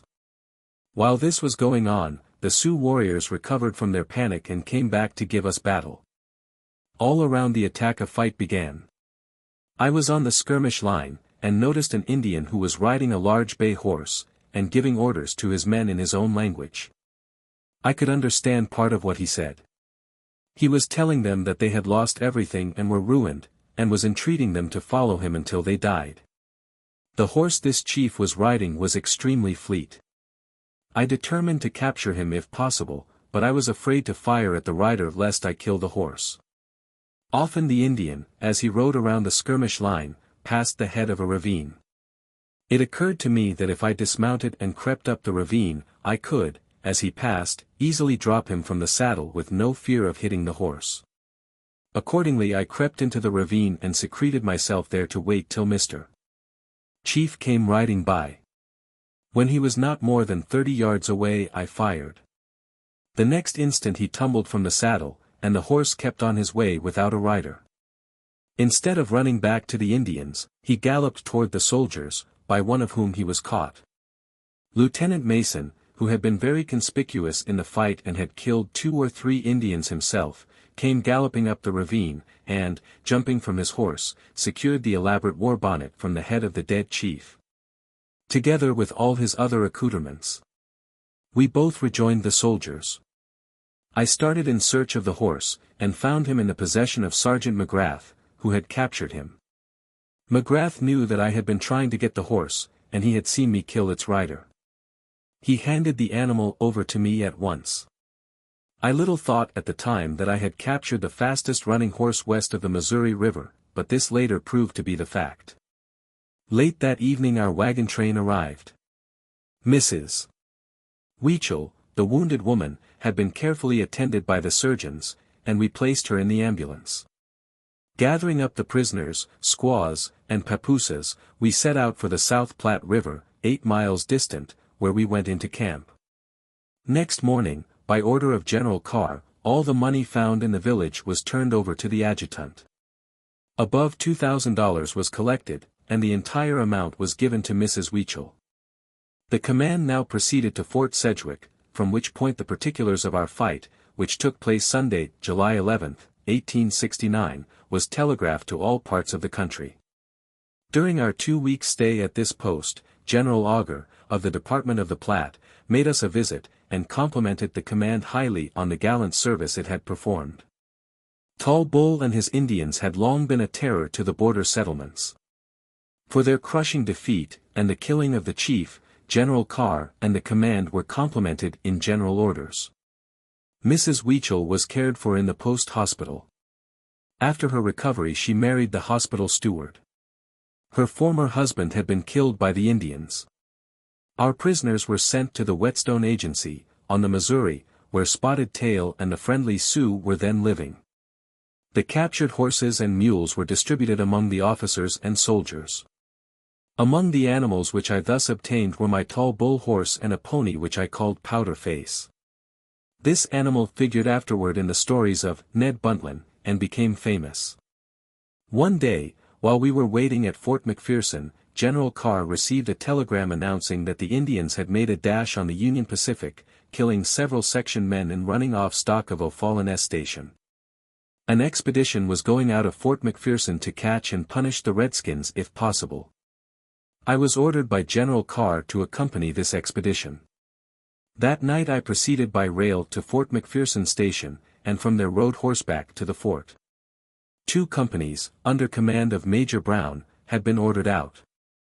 Next morning, as we were about to start, Major Brown said to me, "By the way, Cody, we're going to have a character with us on this scout. It's old Ned Buntline, the novelist." At the same time I saw a stoutly built man nearby who wore a blue military coat. On his breast were pinned perhaps 20 badges of secret societies and gold medals. He limped a little as he approached me, and I concluded that this must be the novelist. "He has a good mark to shoot at on his left breast," I said to Brown, "but he looks like a soldier." I was introduced to him by his real name, which was Colonel E.Z.C. Judson. "I was to deliver a temperance lecture tonight," said my new acquaintance, "but no lecture for me when there is a prospect of a fight. The Major has offered me a horse, but I don't know how I shall stand the ride." I assured him that he would soon feel at home in the saddle, and we set out. The command headed for the North Platte, which had been swollen by mountain rains. In crossing we had to swim our horses. Buntline was the first man across. We reached O'Fallon's station at 11 o'clock. In a short time I succeeded in finding an Indian trail. The party of Indians, which had come up from the south, seemed to be a small one. We followed the track of the Indians, to the North Platte, but they had a start of 2 days. Major Brown soon abandoned the pursuit, and returned to Fort Sedgwick. During this short scout, Buntline had plied me with questions. He was anxious to go out on the next scout with me. By this time I had learned that my horse, Tall Bull, was a remarkably fast runner. Therefore, when Lieutenant Mason, who owned a racer, challenged me to a race, I immediately accepted. We were to run our horses a single dash of a half-mile for $500 a side. Several of the officers, as well as Rube Wood, the post-trader, offered to make side bets with me. I took them up until I had my last cent on Tall Bull. I saw from the start that it would be easy to beat the lieutenant's horse, and kept Tall Bull in check, so that no one might know how fast he really was. I won easily, and pocketed a snug sum. Everybody was now talking horse race. Major Brown said that if Tall Bull could beat the Pawnee's fast horse, I could break his whole command. The next day all the troops were paid off, including the Pawnees. For 2 or 3 days our Indian allies did nothing but run horses, as all the lately captured animals had to be tested to determine which was the swiftest. Finally the Pawnees offered to run their favorite against Tall Bull.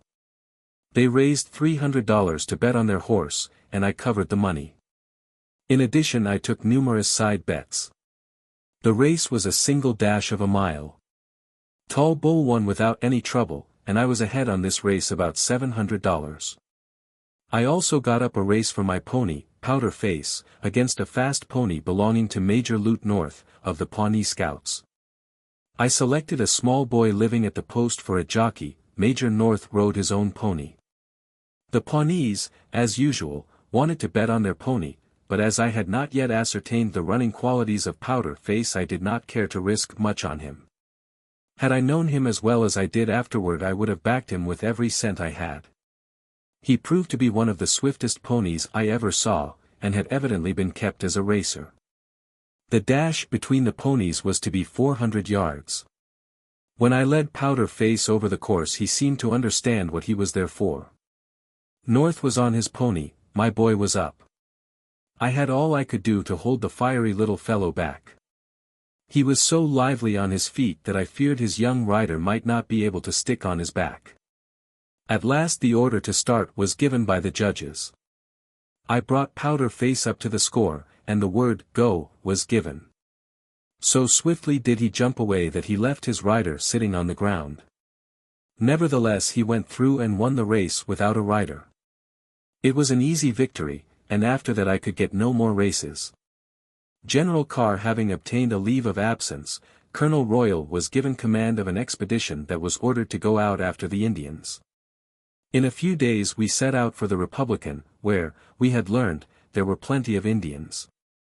At Frenchman's Fork we discovered a village, but did not surprise it, for the Indians had seen us approaching and were in retreat as we reached their camping place.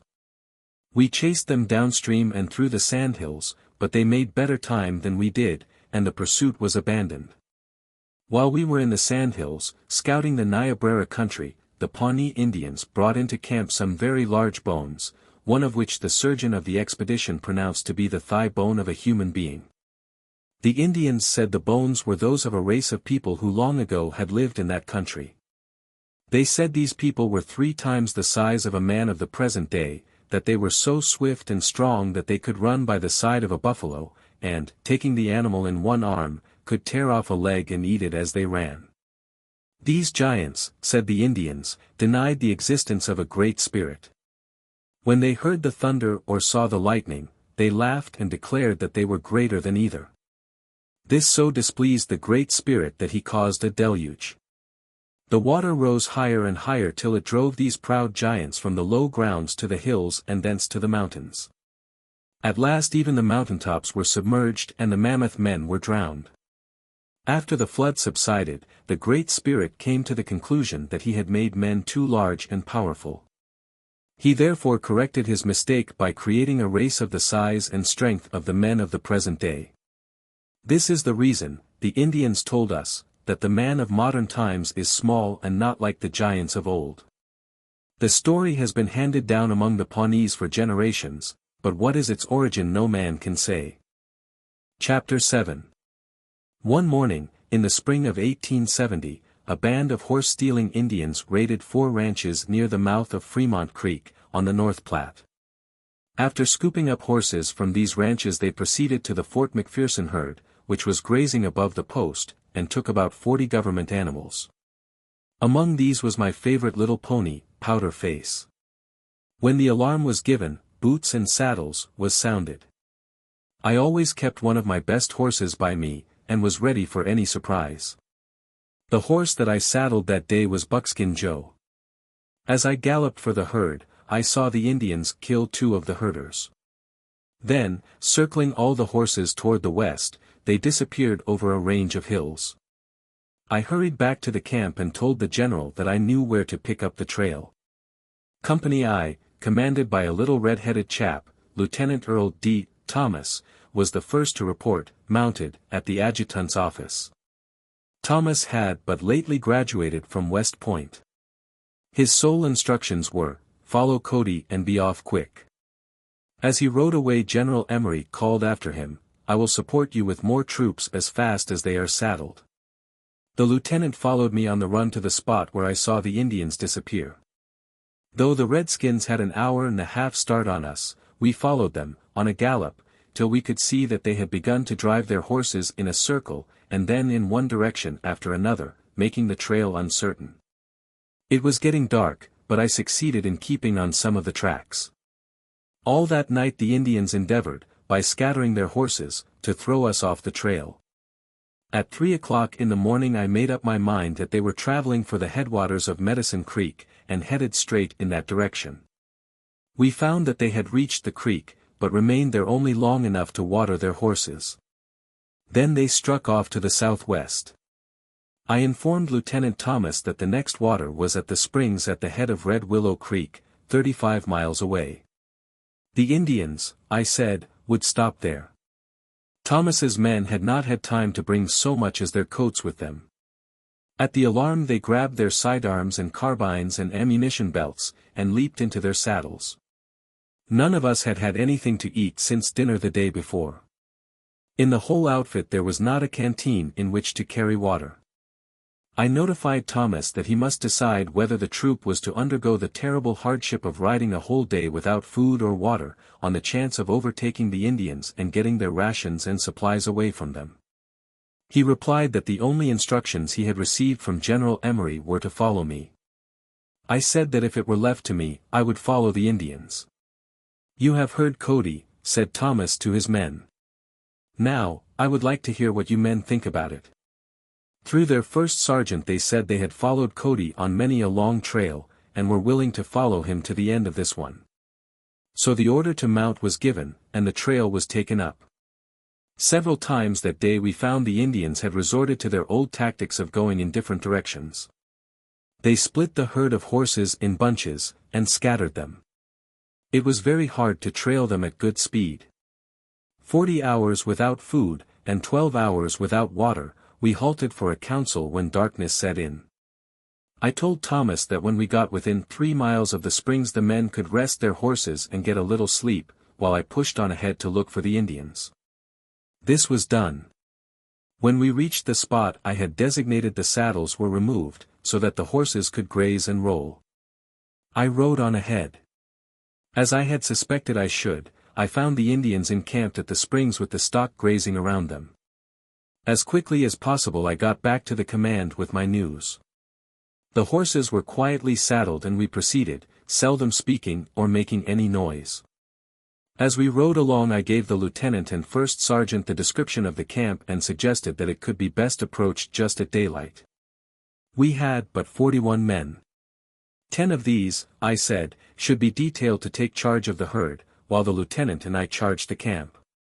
The Indians were encamped on a little knoll, around which was miry ground, making a cavalry charge difficult. The Indians numbered as many as we did. The safest plan was to dismount some of the men, leaving others to hold the horses, and proceed to the attack on foot. The rest of the men were to remain with their horses, and get through the marshy ground mounted, if they could. A halt was called, and this was explained to the men. It didn't take them long to understand. We approached very cautiously till we got within a quarter of a mile of the Indians. Then the charge was sounded. We did not find the land as miry as we had supposed. Dashing in among the Indians, we completely surprised them. Most of them grabbed the guns, with which they always slept, and fled to the marsh below the camp. Others ran for their horses. It was fortunate that we had dismounted 10 men. These were able to follow the Indians who had escaped to marsh. When we made the charge my chief thought was to keep a lookout for my pony, Powder Pace. Soon I saw an Indian, mounted on him, making his escape. I rushed through the camp, shooting to the left and right, but keeping a beeline after Powder Face and his rider. Soon another Indian who was afoot leaped up behind Powder Face's rider. I knew that the little animal was very swift for a short distance, but that he would be badly handicapped by the weight of 2 men. I realized that my old buckskin Joe was tired but his staying qualities were such that I was sure he would overtake Powder Face, carrying double weight. Though I was not 100 yards behind the object of my pursuit when the second Indian mounted I was afraid to shoot. It was not yet quite daylight. I feared to fire lest I hit my beloved pony. For 2 miles I followed through the sandhills before I dared to use my rifle. The Indian riding at the rear had a revolver with which he kept banging away, but I paid little attention to him. I knew a man shooting behind with a pistol was likely to hit nothing but air. At last I took a steady aim while old Joe was running smoothly. The bullet not only hit the rear man, but passed through him and killed the man in front. They both fell. I took another shot to make sure they were not playing possum. As they fell, Powder Face stopped and looked around, to learn what it was all about. I called to him, and he came up to me. Both Indians were wearing beautiful war bonnets, of which I took possession, as well as of their fancy trappings. Then, taking Powder Face by the rope, I led him back to the springs to see how the lieutenant had made out. The herd of horses was held and surrounded by a few soldiers. The rest were still popping at the Indians. But most of the redskins were either hidden among the marshes, or had got clear away to the surrounding hills. I found the lieutenant, and told him I thought we had accomplished all that was possible. The orderly sounded the recall. I have never seen a muddier set of boys than those who came out of the marsh and began rummaging around the Indian camp. We soon discovered 200 or 300 pounds of dried meat, buffalo, deer, and antelope, also a little coffee and sugar and an old kettle and tin cups which the Indians had used. All the men by this time had all the water they wanted. Each was chewing a piece of dried meat. Pickets were posted to prevent a surprise. Soon coffee was ready. In a short time everybody was filled up, and I told Thomas we had better be getting out of there. Many of the men began saddling the stolen horses, so as to rest their own. The lieutenant was eager to remain and rest until the reinforcements that General Emory had promised should arrive. "Your orders were to follow me, weren't they?" I asked. "Yes." "Well, then, keep on following me, and you'll soon see the reason for getting out of here." "All right," he agreed. "I've heard the general say that in a tight place your directions should always be followed." With most of the men driving the captured horses we started for Fort McPherson. I didn't take the trail that we had followed in. I knew of a shorter route, and besides, I didn't want to meet the support that was coming. I knew the officer in command, and was sure that if he came up he would take all the glory of the capture away from Lieutenant Thomas. Naturally I wanted all the credit for Thomas and myself as we were entitled to. The soldiers that had been sent out after us found and destroyed the village, but we did not meet them. They discovered 7 or 8 dead Indians, and there were a few more down in the marsh which they overlooked. The major in command sent out scouts to find our trail. Texas Jack, who was on this duty, returned and reported that he had found it, and that we were going back to the fort by another route. The major said, "That's another of those tricks of Cody's. He will guide Thomas back and he will get all the glory before I can overtake him." We rode into Fort McPherson about 6 o'clock that evening. I told Thomas to make his report immediately, which he did. General Emory complimented him highly, and Thomas generously said that all he did was to obey orders and follow Cody. A report was made to General Sheridan, and the next day that officer wired Thomas his congratulations. The next day the command that was sent out after us returned to the fort. The major was hotter than a wounded coyote.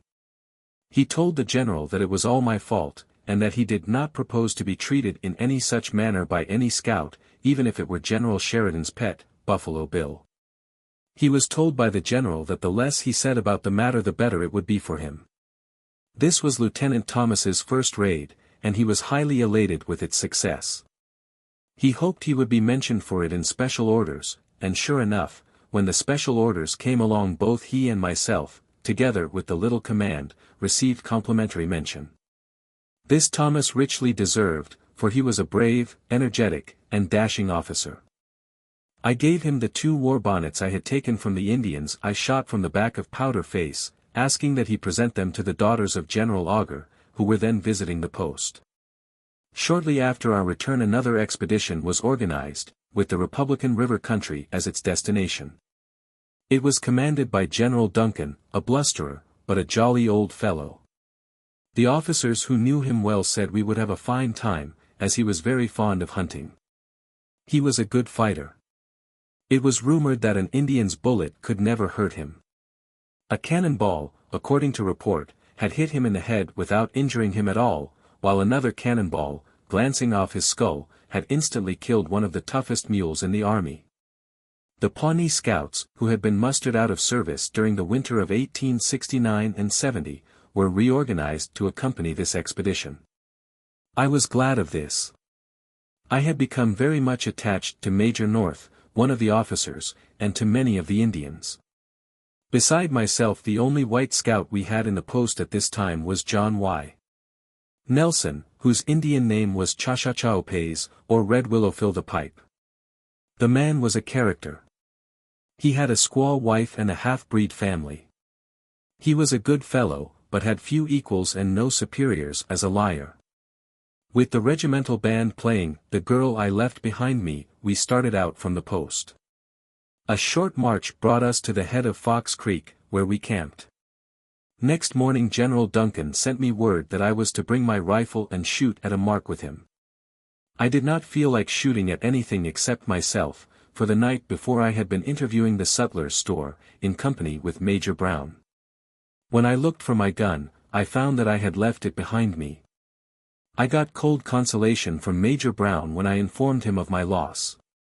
Then I told him that the general had sent for me to shoot a match with him, and that if the old man discovered my predicament there would be trouble.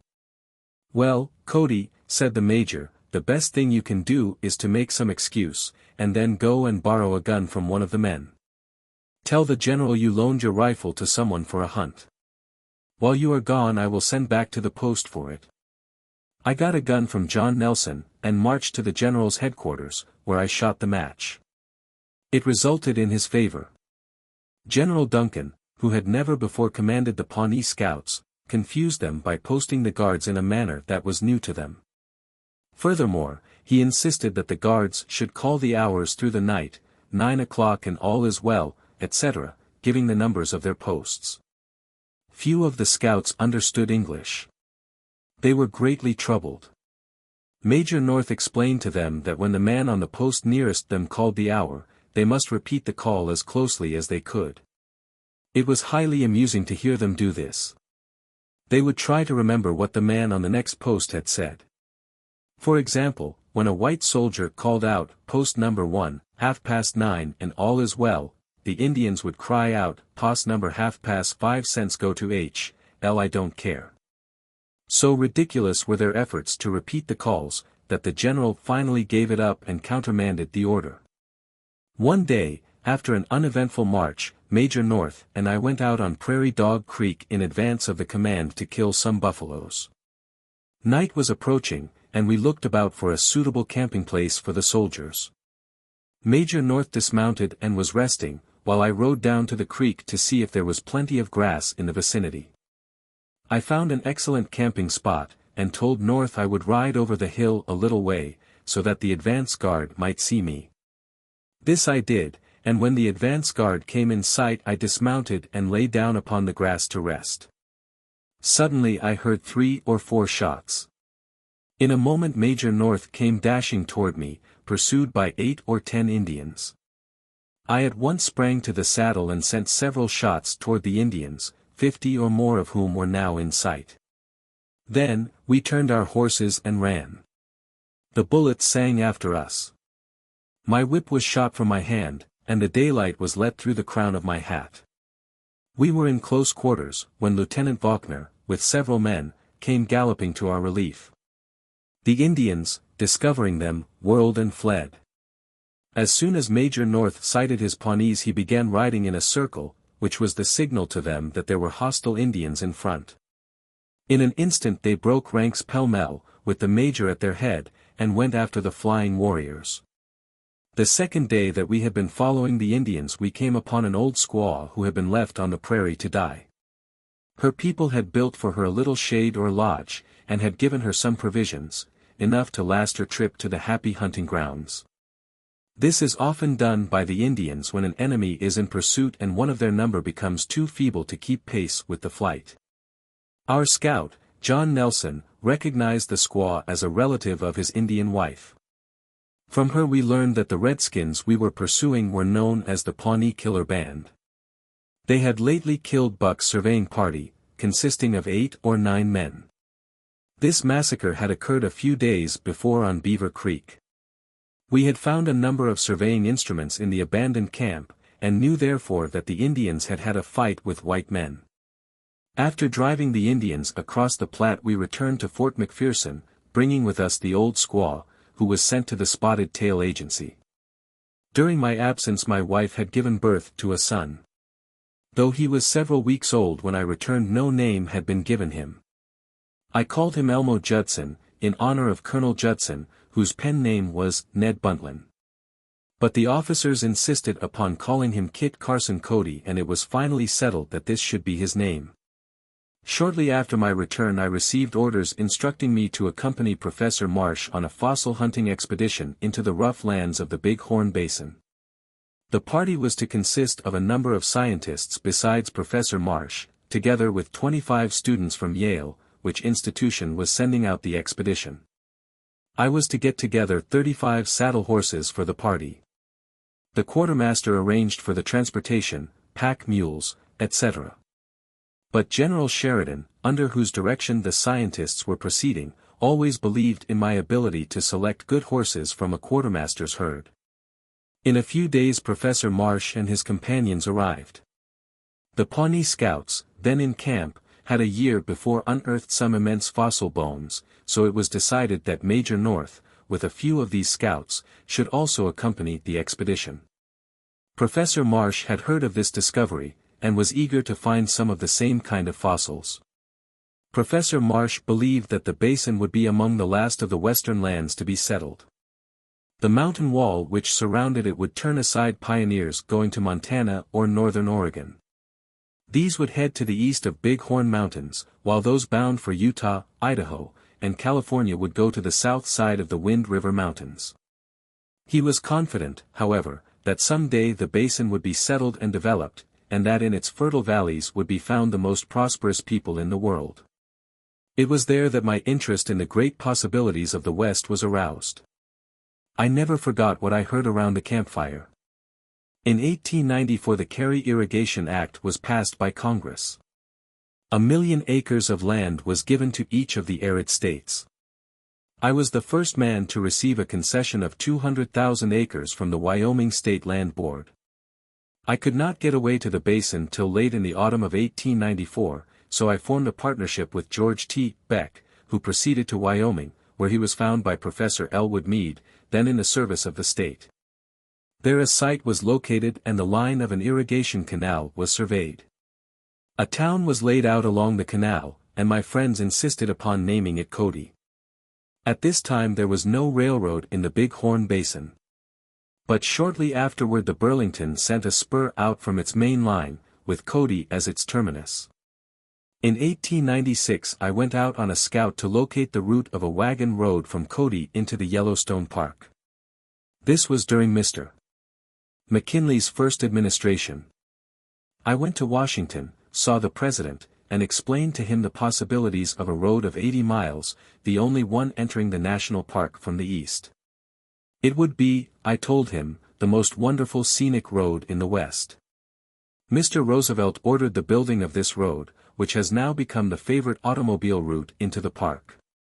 Today the Big Horn Basin is one of the richest of American oil lands, and the Pennsylvania of the West for coal production. Every one of the prophecies that Professor Marsh made to us around that campfire has come true. In December, 1870, I was sent as a witness to Fort D.A. Russell, near the city of Cheyenne, where a court-martial was to be held. Before leaving home my wife had given me a list of articles she needed for the furnishing of our house. These I promised to purchase in Cheyenne. On arriving at Fort Russell I found many officers, also witnesses at the court-martial, and put in most of my time with them. A postponement of a week gave us an opportunity to do Cheyenne. That town furnished abundant opportunities for entertainment, as there was every kind of game in operation, from roulette to horse racing.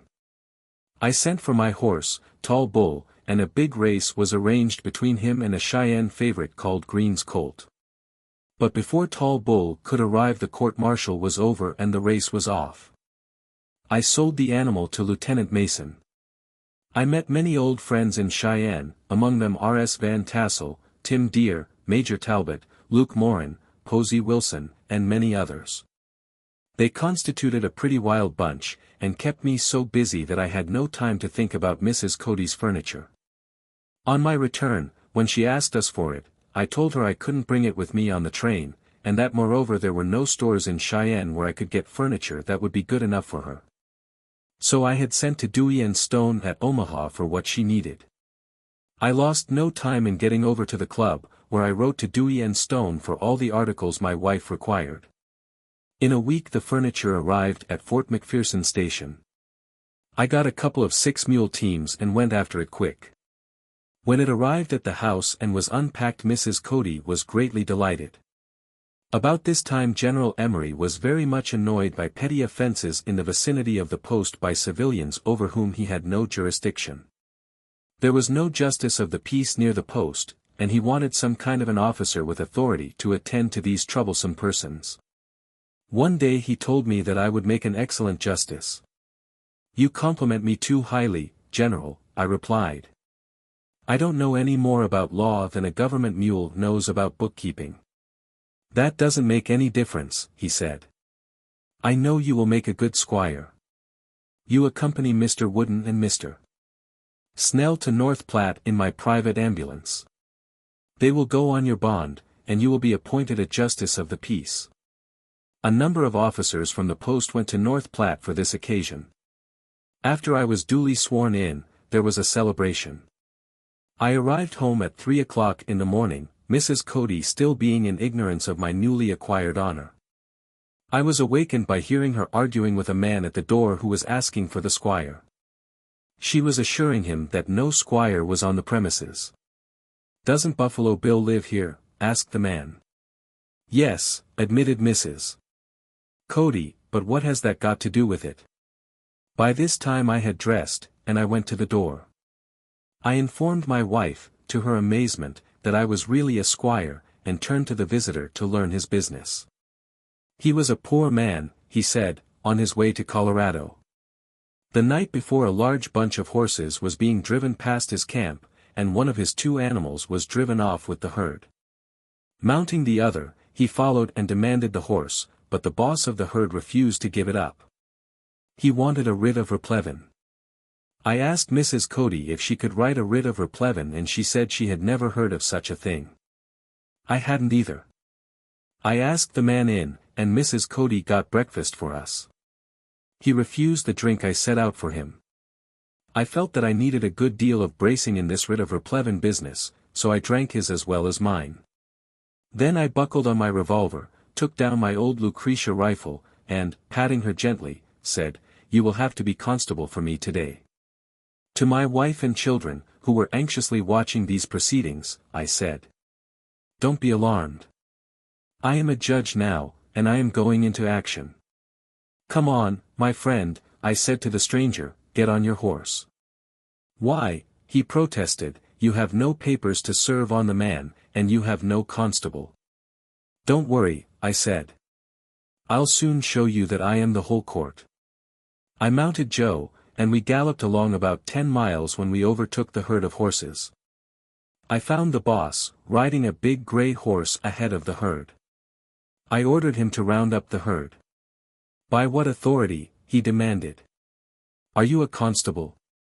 I said I was not only a constable, but the whole court, and one of his men at the same time whispered to him, "Be careful, that is Buffalo Bill."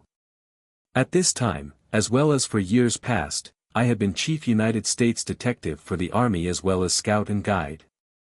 I felt that with the offices of Justice and Constable added to these titles I had all the power necessary to take one horse. The herd boss evidently thought so, too. After asking if my name were Cody, and being told that it was, he said, "Well, there is no need of having a fuss over one horse."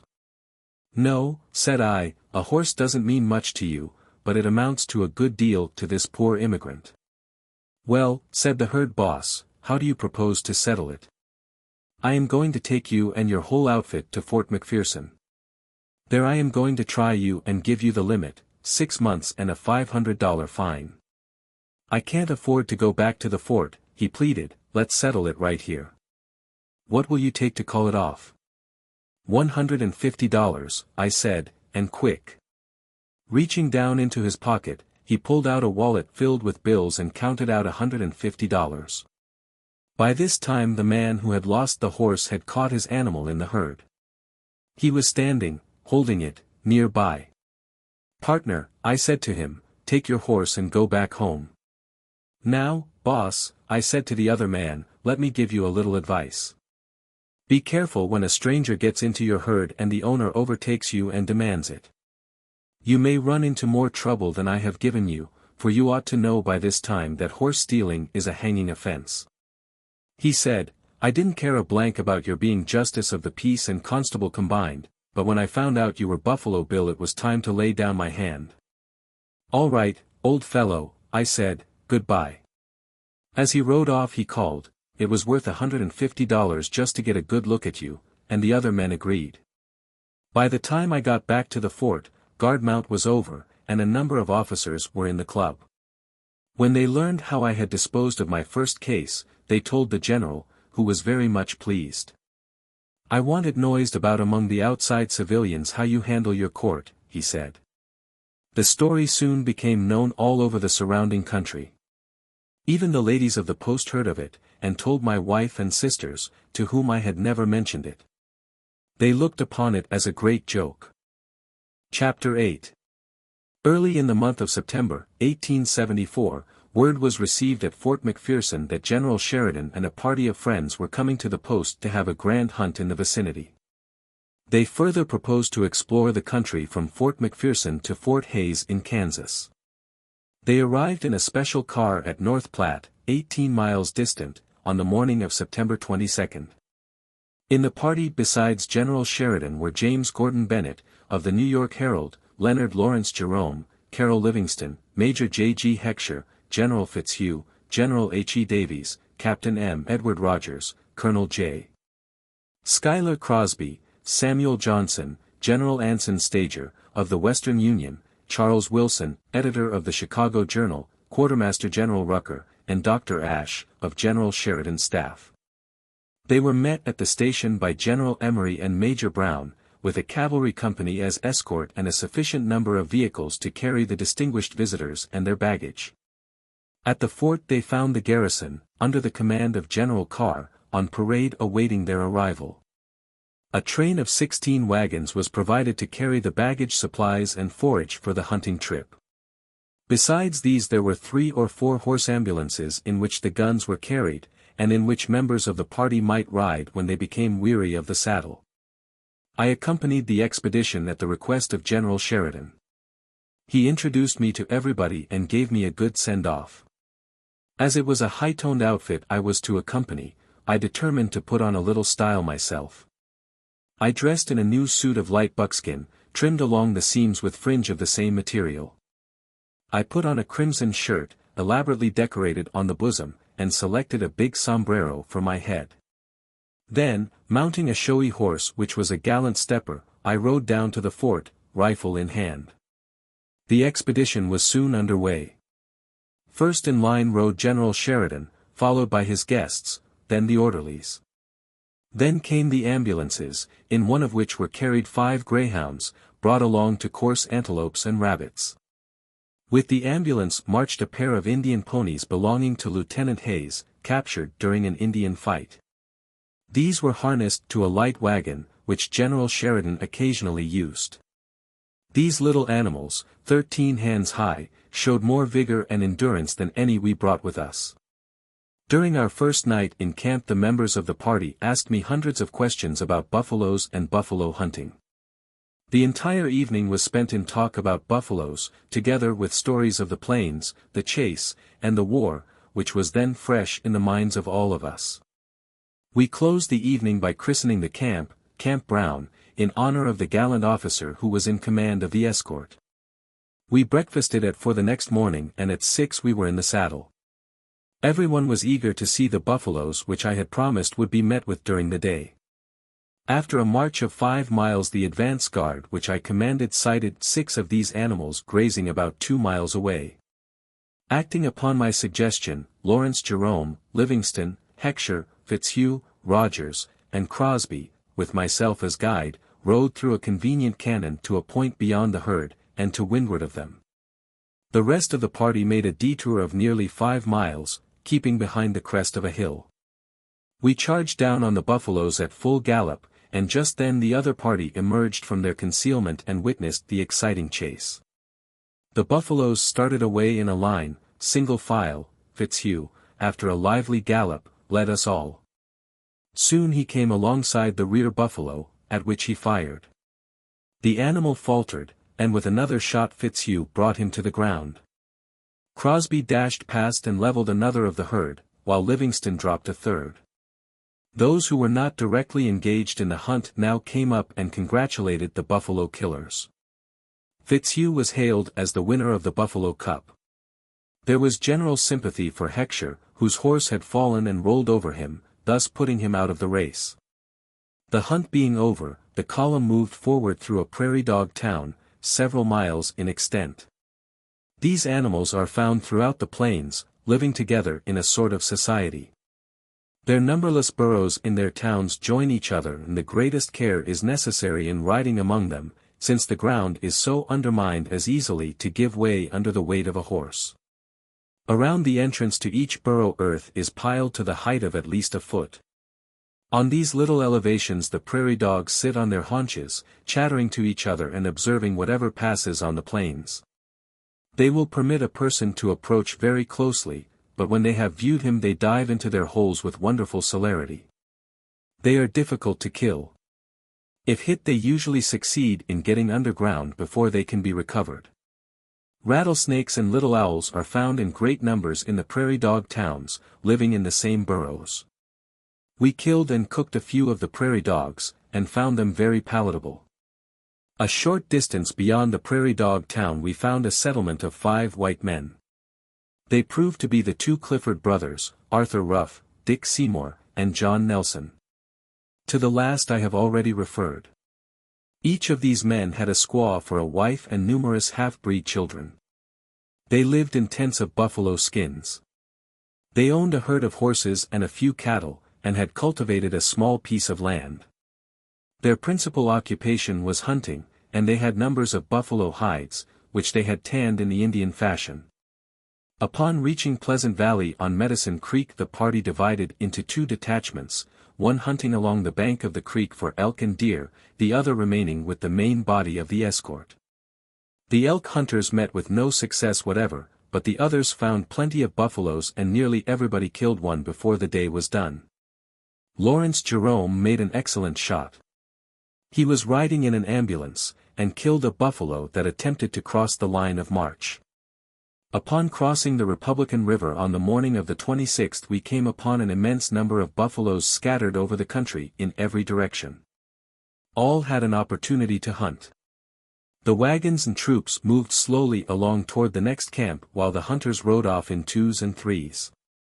Each hunter was rewarded with abundant success. Lawrence Jerome met with the only mishap. He was riding Buckskin Joe, which I had lent him, and, dismounting to get a steady shot, thoughtlessly let go of the bridle. The horse decided to do a little hunting on his own account. When last seen that day he was ahead of the buffaloes, and gaining, while his late rider was left to his own reflections. 3 days later Joe, saddled and bridled, turned up at Fort McPherson. We pitched our camp for the night in a charming spot on the bank of Beaver Creek. The game was so abundant that we remained there the next day. This stopping place was called Camp Cody, in honor of the reader's humble servant.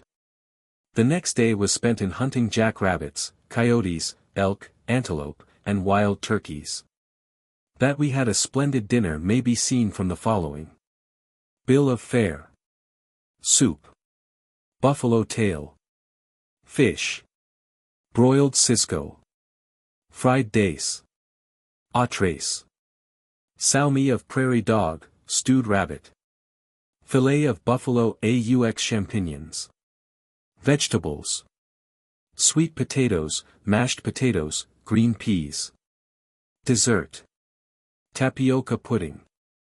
Wines. Champagne frappé, champagne au naturel, claret, whiskey, brandy. Ale. Coffee. I considered this a fairly good meal for a hunting party. Everybody did justice to it. The excursionists reached Fort Hays on the morning of October 2nd. There we pitched our tents for the last time. That same afternoon General Sheridan and his guests took the train for the east. They expressed themselves as highly pleased with the hunt, as well as with the way they had been guided and escorted. General Davies afterward wrote the story of this hunt in a volume of 68 pages, called 10 Days on the Plains. In this chapter one have taken the liberty of condensing frequently from this volume, and in some cases have used the General's exact language.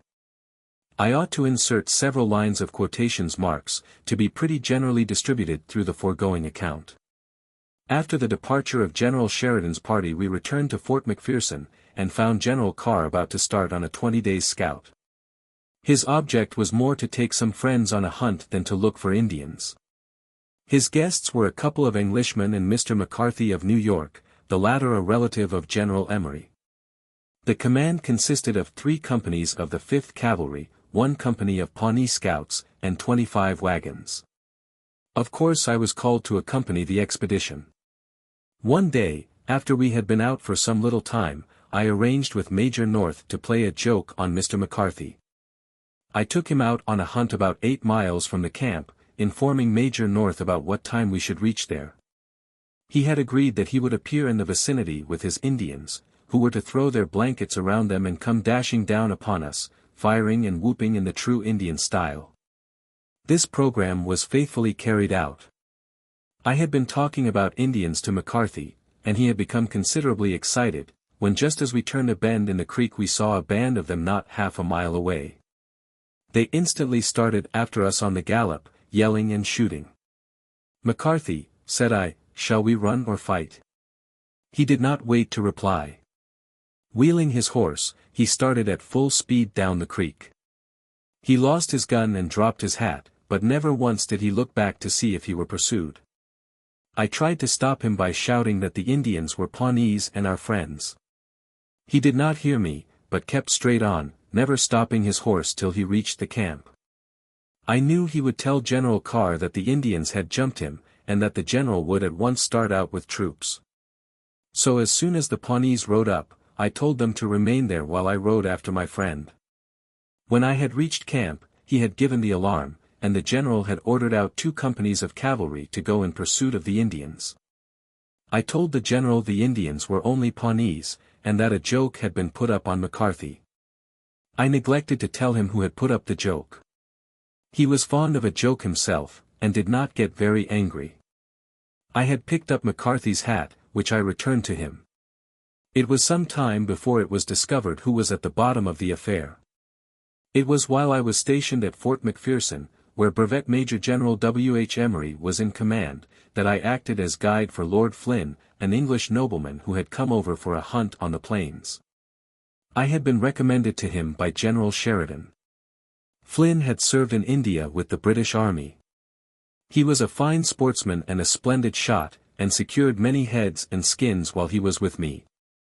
Money meant little to him.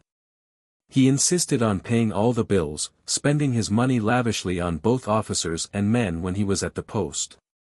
Once, when we ran out of liquid refreshments while on the hunt, we rode 30 miles to a saloon, only to find it closed. Lord Flynn inquired the price of the place, found it to be $500 and bought it. When we left, after having had all we needed to drink, he gave it, house, bar, stock, and all, to George Dillard, who had come along with the party as a sort of official bartender. Sir George Watts Garland also made a hunt with us. He was an excellent hunter and a thorough gentleman, but he lacked the personality that made Lord Flynn one of the most popular visitors who ever came to the post.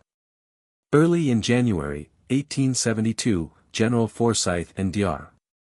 Ashe, of General Sheridan's staff, came to Fort McPherson to make preparations for a grand buffalo hunt to be conducted for the Grand Duke Alexis. General Sheridan was desirous of giving the Russian nobleman the hunt of his life. He wanted everything ready when the Grand Duke arrived, so that he need lose no time at the post. By way of giving their distinguished guest a real taste of the plains, the 2 officers asked me to visit the camp of the Sioux chief, Spotted Tail, and ask him to bring 100 of his warriors to the spot on Red Willow Creek, which, at my suggestion, had been selected as the Grand Duke's camp.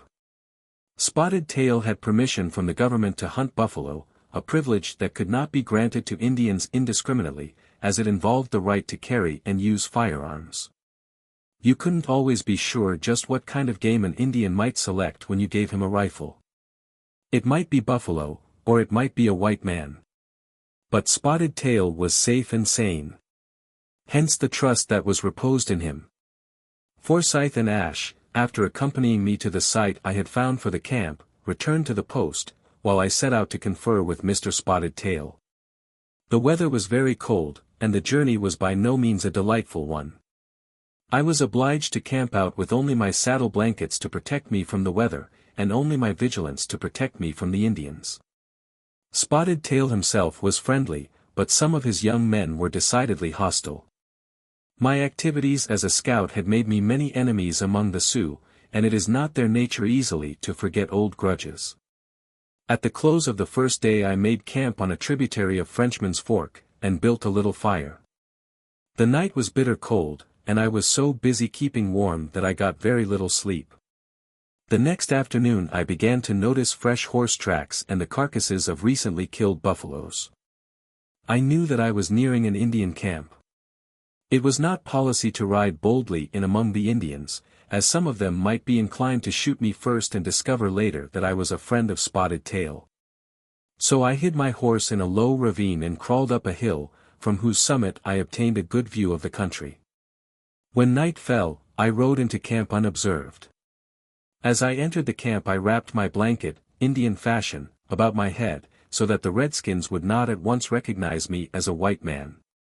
Then I hunted about till I found Spotted Tail's lodge. The old chief was stretched lazily out on a pile of robes as I looked in. He knew who I was and invited me to enter. In the lodge I found Todd Randall, an old white frontiersman, who was Spotted Tail's friend and agent, and who had lived a great many years with the Indians. Randall, who spoke the Sioux jargon perfectly, did the interpreting, and through him I readily communicated to the chief the object of my visit. I said that the warriors and chiefs would greatly please General Sheridan if they would meet him in about 10 sleeps at the old government crossing at the Red Willow. I said that a great chief from far across the water was coming to visit them, and that he was especially anxious to meet the greatest of the Indian chiefs. Spotted Tail replied that he would be very glad to go. He added that on the morrow he would call his men together and select from them those who were to accompany him. He told me I had acted very wisely in coming first to him, as it was known to him that some of his young men did not like me, and he knew that they had hasty tempers. He expressed himself as pleased that they had not met me outside the village, and I assured him that I was equally pleased that this was so. The chief then called his squaw, who got me something to eat, and I passed the remainder of the night in his lodge. Having informed the old man that this was no ordinary occasion, and that he would be expected to do the job upright, I returned to the post. When the day set for the Grand Duke's arrival came, there was a brave array at the station to meet him. Captain Hayes and myself had 5 or 6 ambulances to carry his party. Captain Egan was on hand with a company of cavalry and 20 extra saddle horses, and the whole population of the place was gathered to see the great man from Russia. The train came in, and from it stepped General Sheridan. A fine figure of a man was towering above him. This was the visitor. I was presented to the Grand Duke as Buffalo Bill, the man who would have charge of the hunt. I immediately ordered up the saddle horse I had selected for the nobleman, also a fine horse for General Sheridan. Both men decided to ride for a few miles before they took seats in the ambulances. When the whole party was mounted, they started south, Texas Jack acting as guide until such time as I could overtake them. The Grand Duke was very much interested in the whole proceeding, particularly in the Indians. It was noticed that he cast frequent and admiring glances at a handsome red-skinned maiden who accompanied old Spotted Tail's daughter. When we made camp, my titled guest plied me with questions about buffaloes and how to kill them.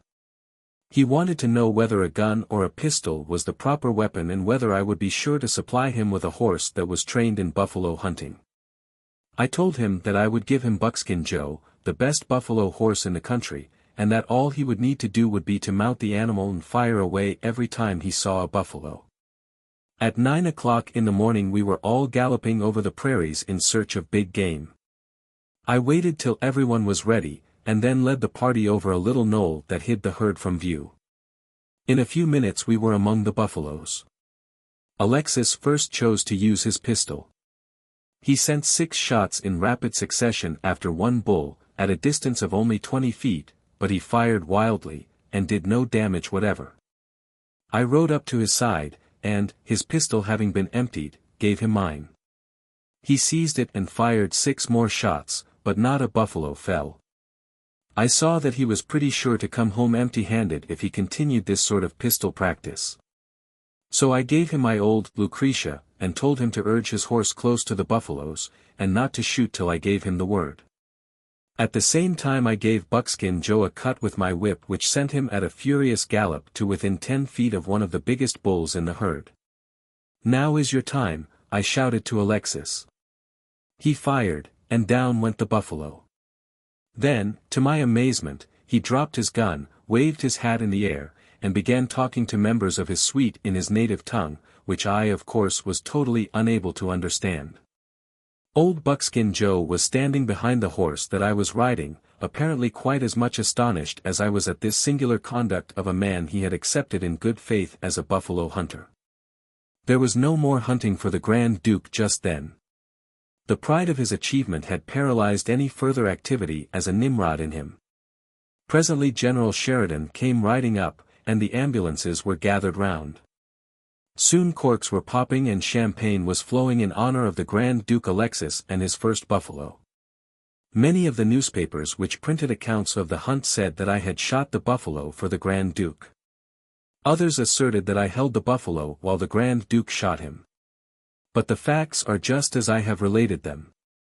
It was evident to all of us that there could be little more sport for that day. At the request of General Sheridan I guided the Russians back to camp. Several of the others in the party decided to indulge in a little hunt on their own account, and presently we saw them galloping madly over the prairie in all directions, with terrified buffaloes flying before them. As we were crossing a stream on our way back to camp, we ran into a small band that had been frightened by some of these hunters. They came sweeping across our path, not more than 30 feet away, and as they passed, Alexis raised his pistol and fired generally into the herd. A buffalo cow fell. It was either an extraordinary shot or a scratch, probably the latter.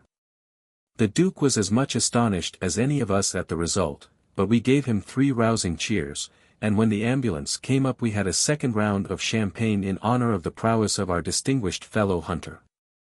I began to hope that he would keep right on killing buffaloes all the afternoon, for it was apparent that every time he dropped an animal a basket of champagne was to be opened. And in those days on the plains, champagne was not a drink that could be indulged in very often.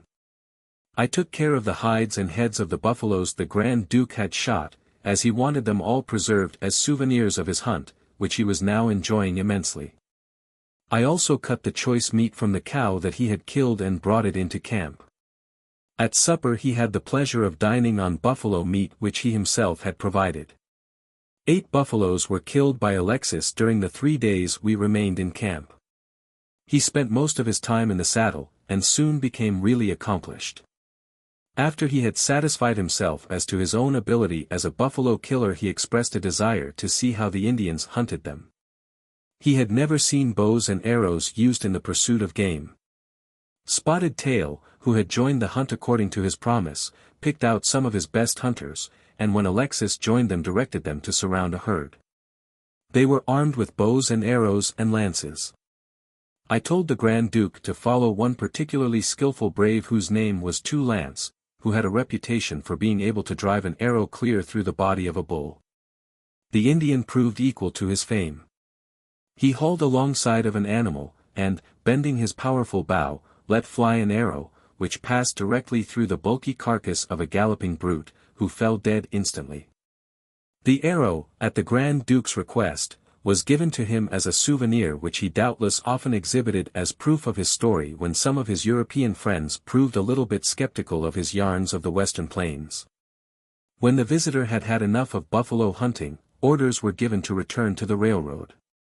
The conveyance provided for Alexis and General Sheridan was an old-fashioned Irish dog-cart, drawn by 4 spirited cavalry horses.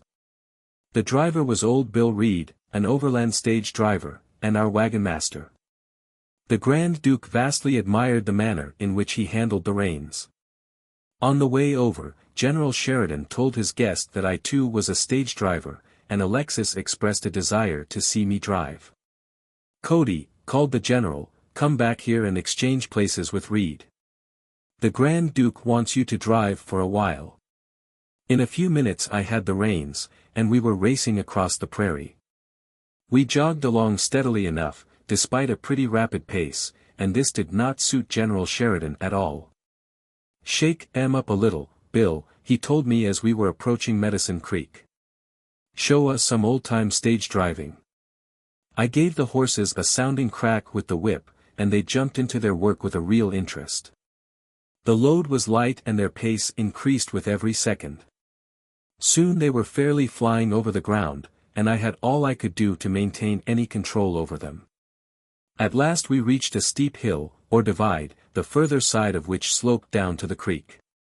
There was no brake on the wagon, and the 4 horses were not in the least inclined to hold back, appearing to be wholly unconcerned as to what might happen. It was impossible to restrain them. My work was cut out for me in keeping them on the track. So I let them set their own pace down the hill. The wagon bounded and rebounded from the bumps in the road, and my 2 distinguished passengers had to keep very busy holding their seats. However, when they saw that the horses were being kept in the road, they assumed an appearance of enjoying themselves. I was unable to slacken the pace of the horses until they dashed into the camp where we were to obtain a relay. There I succeeded in checking them. The Grand Duke and the General said they had got a lot of enjoyment out of the ride, but I noticed that thereafter they were perfectly willing to travel at an easier pace. When we arrived at North Platte, the Grand Duke invited me into his car, and there, over a few bottles of champagne, we went over all the details of the hunt. He said the trip was one which he would never forget and professed himself as wholly unable to thank me for my part in it. As I was leaving the car, one of his suite approached me, and, extending a big roll of greenbacks, begged me to accept it as a slight token of the Grand Duke's appreciation of my services. I told him I could take nothing for what I had done. He then handed me a small jewel box, which I slipped into my pocket without examining, and asked if I would not also accept the magnificent fur overcoat which Alexis had worn on the hunt. I had frequently admired this coat, which was made of many fine Russian furs. I was glad to receive it as a remembrance from one of the most agreeable men I had ever guided on a hunting expedition. After leaving us, Alexis telegraphed to the most famous of New York jewelers and had made for me a wonderful set of sleeve links and a scarf pin, studded with diamonds and rubies, each piece in the form of a buffalo head, as large as a silver $50. Reporters who accompanied the expedition telegraphed the story of this order to their New York newspapers. When later I arrived in New York, after this present had been given me, some of the papers said that Buffalo Bill had come to New York to buy a shirt on which to wear the jewelry given him by the Grand Duke Alexis. Shortly after this, General Ord, who had accompanied the hunting party, rode over with me to Fort McPherson. On the way he asked me how I would like to have a commission in the regular army. General Sheridan, he said, had suggested that I ought to have a commission, and the matter could be arranged if I desired it. I thanked the general, and asked him to thank General Sheridan. But though a commission was a tempting prize, I preferred to remain in the position I was holding. He said that if at any time I felt that I wanted a commission, I only needed to ask for it, and it would be given to me. All I looked forward to was the life of the plains. It was enough for me to be in the saddle, trusting each day to find some new adventure. Army life would mean a great deal of routine, and routine was something I could not endure. So, giving up forever any hope of wearing an officer's shoulder straps, I was about to turn back to the prairies to see what new opportunities for excitement offered, when a strange new call came to me. General J.J. Reynolds, who had just arrived at Fort McPherson with the 3rd Cavalry, called me into the office one day and told me that he had a letter, railroad tickets, and $500 for me. Furthermore, he informed me that a 30 days leave of absence was awaiting me whenever I wanted to take it. All this was the doing of the Millionaires' Hunting Party, headed by James Gordon Bennett and the Jeromes, which I had guided the year before. I was, in short, invited to visit my former charges in New York, and provided by them with money and mileage, and leisure for the trip. Chapter 9. Of course, going to New York was a very serious business, and not to be undertaken lightly. The first thing I needed was clothes, and at my direction the post tailor constructed what I thought was the handsomest suit in the world. Then I proceeded to buy a necktie, so that I could wear the present which had come in the little box from the Grand Duke, a handsome scarf pin. The Grand Ducal overcoat and a new Stetson, added to the wardrobe I already possessed, completed my outfit. Almost everything I had was on my back, but just the same I borrowed a little trunk of my sister, so as to impress New York with the fact that I had as many clothes as any visitor from the West. At the last minute I decided to take along my buckskin suit. Something told me that some of the people I had met in New York might want to know just how a scout looked in his business clothes. Mrs. Cody was much astonished because I did not ask for my brace of pistols, which had accompanied me everywhere I had gone up to that time. She had great confidence in these weapons, which more than once had saved my life. She wanted to know what in the world I would do without them if I met any bad men in New York. I told her that I supposed there were policemen in New York whose business it was to take care of such people. Anyway, I was going to chance it. On my arrival at Omaha I was met by a number of friends who had heard of my expected descent on New York. They drove me at once to the United States Court, where my old friend, Judge Dundee, was on the bench. The minute I entered the courtroom the judge rapped loudly with his gavel and said, "This court is adjourned while Cody is in town." He joined the party, and we moved on to the Paxton Hotel, where a banquet was arranged in my honor. I left for Chicago the next day. On arriving there, I was met at the depot by Colonel M.V. Sheridan, brother of General Philip Sheridan, my old friend and fellow townsman. Mike Sheridan, with his brother, the general, was living in a beautiful house on Michigan Avenue. There I met a number of the old officers with whom I had served on the plains. I was still wearing the wonderful overcoat that had been given me by the Grand Duke Alexis, and it was a source of continuous admiration among the officers, who pronounced it the most magnificent garment of its kind in America. The splendor of the general's Michigan Avenue mansion was new to me. Never before had I seen such vast rooms and such wonderful furnishings. It was necessary to show me how the gas was turned on and off, and how the water flowed in the bathroom. I moved around the place in a daze until Mike, taking pity on me, escorted me to a barroom, where I was more at home. As we were partaking of a cocktail, a number of reporters from the Chicago papers came in. They had been told of my visit and plied me with questions. In the papers the next morning I found that I had had adventures that up to that time I had never heard of. The next evening I had my first adventure in high society, and it proved more terrifying to me than any Indian fight I had ever taken part in. Finding I had no proper raiment for a big ball, which was to be given in my honor, Mike Sheridan took me to the clothing department of Marshall Field's, where I was fitted with an evening suit. The general's valet assisted me into these garments that evening. My long brown hair still flowed down over my shoulders and I was determined to go to the barber's and have it sheared before I made a public appearance, but General Sheridan would not hear of this. He insisted that I crown my long locks with a plug hat, but here I was adamant. I would go to the party in my Stetson or I would not go to the party at all.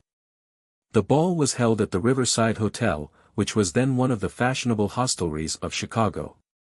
When I was escorted in, I was told to give the colored boy my hat and coat. To this I violently objected. I prized the coat beyond all my earthly possessions and intended to take no chances with it. I was finally persuaded that the boy was a responsible employee of the hotel and reluctantly gave him the garment. Then I suffered myself to be led into the ballroom. Here I met a bevy of the most beautiful women I had ever seen. Fearing every minute that I would burst my new and tight evening clothes, I bowed to them all around, but very stiffly. To the general's request that I join in the next dance I entered a firm refusal. I knew no dances but square dances, so they got up an old-fashioned quadrille for me and I managed somehow to go through it. As soon as it was over, I hurriedly escorted my fair partner to her seat, then I quickly made my way to the barroom. The man behind the bar appreciated my plight. He stowed me away in a corner behind the icebox and in that corner I remained for the rest of the evening. Several times the general and his friends came down to moisten up, and each time I heard them wondering aloud what had become of me. When the music stopped and the party broke up I emerged from my hiding place. The next morning I reported to the general and explained to him that I was going back to the sagebrush. If New York were like Chicago, I wanted to be excused. But he insisted that I continue my trip. At 11 o'clock the next morning he thrust me into a Pullman car, which was in charge of Mr. Angel, an official of the Pullman Car Company, and was taking a private party to the east. Two of my millionaire hunting companions, J.B. Heckscher and Colonel Schuyler Crosby, met me at the station and drove me to the Union Club. That night I was told to put on my evening clothes and accompany them to a theater. Heckscher was very much disturbed when he saw the Chicago clawhammer that had been purchased for me. "It will do for tonight," he said, "but tomorrow I'll send you to my tailor and have him make you some clothes fit for a gentleman to wear." We saw Edwin Booth in a Shakespearean play. I was told that all my wealthy hunting friends would join me at breakfast the next morning. I was up at 7 o'clock and waiting for them. The hours dragged slowly by and no guests arrived. I was nearly famished, but did not dare eat until the company should be assembled. About 11 o'clock, when I was practically starved, Mr. Heckscher turned up. I asked him what time they usually had breakfast in New York and he said about 12:30 or any time thereafter up to 3. At 1, the gentlemen all made their appearance and were somewhat astonished at the amount of breakfast I stowed away, until they were told that I had been fasting since 7 o'clock that morning. During my visit to New York, I was taken by Mr. James Gordon Bennett to Niblo's Garden, where I saw The Black Crook. We witnessed the performance from a private box and my breath was fairly taken away when the curtain went up on the fifth act. Needless to say, that was the first time I had ever witnessed a musical show and I thought it the most wonderful spectacle I had ever gazed upon. The remainder of my visit in New York was spent in a series of dinners and theater parties. I was entertained in the house of each gentleman who had been with me on the hunt. I had the time of my life. After I had had about all the high life I could stand for the time being, I set out for Westchester, Pa. To find the only relative I knew in the East. My mother was born in Germantown. Her sister had married one Henry R. Gus, of Westchester. I found on reaching Westchester that my relative was one of its most important citizens, having the Civil War title of general. I found his home with no trouble, and he was very delighted to see me. An old lady, who was a member of his household, he introduced to me as my grandmother. His first wife, my Aunt Eliza, was dead, and he had married a second time. He also introduced me to his son, Captain George Gus, who had been in the army with him during the Civil War. It was not until we had talked of old family connections for an hour or more that they discovered that I was Buffalo Bill. Then they simply flooded me with questions. To make sure that I would return for a second visit, the young people of the family accompanied me back to New York. I was due for a dinner that evening, so I gave them a card to Mr. Palmer, of Niblo's Garden, and they all went to see The Black Crook. When I reached the club I was given a telegram from General Sheridan telling me to hasten to Chicago.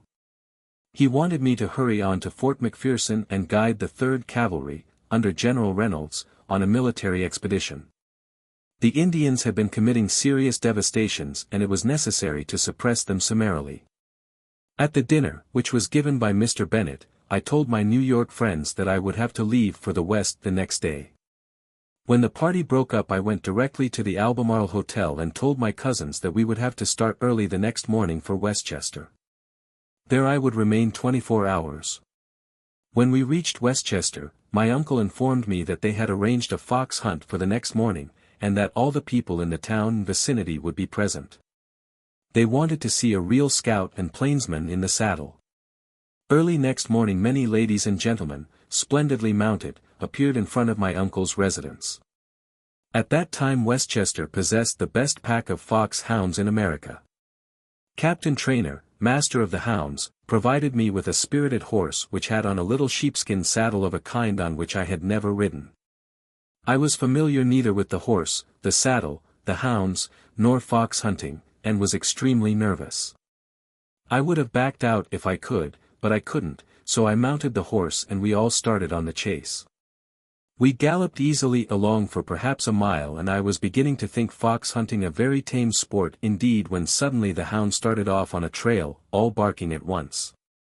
The master of the hounds and several of the other riders struck off across country on the trail, taking fences and stone walls at full gallop. I noticed that my uncle and several elderly gentlemen stuck to the road and kept at a more moderate gait. The eyes of the spectators were all on me. I don't know what they expected me to do, but at any rate they were disappointed. To their manifest disgust I stayed with the people on the road. Shortly we came to a tavern and I went in and nerved myself with a stiff drink, also I had a bottle filled with liquid courage, which I took along with me. Just by way of making a second fiasco impossible I took 3 more drinks while I was in the bar, then I galloped away and soon overtook the hunters. The first trail of the hounds had proved false. 2 miles further on they struck a true trail and away they went at full cry. I had now got used to the saddle and the gait of my horse. I also had prepared myself in the tavern for any course of action that might offer. The MFH began taking stone walls and hedges and I took every one that he did. Across the country we went and nothing stopped or daunted me until the quarry was brought to earth. I was in at the death and was given the honor of keeping the brush. At 2 o'clock that afternoon I took my departure for the West. Mr. Frank Thompson, of the Pennsylvania Railroad, who had ridden my famous buffalo horse, Buckskin Joe, on the great hunt, sent me to Chicago in his own private car. At the station in Chicago I was met with orders from General Sheridan to continue straight ahead to Fort McPherson as quickly as possible. The expedition was waiting for me. At Omaha, a party of my friends took me off the train and entertained me until the departure of the next train. They had heard of my evening clothes and insisted on my arraying myself therein for their benefit. My trunk was taken to the Paxton Hotel and I put on the clawhammer and all that went with it. About 50 of my Omaha friends accompanied me to the train. In my silk hat and evening dress I was an imposing spectacle. But I expected to change into my plains clothes as soon as I got into the car. However, these plans were sadly upset. Both my friends and I had forgotten my trunk, which in the hour of my greatest need was still reposing in a room in the Paxton Hotel, while in clothes fit only for a banquet I was speeding over the plains to a possible Indian fight. At Fort McPherson, my old friend, Buffalo Chips, was waiting for me. He had been left behind by General Reynolds to tell me to overtake the command as soon as possible. He had brought out Old Buckskin Joe for me to ride. The expedition was already well on its way north into the Loup country and had camped at Pawnee Springs, about 8 miles from McPherson Station, the night before. Poor old Buffalo Chips almost fell dead when he saw how I was dressed. The hat especially filled him with amazement and rage, but there was nothing else to do. I had to go as I was or go not at all. The champagne with which my Omaha friends had filled my stateroom I gave to the boys at the station. I did not have to urge them to accept it. They laughed a good deal at my stovepipe hat and evening dress, but because of the champagne they let me off without as much guying as I would otherwise have received. Jumping on our horses, we struck out on the trail of the soldiers. It was about 1 o'clock when we overtook them. As we neared the rear guard, I pulled off my overcoat and strapped it behind my saddle. I also put my hair up under my stovepipe hat and galloped past the command, to all appearances fresh from a New York ballroom. "Look at the dude! Look at the dude!" they shouted as I rode among them. Paying no attention to them, I galloped up and overtook General Reynolds. Saluting him, I said, "General, I have come to report for duty." "Who in thunder are you?" he demanded, looking at me without a sign of recognition in his eye. "Why, General," I said, "I am to be your guide on this expedition." He looked at me a second time, and a grin spread over his face. "Can it be possible that you are Cody?" he asked. I told him that I was Cody. "Let down your hair," he commanded. I took off my hat, and my hair fell over my shoulders. A loud yell went up from both officers and enlisted men, as the word went up and down the line that the dude they had been bedeviling was none other than Buffalo Bill. Texas Jack and the scouts who were ahead had heard the noise and came galloping back. "Welcome back, old chief!" shouted Jack, and the scouts gathered around me, shaking my hand and congratulating me on my safe return from the dangers and the perils of the East. The general asked me how far it was to the Loup Fork. I said it was about 8 miles and offered to proceed there ahead of the command and select a good sheltered camp. This I did. The adjutant accompanying the detachment helped me and laid out the camping spot. And when the command pulled in they disposed themselves for the night in a beautiful grove of timber where there was plenty of firewood and good grass for the horses and mules. Soon the tents were up and big fires were crackling all around. I accepted with thanks General Reynolds's invitation to mess with him on the trip. After dinner, before a big log fire, which was being built in front of the general's tent, the officers came up to meet me. Among those to whom I was introduced were Colonel Anthony Mills, Major Curtis, Major Alexander Moore, Captain Jerry Russell, Lieutenant Charles Thompson, Quartermaster Lieutenant Johnson, Adjutant Captain Meinhold, and Lieutenant Lawson. After this reception, I went down to visit the scouts in camp. There the boys dug me up all kinds of clothes, and clothes of the western kind I very sadly needed. White had brought along an old buckskin suit. When I had got this on and an old Stetson on my head, and had my favorite pair of guns strapped to me and my dear old Lucretia Borgia was within reach, I felt that Buffalo Bill was himself again. The general informed me that evening that Indians had been reported on the Dismal River. At breakfast the next morning he said that a large war party had been committing devastations up and down the flat.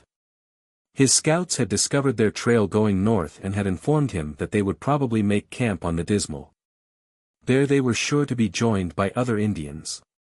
He asked my opinion as to what had best be done.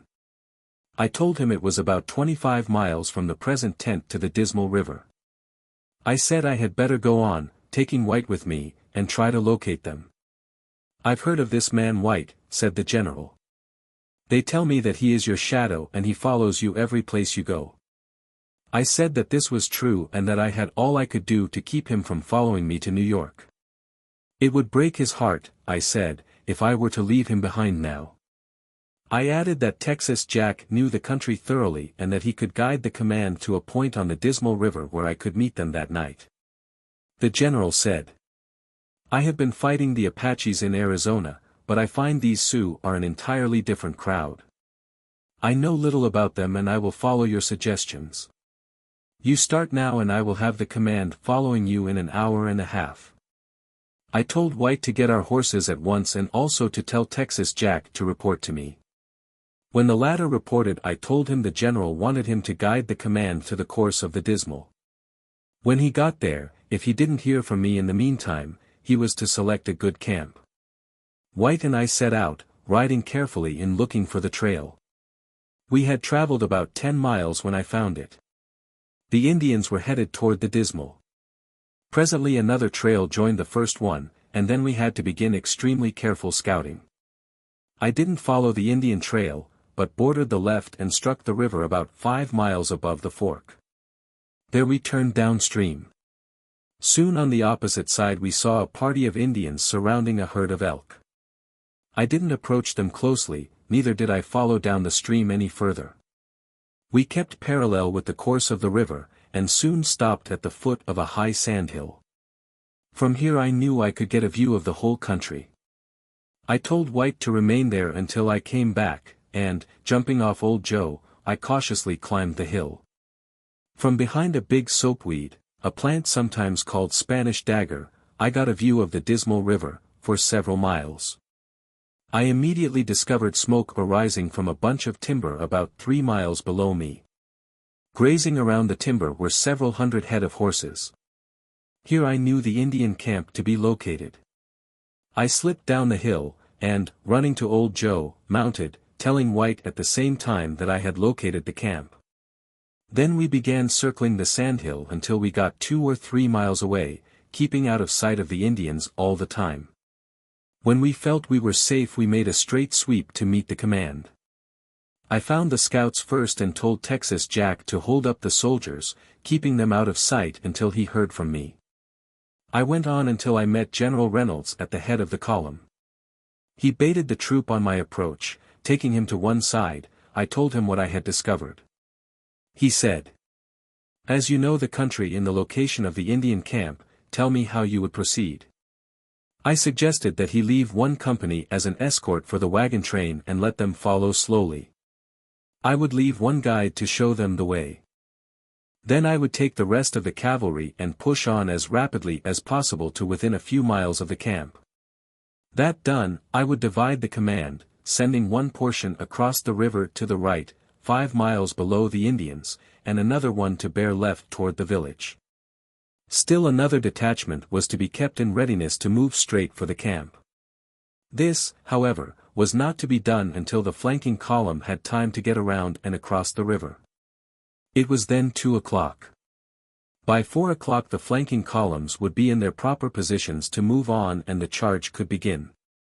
I said I would go with the right-hand column and send Texas Jack with the left-hand column. I would leave White with the main detachment. I impressed on the general the necessity of keeping in the ravine of the sandhills so as to be out of sight of the Indians. I said that, notwithstanding all the caution that we could take, we were likely to run into a party of hunters, who would immediately inform the camp of our presence. In case of discovery, I said, it would be necessary to make our charge at once. General Reynolds called his officers together and gave them my suggestions as their instructions. In a very few minutes everything was moving. I accompanied Colonel Mills. His column had crossed the Dismal and was about 2 miles to the north of it when I saw a party of Indians chasing elk. I knew that sooner or later, probably sooner, these Indians would see me. I told Colonel Mills he had better send the scout back to General Reynolds and make all haste to charge the village. We had no way of sending word to Major Curtis, who led the other flanking column, and we had to trust to luck that he would hear the firing when it started. Colonel Mills kept his troops on the lowest ground I could pick out, but we made our way steadily toward the village. Inside of half an hour we heard firing up the river from where we were. Colonel Mills at once ordered his troops to charge. Luckily it collided with the Indians' herd of horses, which were surrounded, thus depriving most of the braves of their mounts. Men were left to guard the animals, and, taking the rest of the company, we charged the village, reaching it a little after the arrival of General Reynolds. The attack was not as much a surprise as we had hoped for. Some of the Indian hunters had spied the soldiers and notified the camp, but General Reynolds, coming from the south, had driven all the Indians on foot and all the squaws and children toward the sandhills on the north. Mills came pretty near finding more Indians than he was looking for. Their force largely outnumbered ours when we collided, but Major Curtis came charging down from the north just at this instant. His arrival was such a complete surprise that the Indians gave up and began waving the white flag. Then all firing ceased. On rounding them up we found that we had captured about 250 warriors, women, and children, most of whom were from the Spotted Tail Agency. The general had the Indians instantly disarmed. Most of their teepees were up and they were ordered to go into them and remain there. We placed a sufficient guard around the whole camp so that none could escape. On the arrival of the wagon train, for which a scout had been sent, the command went into camp. Taking me aside, General Reynolds said, "I want you to send one of your fastest men back to Fort McPherson. I am sending dispatches to General Ord, asking for instructions." I selected White to make this trip, and he was ready for duty in 5 minutes. We were then 65 miles from Fort McPherson Station. I told White that the matter was urgent and that he must get to that telegraph office as soon as possible. At 10 o'clock the next morning he rode into our camp with a telegram to General Reynolds. The general was ordered to disarm all the Indians and send them under guard of a company of cavalry to the Spotted Tail Agency. General Reynolds was very much delighted with the success of the expedition. On his arrival at the fort he received congratulations from General Ord and from General Sheridan. General Sheridan asked in his telegram if Cody had gone along. The general wired back that Cody had gone along and also wrote a letter telling General Sheridan how he had reported in evening dress. Of course the papers were soon full of this raid. Al Sorensen of the Omaha Bee, who had seen my evening clothes and silk hat in Omaha, wrote an extremely graphic story of my arrival on the plains. I soon found that the officers and men in the 3rd Cavalry knew all about the incident. During the spring of '72, the Indians were rather quiet. We did a little scouting, however, just to keep watch on them. One day, in the fall of that year, I returned from a scouting expedition, and as I passed the store there were a lot of men crowded in front of it. All of them saluted me with, "How do you do, Honorable?" I rode straight to the general's private office. He also stood at attention and said, "Good morning, Honorable." "What does all this, Honorable, mean, General?" I demanded. He said, "Of course, you have been off on a scout and you have not heard, but while you were gone you were nominated and elected to represent the 26th District of Nebraska in the legislature." I said, "That is highly complimentary, and I appreciate it, but I am no politician and I shall have to tender my resignation," and tender it I did. My refusal to serve as a lawmaker was unqualified. I knew nothing about politics. I believe that I made a fairly good justice of the peace, but that was because of no familiarity with the written law. I merely applied the principles of fair dealing to my cases and did as I would have been done by. The Golden Rule was the only statute I applied. I inquired how to free myself formally from the new honors that had been thrust upon me, and soon another man was serving in my stead, and quite welcome he was to the pay and credit that might have been mine. I returned back to the plains for employment, but there was nothing to do. The Indians, for a wonder, were quiet. There was little stirring in the military posts. I could have continued to serve in one of them if I had chosen, and the way was still open to study for a commission as an officer. But army life without excitement was not interesting for me, and when Ned Buntline offered me a chance to come east and try my fortunes as an actor, I accepted. I accepted with misgivings, naturally. Hunting Indians across a stage differed from following them across the plains.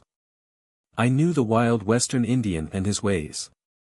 I was totally unacquainted with the tame stage Indian, and the thought of a great gaping audience looking at me across the footlights made me shudder. But when my old pards, Wild Bill and Texas Jack, consented to try their luck with me in the new enterprise, I felt better. Together we made the trip to New York, and played for a time in the hodgepodge drama written for us by Ned Buntline himself. Before any of us would consent to be roped and tied by Thespis, we insisted on a proviso that we be freed whenever duty called us to the plains. The first season was fairly prosperous, and so was the second. The third year I organized a show of my own, with real Indians in it, the first, I believe, who ever performed on a stage. I made money and began to get accustomed to the new life, but in 1876 the call for which I had been listening came. The Sioux War was just breaking out. I closed the show earlier than usual and returned to the West. Colonel Mills had written me several times to say that General Crook wanted me to accompany his command. When I left Chicago I had expected to catch up with Crook at the Powder River, but I learned en route that my old command, the gallant 5th Cavalry, was on its way from Arizona to join him, and that General Carr, my former commander, was at its head. Carr wanted me as his guide and chief of scouts, and had written to Army headquarters in Chicago to learn where I could be reached. As soon as this news came to me I gave up the idea of overtaking Crook. I hastened to Cheyenne, where the 5th Cavalry had already arrived, and was met at the depot there by Lieutenant Charles King, adjutant of the regiment, who had been sent by General Carr from Fort D.A. Russell.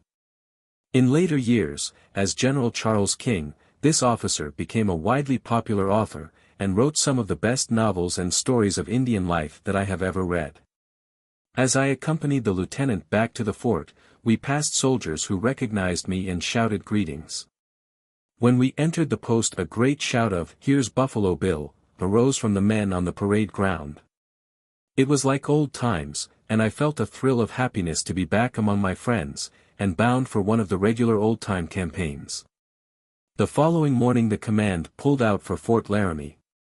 We found General Sheridan there ahead of us, and mighty glad was I to see that brave and able commander once more.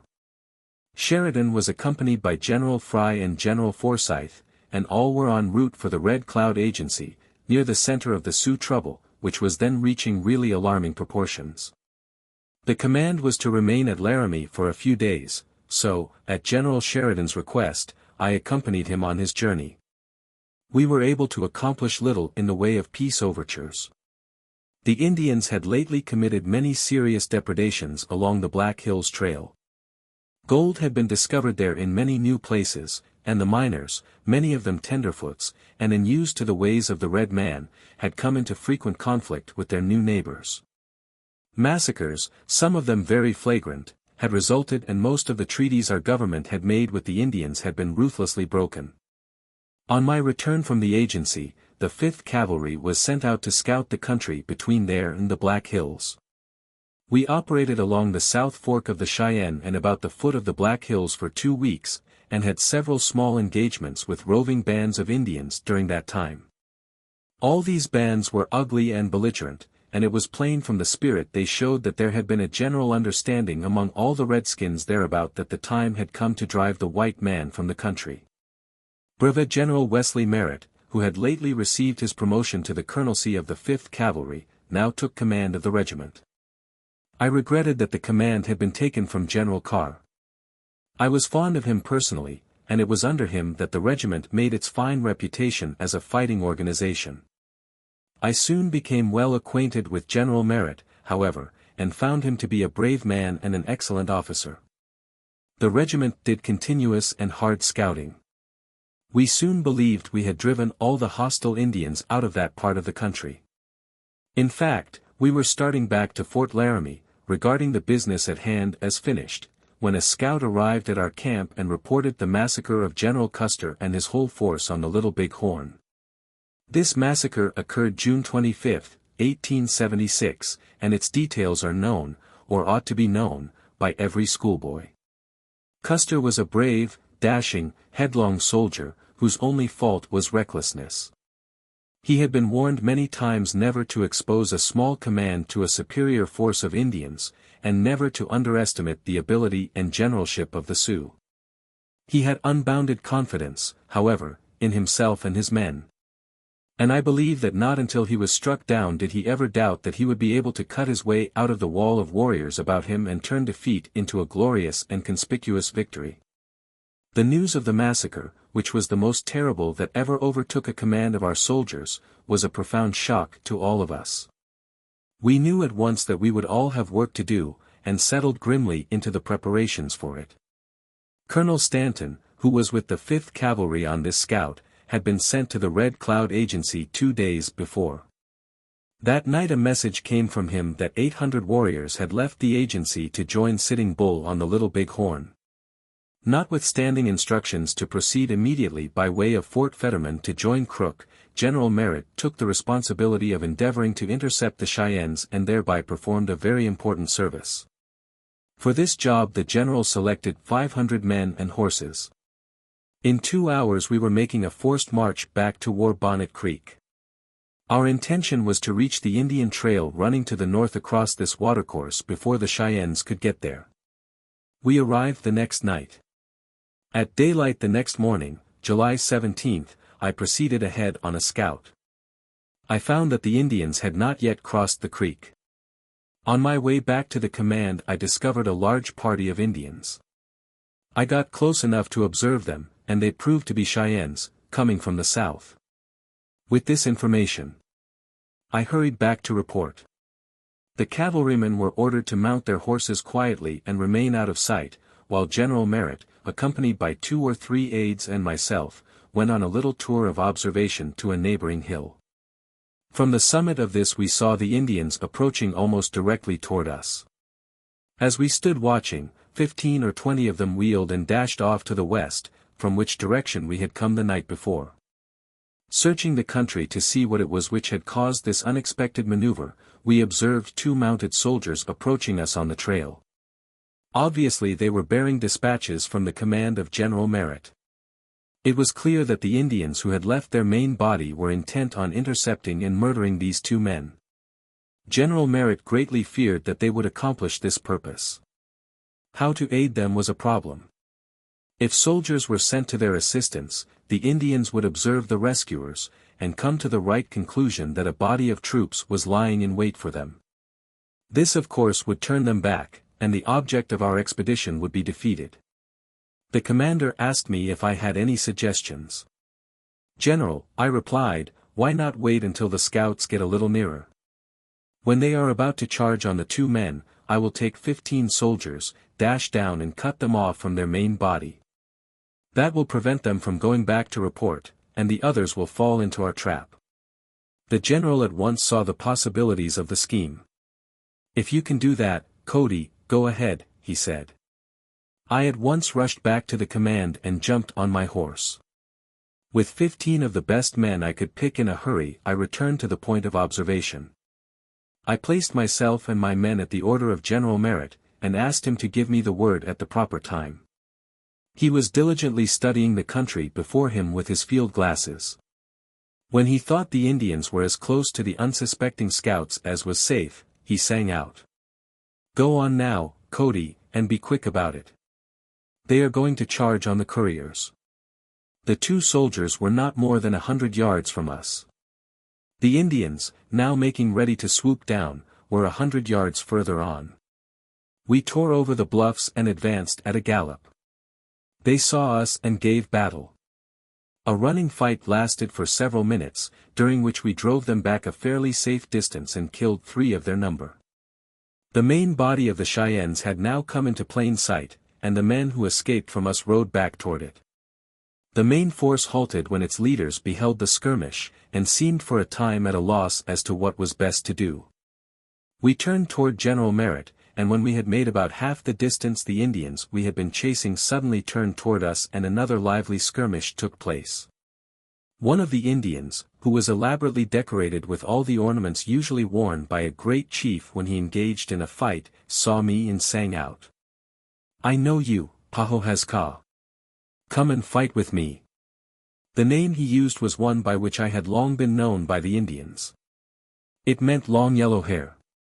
The chief was riding his horse to and fro in front of his men, in order to banter me. I concluded to accept his challenge. I turned and galloped toward him for 50 yards, and he rode toward me about the same distance. Both of us rode at full speed. When we were only 30 yards apart I raised my rifle and fired. His horse dropped dead under him, and he rolled over on the ground to clear himself of the carcass. Almost at the same instant my own horse stepped into a hole and fell heavily. The fall hurt me but little, and almost instantly I was on my feet. This was no time to lie down and nurse slight injuries. The chief and I were now both on our feet, not 20 paces apart. We fired at each other at the same instant. My usual luck held. His bullet whizzed harmlessly past my head, while mine struck him full in the breast. He reeled and fell, but I took no chances. He had barely touched the ground, when I was upon him, knife in hand, and to make sure of him drove the steel into his heart. This whole affair, from beginning to end, occupied but little time. The Indians, seeing that I was a little distance from my pony, now came charging down upon me from the hill, in the hope of cutting me off. General Merritt had witnessed the duel, and, realizing the danger I was in, ordered Colonel Mason with Company K to hurry to my rescue. This order came none too soon. Had it been given 1 minute later 200 Indians would have been upon me, and this present narration would have had to be made by someone else. As the soldiers came up I swung the war bonnet high in the air and shouted, "The first scalp for Custer." It was by this time clear to General Merritt that he could not ambush the Indians. So he ordered a general charge. For a time they made a stubborn resistance, but no 800 Indians, or twice that number, for that matter, could make a successful stand against such veteran and fearless fighters as the 5th Cavalry. They soon came to that conclusion themselves and began a running retreat for the Red Cloud Agency. For 35 miles, over the roughest kind of ground, we drove them before us. Soon they were forced to abandon their spare horses and all the equipment they had brought along. Despite the imminent risk of encountering thousands of other Indians at the agency, we drove our late adversaries directly into it. No one in our command had any assurance that the Indians gathered there had not gone on the warpath, but little difference that made to us. The 5th Cavalry, on the warpath itself, would stop at nothing. It was dark when we entered the reservation. All about us we could see the huddling forms of Indians, thousands of them, enough, in fact, to have consummated another Custer massacre. But they showed no disposition to fight.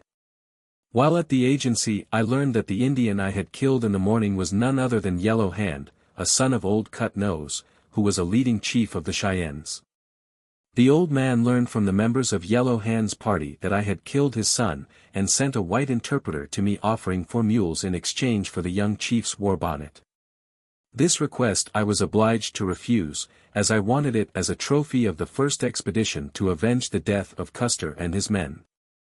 The next morning we started to join the command of General Crook, which was encamped at the foot of Cloud Peak in the Big Horn Mountains. They had decided to await the arrival of the 5th Cavalry before proceeding against the Sioux, who were somewhere near the head of the Big Horn River, in a country that was as nearly inaccessible as any of the western fastnesses. By making rapid marches we reached Crook's camp on Goose Creek about the 3rd of August. At this camp I met many of my old friends, among them being Colonel Royal, who had just received his promotion to a lieutenant colonelcy. Royal introduced me to General Crook, whom I had never met before, but with whose reputation as an Indian fighter I was of course familiar, as was everybody in the West. The general's chief guide was Frank Gruard, a half-breed, who had lived 6 years with Sitting Bull himself, and who was thoroughly familiar with the Sioux and their country. After 1 day in camp the whole command pulled out for Tongue River, leaving the wagons behind. Our supplies were carried by a big pack train. Down the tongue we marched for 2 days of hard going, thence westerly to the Rosebud River. Here we struck the main Indian trail leading downstream. From the size of this trail, which was not more than 4 days old, we estimated that at least 7,000 Indians, one of the biggest Indian armies ever gathered together, must have gone that way. It was here that we were overtaken by Captain Jack Crawford, widely known east and west as the Poet Scout. Crawford had just heard of the Custer massacre, and had written a very creditable poem upon receipt of the news. His pen was always ready, and he made many epics of the West, many of which are still popular throughout the country. Jack was a tenderfoot at that time, having lately come to that country. But he had abundant pluck and courage. He had just brought dispatches to Crook from Fort Fetterman, riding more than 300 miles through a country literally alive with hostile Indians. These dispatches notified Crook that General Terry was to operate with a large command south of the Yellowstone, and that the two commands would probably consolidate somewhere on the Rosebud. On learning that I was with Crook, Crawford at once hunted me up, and gave me a letter from General Sheridan, announcing his appointment as a scout. He also informed me that he had brought me a present from General Jones, of Cheyenne. What kind of a present? I inquired, seeing no indication of any package about Jack. A bottle of whiskey, he almost shouted. I clapped my hand over his mouth. News that whiskey was in the camp was likely to cause a raid by a large number of very dry scouts and soldier men. Only when Jack and I had assured ourselves that we were absolutely alone did I dare dip into his saddle pockets and pull forth the treasure. I will say in passing that I don't believe there is another scout in the West that would have brought a full bottle of whiskey 300 miles. But Jack was bone dry. As Crawford refused to join me, and I was never a lone drinker, I invited General Carr over to sample the bottle. We were just about to have a little drink for two when into camp rode young Lathrop, the reporter for the Associated Press to whom we had given the name of Death Rattler. Death Rattler appeared to have scented the whiskey from afar, for he had no visible errand with us. We were glad to have him, however, as he was a good fellow, and certainly knew how to appreciate a drink. For 2 or 3 days the command pushed on, but we did not seem to gain much on the Indians. They apparently knew exactly where we were and how fast we were going, and they moved just as fast as we did. On the 4th day of our pursuit I rode about 10 miles ahead of the command till I came to a hill which gave a fine view of the surrounding country. Mounting this, I searched the hills with my field glasses. Soon I saw a great column of smoke rising about 10 miles down the creek. As this cloud drifted aside in the keen wind, I could see a column of men marching beneath it. These I at first believed to be the Indians we were after, but closer study revealed them as General Terry's soldiers. I forthwith dispatched a scout who was with me to take this news to Crook. But he had no more than gone when I discovered a band of Indians on the opposite side of the creek and another party of them directly in front of me. For a few minutes I fancied that I had made a mistake, and that the men I had seen under the dust were really Indians after all. But very shortly I saw a body of soldiers forming a skirmish line. Then I knew that Terry's men were there, and that the Indians I had seen were Terry's scouts. These Indians had mistaken me for an Indian, and, believing that I was the leader of a big party, shouted excitedly, "The Sioux are coming." That is why the general threw out the skirmish line I had observed. General Terry, on coming into the post, ordered the 7th Cavalry to form a line of battle across the Rosebud. He also brought up his artillery and had the guns unlimbered for action, doubtless dreading another Custer massacre.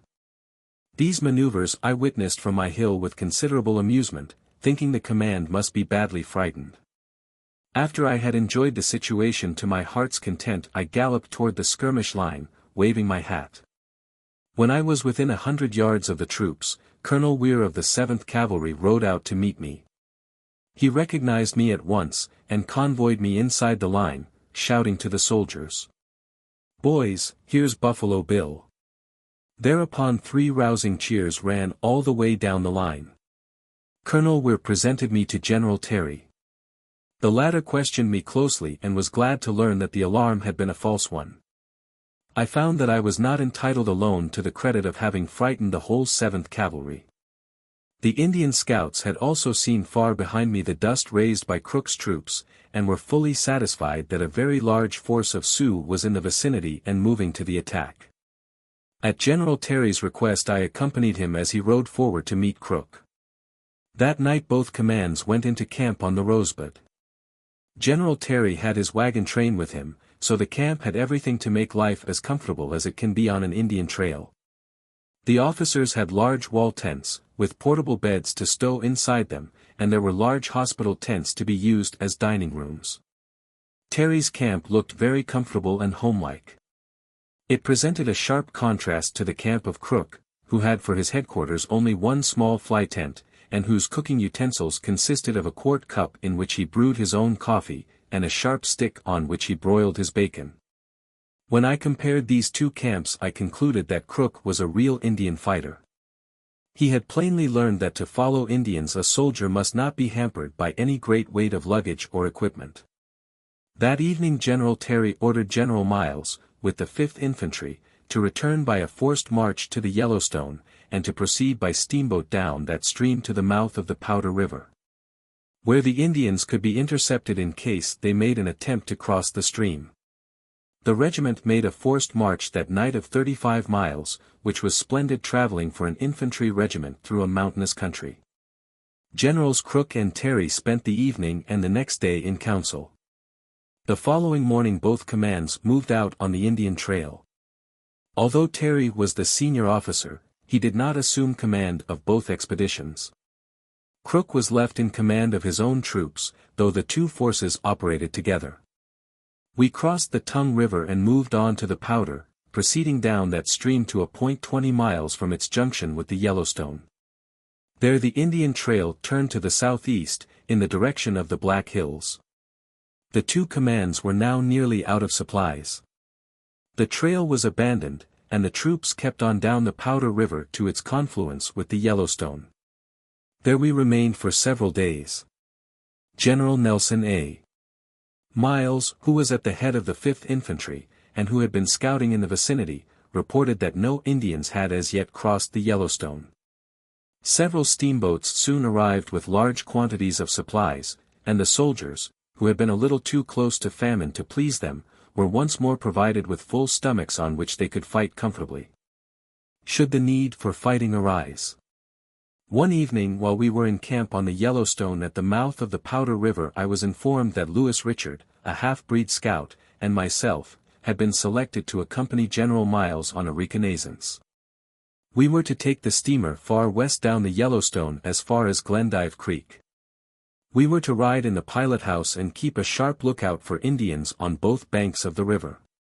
The idea of scouting from a steamboat was to me an altogether novel one, and I was immensely pleased at the prospect. At daylight the next morning we reported on the steamer to General Miles, who had with him 4 or 5 companies of his regiment. We were somewhat surprised when he asked us why we had not brought our horses. We were at a loss to see how we could employ horses in the pilot house of a river steamboat. He said that we might need them before we got back, so we sent for them and had them brought on board. In a few minutes we were looking down the river, the swift current enabling the little steamer to make a speed of 20 miles an hour. The commander of the Far West was Captain Grant March, a fine chap of whom I had often heard. For many years he was one of the most famous swift-water river captains in the country. It was on his steamer that the wounded from the Battle of the Little Bighorn had been transported to Fort Abraham Lincoln, on the Missouri River. On that trip he made the fastest steamboat time on record. He was an excellent pilot, and handled his boat in those swift and dangerous waters with remarkable dexterity. With Richard and me at our station in the pilot house the little steamer went flying downstream past islands, around bends, and over sandbars at a rate that was exhilarating, but sometimes a little disquieting to men who had done most of their navigating on the deck of a western pony. Presently, far away inland, I thought I could see horses grazing, and reported this belief to General Miles. The general pointed out a large tree on the bank, and asked the captain if he could land the boat there. "I can not only land her there. I can make her climb the tree if you think it would be any use," returned March. He brought the boat skillfully alongside the tree, and let it go at that, as the general could see no particular advantage in sending the steamboat up the tree. Richard and I were ordered to take our horses and push out as rapidly as possible to see if there were any Indians in the vicinity. Meanwhile, General Miles kept his soldiers in readiness to march instantly if we reported any work for them to do. As we rode off, Captain March sang out, "Boys, if there was only a heavy dew on the grass, I could send the old craft right along after you."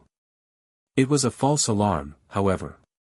The objects I had seen proved to be Indian graves, with only good Indians in them. On arriving at Glendive Creek we found that Colonel Rice and his company of the 5th Infantry which had been sent on ahead by General Miles had built a good little fort with their trowel bayonets. Colonel Rice was the inventor of this weapon, and it proved very useful in Indian warfare. It is just as deadly in a charge as the regular bayonet, and can also be used almost as effectively as a shovel for digging rifle pits and throwing up entrenchments. The Far West was to remain at Glendive overnight. General Miles wanted a scout to go at once with messages for General Terry, and I was selected for the job. That night I rode 75 miles through the bad lands of the Yellowstone. I reached General Terry's camp the next morning, after having nearly broken my neck a dozen times or more. Anyone who has seen that country in the daytime knows that it is not exactly the kind of a place one would pick out for pleasure riding.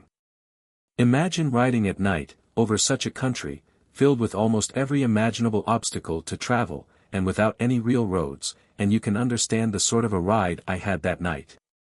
I was mighty glad to see the dawn break, and to be able to pick my way a little more securely, although I could not increase the pace at which I had driven my horse through the long, dark night. There was no present prospect of carrying this out, however. After I had taken lunch, General Terry asked me if I would carry some dispatches to General Whistler, and I replied that I would be glad to do so. Captain Smith, Terry's aide-de-camp, offered me his horse, and I was glad to accept the animal, as my own was pretty well spent. He proved to be a fine mount. I rode him 40 miles that night in 4 hours, reaching General Whistler's steamboat at 4 in the morning. When Whistler had read the dispatches I handed him he said, "Cody, I want to send information to General Terry concerning the Indians that have been skirmishing around here all day. I have been trying to induce some member in my command to carry them, but no one wants to go." "Get your dispatches ready, General," I replied, "and I'll take them." He went into his quarters and came out presently with a package, which he handed me. I mounted the same horse which had brought me, and at 8 o'clock that evening reached Terry's headquarters, just as his force was about to march. As soon as Terry had read the dispatches he halted his command, which was already under way. Then he rode on ahead to overtake General Crook, with whom he held a council. At General Terry's urgent request I accompanied him on a scout for Dry Fork, on the Missouri. We marched 3 days, a little to the east of north. When we reached the Buffalo Range we discovered some fresh Indian signs. The Redskins had been killing buffalo, and the evidences of their work were very plain. Terry now called on me to carry dispatches to Colonel Rice, who was still encamped at the mouth of Glendive Creek on the Yellowstone. This was about 80 miles distant. Night had set in with a storm. A drizzling rain was falling, which made the going slippery, and made the blackness of the western plains still blacker.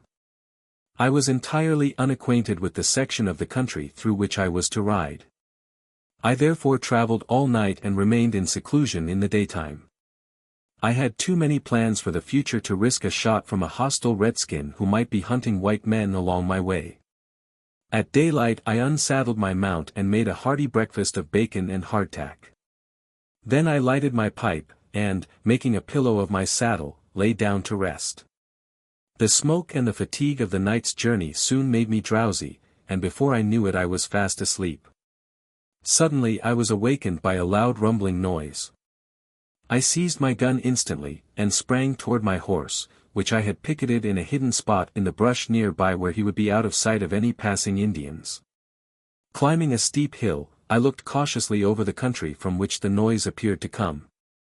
There before me was a great herd of buffalo, moving at full gallop. 20 Indians were behind it, riding hard and firing into the herd as they rode. Others nearby were cutting up the carcasses of the animals that had already been killed. I saddled my horse and tied him near me.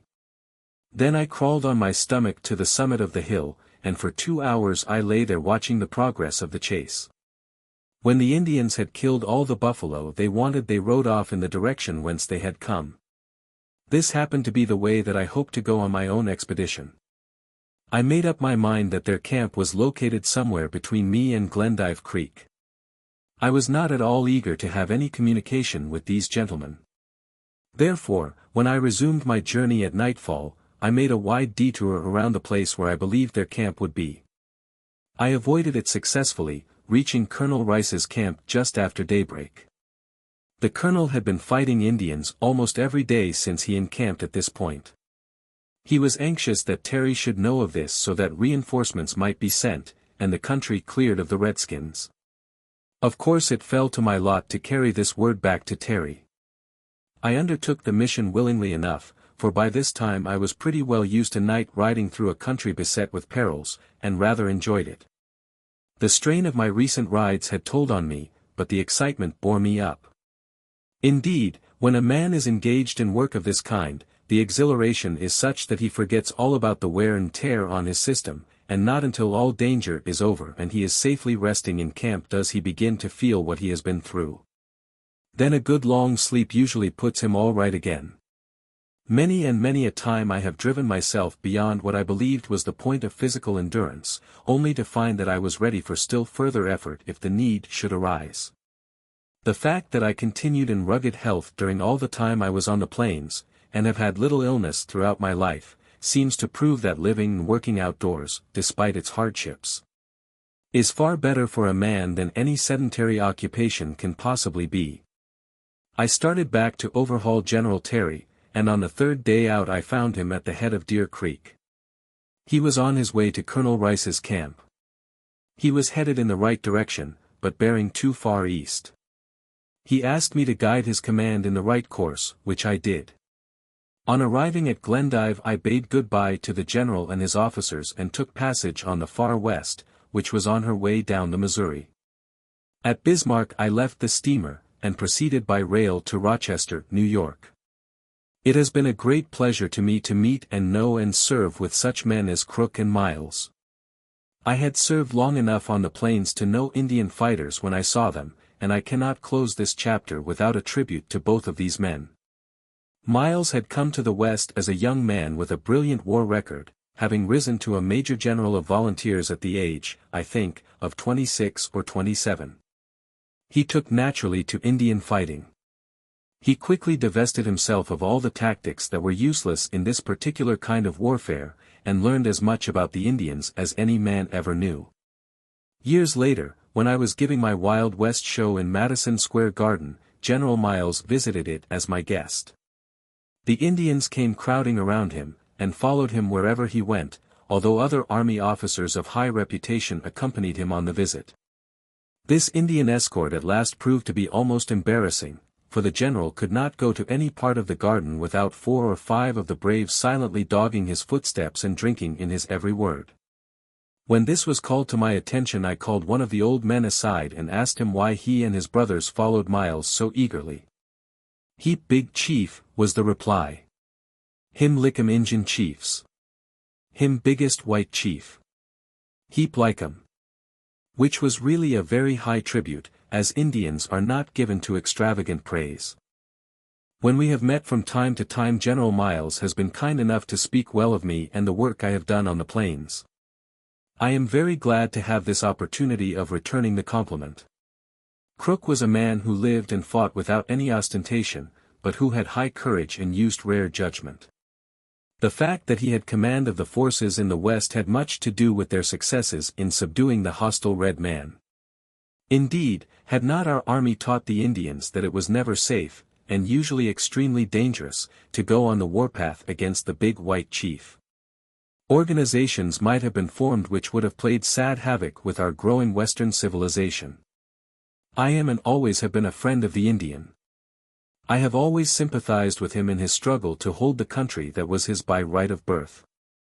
But I have always held that in such a country as America the march of civilization was inevitable, and that sooner or later the men who lived in roving tribes, making no real use of the resources of the country, would be compelled to give way before the men who tilled the soil and used the lands as the Creator intended they should be used. In my dealings with the Indians we always understood each other. In a fight we did our best to kill each other. In times of peace we were friends. I could always do more with the Indians than most white men, and I think my success in getting so many of them to travel with my organization was because I understood them and they understood me. Shrewd as were the generals who conducted the fight against the Indians, I believe they could have done little without the services of the men who all over the West served them in the capacity of scouts. The adventures of small scouting parties were at times even more thrilling than the battles between the Indians and the troops. Among the ablest of the scouts I worked with in the West were Frank Gruard and Baptiste Poirier. At one time in his childhood Gruard was to all intents and purposes a Sioux Indian. He lived with the tribe, hunted and fought with them, and wore the breechclout as his only summer garment. He met some hunters and trappers while living this life. Their language recalled his childhood, and he presently deserted his red-skinned friends and came back to his own race. His knowledge of the tongues of the Sioux, Cheyenne, and Crow Indians and his marvelous proficiency in the universal sign language made him an extremely desirable acquisition to the service. Gruard and Big Bat, Baptiste Poirier, were the two scouts that guided Lieutenant Sibley, a young officer of experience and ability, on a scout with about 30 officers, and John Finnerty of the Chicago Times, a newspaper man who was known all over the West. At 8 o'clock at night they left their halting place, Big Goose Creek, and in the silent moonlight made a phantom promenade toward the Little Bighorn. Presently they made out the presence of a war party ahead of them, and one of the scouts of this outfit began riding around in a circle, which meant that the enemy had been discovered. There were too many Indians to fight in the open, so Gruard led the soldiers to a deep thicket where there were plenty of logs and fallen timber out of which to make breastworks. The Indians repeatedly circled around them and often charged, but the white men, facing a massacre like that of Custer's men, steadily held them at bay by accurate shooting. Soon Red reinforcements began to arrive. The Indians, feeling that they had now a sufficient advantage, attempted another charge, as the result of which they lost White Antelope, one of the bravest of their chiefs. This dampened their ardor, but they kept up an incessant firing that rattled against the log breastworks like hailstones. Fearing that the Indians would soon start a fire and burn them out, Sibley ordered a retreat. The two scouts were left behind to keep up a desultory fire after night had fallen, in order to make the Indians think the party was still in its breastworks. Then the other men in single file struggled up the precipitous sides of the mountain above them, marching, stumbling, climbing, and falling according to the character of the ground they passed over. The men left behind finally followed on. The temperature fell below zero, and the night was one of suffering and horror. At last they gained a point in the mountains about 25 miles distant from Crook's command. Halting in a sheltered cave, they got a little sleep and started out just in time to escape observation by a large war party which was scouting in their direction. At night the jaded party, more dead than alive, forded Tongue River up to their armpits. Two were so exhausted that it was not considered advisable to permit them to plunge into the icy stream, and they were left on the bank till help could be sent to them. Those that got across dragged themselves over the trail to Crook's camp. The rocks had broken their boots, and with bleeding feet and many a bullet wound they managed to get within sight of the camp, where two men of the 2nd Cavalry found them and brought them in. Sibley's men threw themselves on the ground, too exhausted to go another step. Hot food was brought them, and they soon were strong enough to go to Camp Cloud Peak, to receive the hospitality and sympathy of their comrades. The two men who had been left behind were brought in and cared for. This expedition was one of the most perilous in the history of the plains, and the fact that there were any survivors is due to the skill, coolness, and courage of the two scouts, Gruard and Poirier. Chapter 10. My work on the plains brought me many friends, among them being some of the truest and staunchest that any man ever had. You who live your lives in cities or among peaceful ways cannot always tell whether your friends are the kind who would go through fire for you. But on the plains one's friends have an opportunity to prove their mettle. And I found out that most of mine would as cheerfully risk their lives for me as they would give me a light for my pipe when I asked it. Such a friend was old Buffalo Chips, who certainly deserves a place in these memoirs of mine. One morning while I was sitting on my porch at North Platte, playing with my children, I saw a man limping on crutches from the direction of the post hospital. He was a middle-aged man, but had long, flowing white hair, and the most deeply pitted face I have ever beheld. Noticing that he seemed confused and in trouble, I sent the children out to bring him to me. He came up haltingly, and in response to my questioning told me that he had been rejected by the hospital because he had been a Confederate soldier and it was against their rules to accept any but Union veterans. I turned the stranger over to my sister, who prepared a meal for him while I went over to the adjutant's office to see what could be done. I met General Emory in the adjutant's office, and on my promise to pay the ex-Confederate's bills, he gave me an order admitting him to the hospital. Soon my new protégé, who said his name was Jim White, was duly installed, and receiving the treatment of which he stood in sore need. In a few weeks he had nearly recovered from the wound in his leg which had necessitated the use of his crutches. Every day he came to my house to play with the children and to care for my horses, a service for which he gruffly refused to accept any pay. Now and then he would borrow one of my rifles for a little practice. I soon discovered that he was a splendid shot, as well as an unusually fine horseman. My surprise at these accomplishments was somewhat lessened when he told me that he had spent his 4 years' war service as one of General J.E.B. Stuart's scouts. Stuart had no other kind of men in his command. For years, wherever I went, no matter how dangerous the errand, my new friend went along. The first time he followed me I still remember vividly. I had left the post on a 5-day scout, and was particularly anxious that no one should know the direction I was to take. When I was 4 or 5 miles from the post I looked back and saw a solitary horseman riding in my direction about a mile in my rear. When I stopped he stopped. I rode on for a little way and looked around again. He was exactly the same distance behind me, and pulled his horse up when I halted.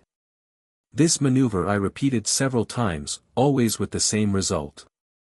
Considerably disquieted by this mysterious pursuit, I decided to discover the reason for it.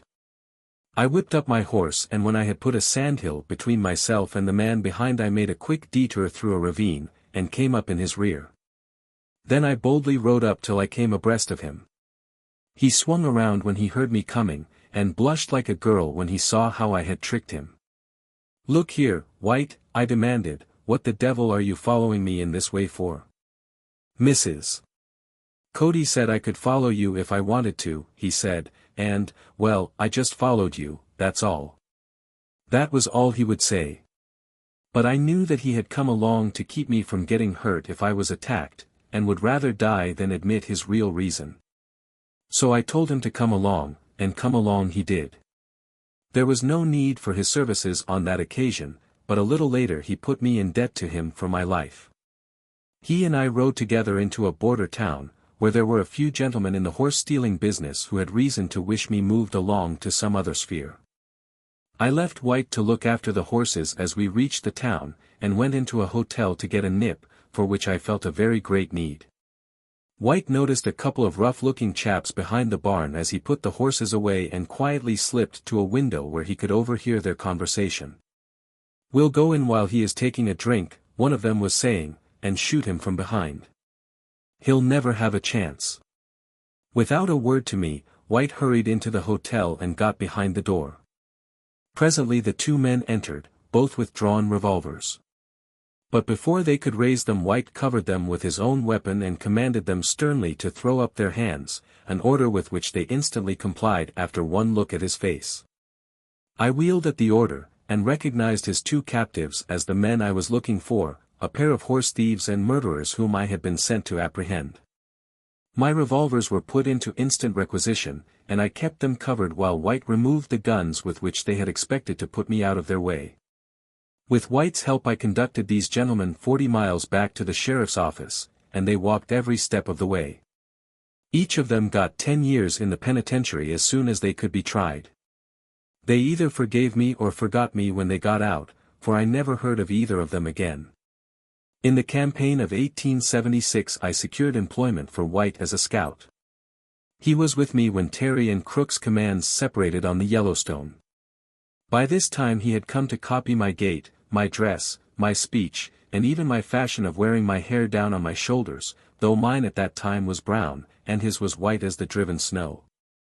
We were making a raid on an Indian village, which was peopled with very lively and very belligerent savages. I had given White an old red-lined coat, one which I had worn conspicuously in a number of battles, and which the Indians had marked as a special target on that account. A party of Indians had been driven from among the lodges into a narrow gorge, and some of the soldiers, among them Captain Charles King, had gone after them.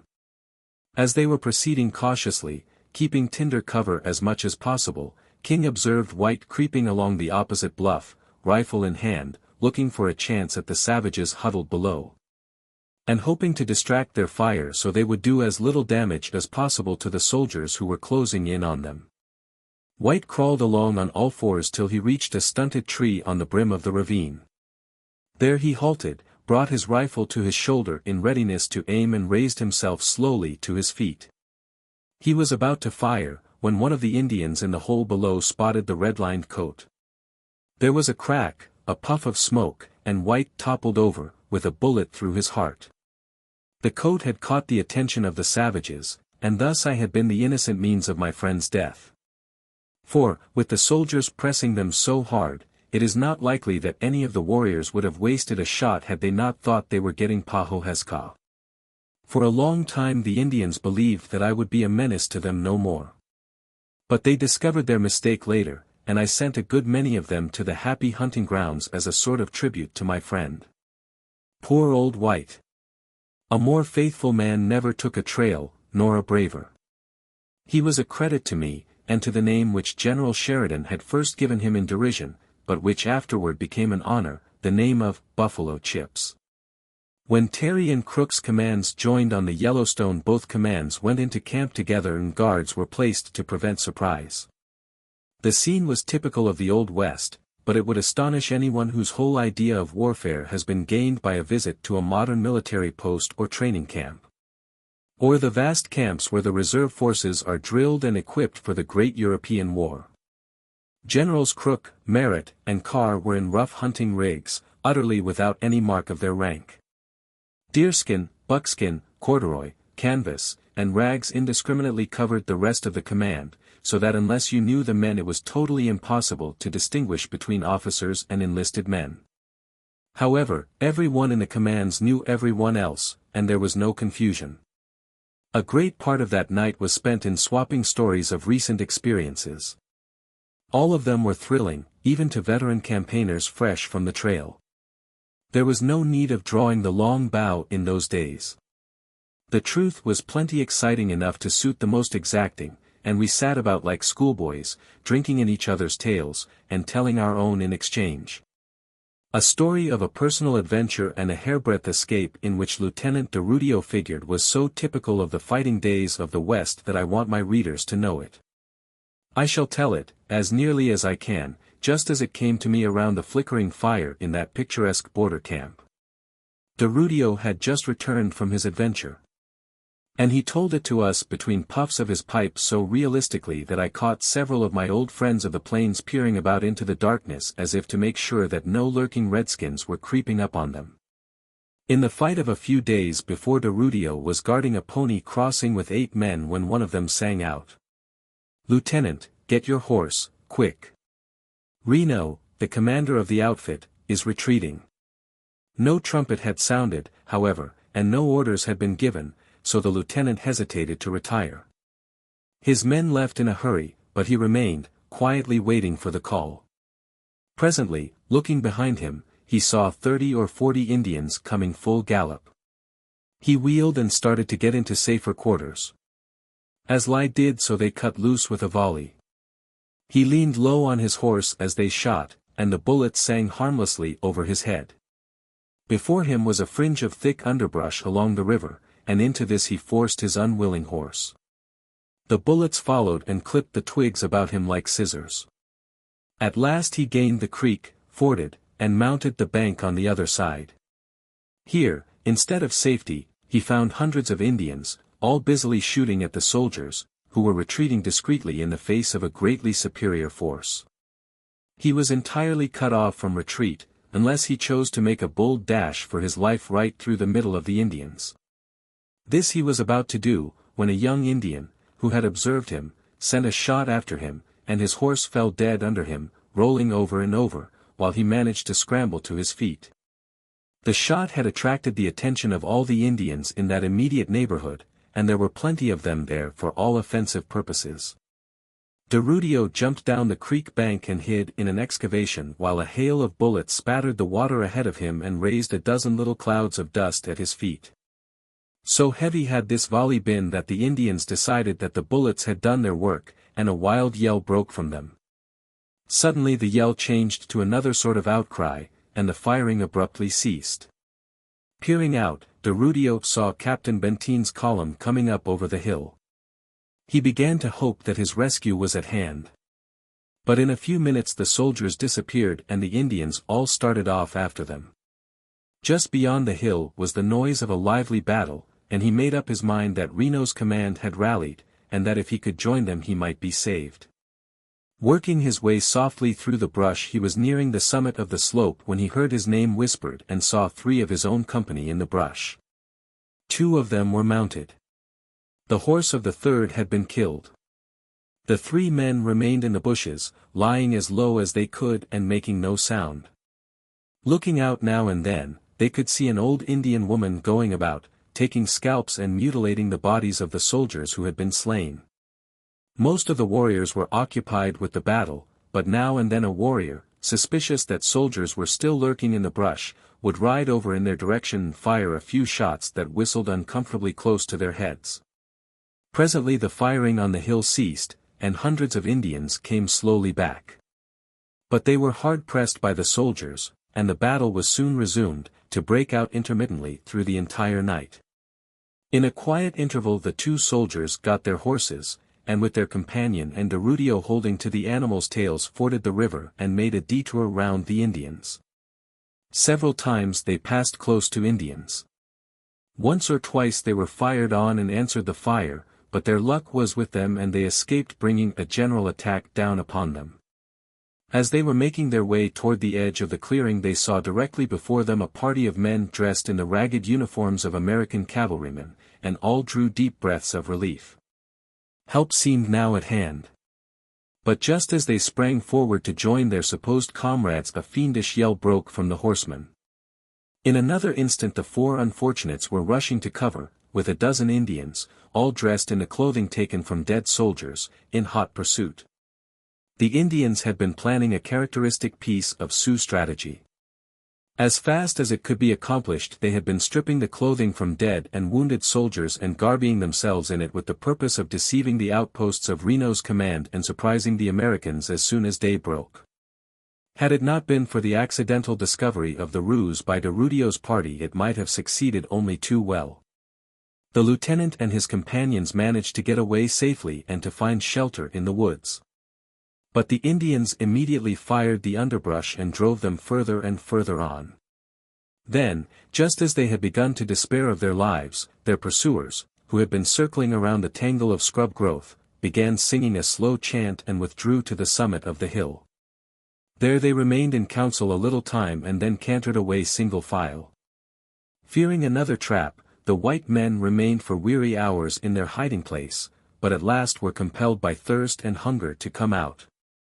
No Indians were visible, nor did any appear as, worn out and dispirited, they dragged themselves to the camp of the soldiers.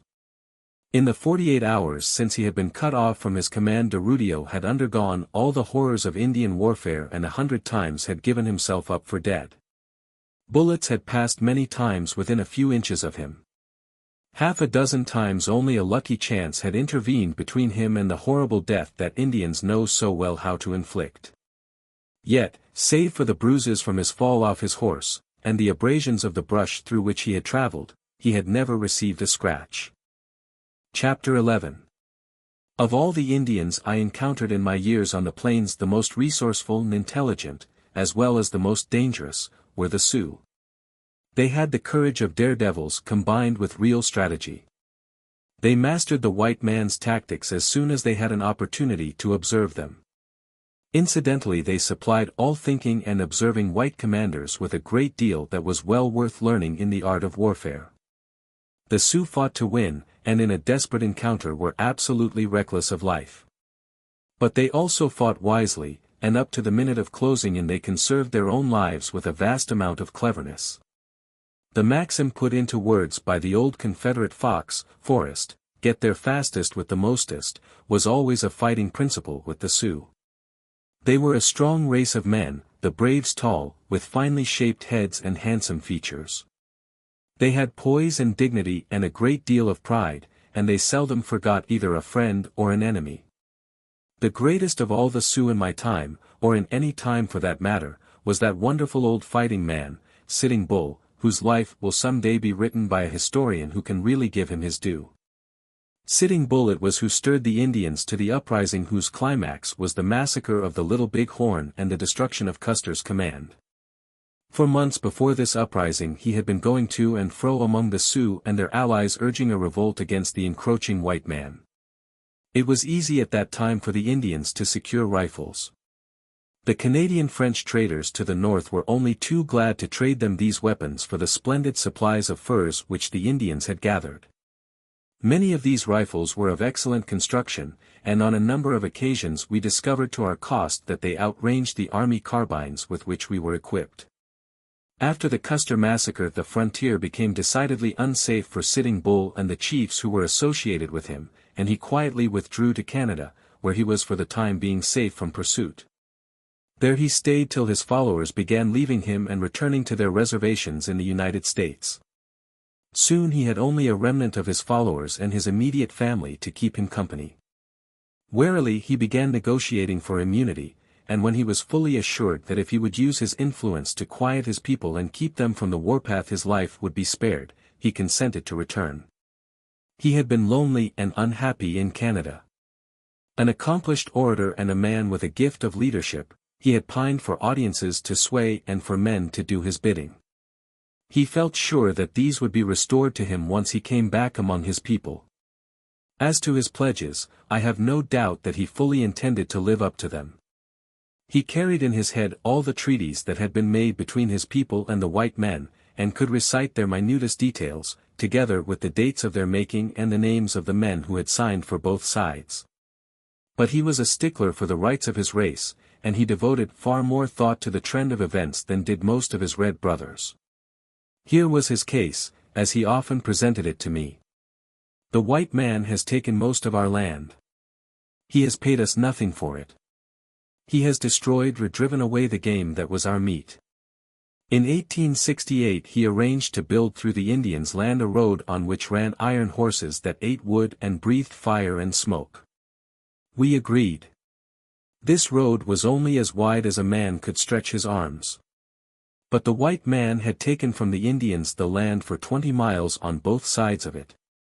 This land he had sold for money to people in the East. It was taken from the Indians. But the Indians got nothing for it. The iron horse brought from the East men and women and children, who took the land from the Indians and drove out the game. They built fires, and the fires spread and burned the prairie grass on which the buffalo fed. Also it destroyed the pasturage for the ponies of the Indians. Soon the friends of the first white men came and took more land.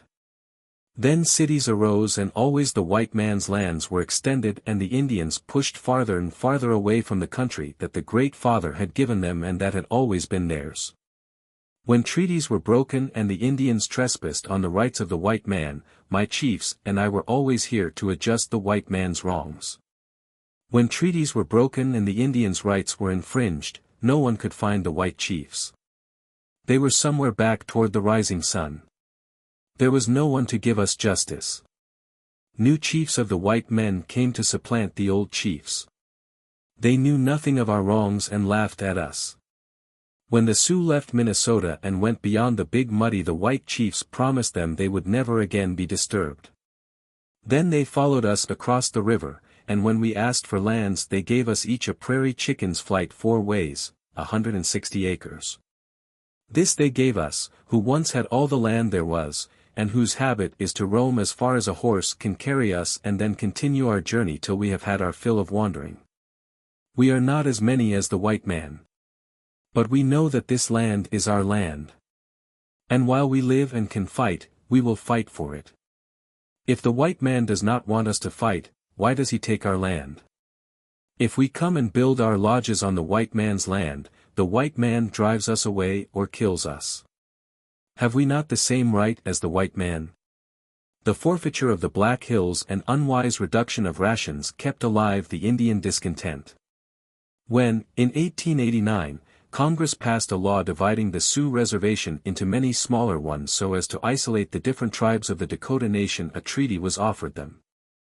This provided payment for the ponies captured or destroyed in the War of 1876 and certain other concessions, in return for which the Indians were to cede about half their land, or 11 million acres, which was to be opened up for settlement. The treaty was submitted to the Indians for a vote. They came in from the woods and the plains to vote on it, and it was carried by a very narrow majority, many of the Indians insisting that they had been coerced by their necessities into casting favorable ballots. Congress delayed and postponed the fulfillment of the promised conditions, and the Indian unrest increased as the months went by. Even after the land had been taken over and settled up, Congress did not pass the appropriation that was necessary before the Indians could get their money. Sitting Bull was appealed to for aid, and once more began employing his powerful gift of oratory in the interest of armed resistance against the white man. Just at this time a legend whose origin was beyond all power to fathom became current among the red men of the North. From one tribe to another spread the tidings that a Messiah was to come back to earth to use his miraculous power in the interest of the Indian. The whites were to be driven from the land of the red man.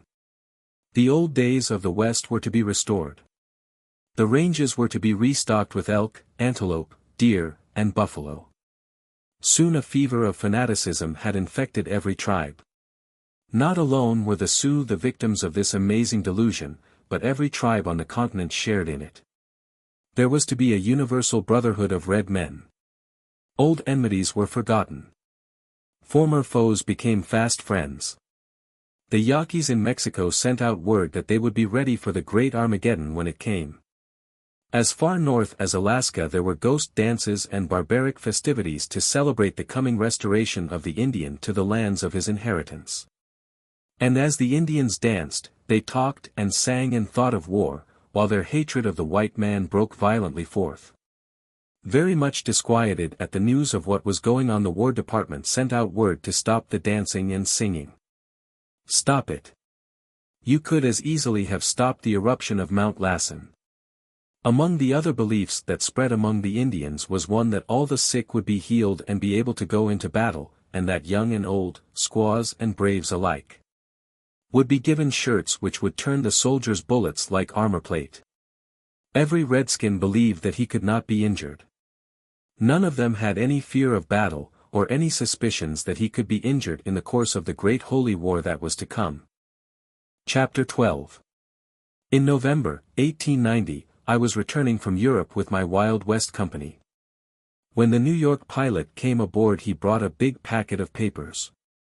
That was before the days of wireless, and we had had no tidings of what was going on in the world since we had left the other side. As he came up the ladder he recognized me, and shouted, "Colonel, there's a big Indian war started. I guess you'll be needed out there." I seized the papers and eagerly read the details of the threatened outbreak. I was not surprised when, on arriving at quarantine, I was handed a telegram from General Miles. I was requested to come to Chicago as soon as possible, and to telegraph the time of my arrival. Canceling all New York engagements, I caught the first train for the West, and in 36 hours reported to General Miles in his headquarters. He briefly described to me what had been happening and went over with me the maps of the western states where the Indians were getting ready for war. He said that it was his understanding that the Bad Lands of North Dakota had been selected as the battleground by the Indians, and asked me to give him all the information I possessed about that country and its accessibility for troops. Miles was about to leave for the Pine Ridge Agency, and take command of the campaign to put down the Indians. I was thoroughly familiar with the Badlands, and spent an hour or more in discussing the coming campaign with the general. We both agreed that the Indians had selected a particularly good country for their uprising, and an especially good season, as in winter, with the hills covered with snow, and blizzards of almost daily occurrence. It would be far harder to hunt them out than in summer, when the troops could travel easily. Miles said that Sitting Bull had his camp somewhere within 40 or 50 miles of the Standing Rock Agency, and was haranguing the Indians thereabout, spreading the Messiah talk and getting them to join him. He asked me if I could go immediately to Standing Rock and Fort Yates, and thence to Sitting Bull's camp. He knew that I was an old friend of the chief, and he believed that if anyone could induce the old fox to abandon his plans for a general war I could. If I could not dissuade him from the warpath, the general was of the opinion that I might be able to delay him in taking it, so that troops could be sent into the country in time to prevent a horrible massacre of the defenseless white settlers, who were already in terror of their lives. I knew that this would be the most dangerous undertaking of my career. I was sure that if I could reach Sitting Bull he would at least listen to me. But in the present inflamed state of the Indian mind it would be next to impossible to get to his camp alive. Nevertheless I was quite ready to take the risk. I knew what fearful damage could be done by a sudden uprising of fanatical and infuriated Indians, and any danger to me personally was as nothing to the importance of preventing such a thing, if possible. Having no standing as an army officer or as a government agent, it was necessary for me to be supplied with some sort of credentials, in order to secure the assistance I should need on my mission. When I informed General Miles of this he took one of his visiting cards from a case and wrote the following on the back of it. To Commanding Officers of United States Troops. Furnish Colonel William F. Cody with any assistance or escort that he may ask for. Nelson H. Miles. I took the next train for Mandan, North Dakota, which was the station nearest the Standing Rock Agency. There I hired a livery team and driver for the ride of 65 miles to the agency. I had considerable difficulty in securing a driver, as the report had gone abroad that all the Indians were on the warpath, and few of the settlers cared to risk their scalps on such a venture. But I went higher and higher in my offers, till at last a liveryman figured that $100 was sufficient reward for the risk, and, hitching up his team, told me to come along. After an intensely cold drive we reached the agency, where I hurried into the trader's store to thaw out by his stove. I had hardly arrived before the trader came in and told me that Major McLaughlin, the Indian agent, wanted to see me. News travels very fast in the Indian country, especially in war times. Someone about the post who had seen me driving in had hurried to headquarters to inform the agent that Buffalo Bill had arrived by way of reinforcements. As soon as I got my chilled blood into circulation I went to the major's quarters, and informed him of the purpose of my visit. We were old friends, and he was very glad to see me, but he was much concerned on learning what I intended to do. That is impossible, he said. The Sioux are threatening a great war. At this very moment we do not know when the Indians here at the agency may rise. We can take care of our own situation, for we have 4 troops of cavalry here, but we cannot permit you to go to Sitting Bull's camp. Not only would you be killed before you got halfway there, but your presence in the country would precipitate hostilities for which we are not in the least prepared. I'm sorry, Cody, but it can't be done. More fully to persuade me of the truth of what he said he took me to the quarters of Colonel Brown, the commander of the troops at the agency, and asked him to talk to me. Brown listened to my statement of what I proposed and shook his head. I've heard of you, Cody, and of your nerve, but this is more than even you can do. Sitting Bull's camp is 40 miles away, and the country between here and there is swarming with Indians all ready to go on the warpath, and wholly beyond the sway of reason. I cannot permit you to make this attempt. Do you hear, Cody? Said McLaughlin. The only thing for you to do is to stay all night with us and then return to the railroad. Even that will be risky enough, even for you. But go you must, added Brown. The agency is under martial law, and I cannot permit you to remain any longer than tomorrow morning. There was no arguing with these men. So I resorted to my credentials. Taking General Miles's card from my pocket, I laid it before Colonel Brown. "What does this mean?" he demanded, and passed the card to McLaughlin. "It looks like orders," said McLaughlin. "Yes," said Brown, "and I can't disobey them." Just then Captain Fatchett, an old friend of mine, came into the quarters, and Brown turned me over to him for entertainment until I should formulate my plans for my visit to Sitting Bull. I had never served with the 8th Cavalry, to which the companies at the post belonged, but I had many friends among the officers, and spent a very pleasant afternoon and evening talking over old times and getting information about the present situation. After guard mount the next morning I told Colonel Brown that I did not think I would require an escort for my visit, as the presence of a number of armed men in the Indian country would be sure to start the trouble it was our purpose to avoid, or to delay as long as possible. The man who had driven me over was anxious to return at once, so I asked for a light spring wagon and a team of mules. "Wait an hour or two," said the colonel, "and I'll send the quartermaster to you." I waited, and he employed the time, as I afterward learned, in telegraphing to General Miles, to the Commissioner of Indian Affairs, to the Secretary of the Interior, and to President Harrison. He informed all of them that I was there, insisting on going to Sitting Bull's camp, and that such an errand would not only result in my death, but would precipitate the outbreak then brewing, and for which he was not at all prepared. He besought all of them to instruct me to return to Mandan. While he waited for replies to his dispatches, I hunted about the camp for someone who knew just where Sitting Bull was located and how to get there. I also wanted a first-class interpreter, as I would have matters to discuss with Sitting Bull beyond his mastery of English or mine of Sioux to express. At last I found a man who agreed to go with me as guide for $500, which I promised him without a protest.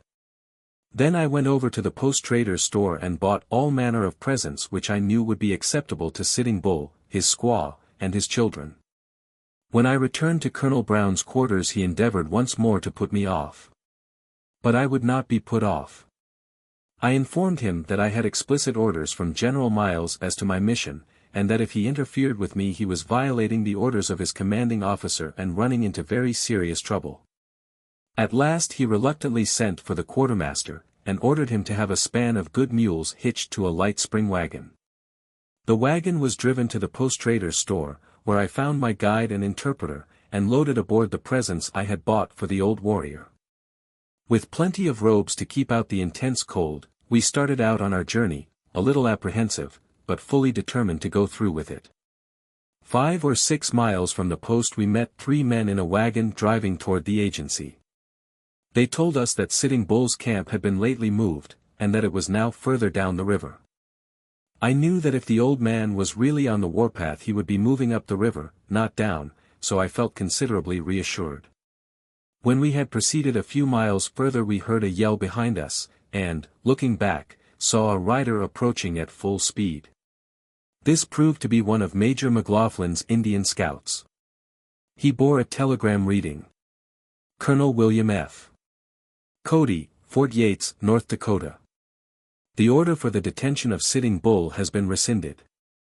You are hereby ordered to return to Chicago and report to General Miles.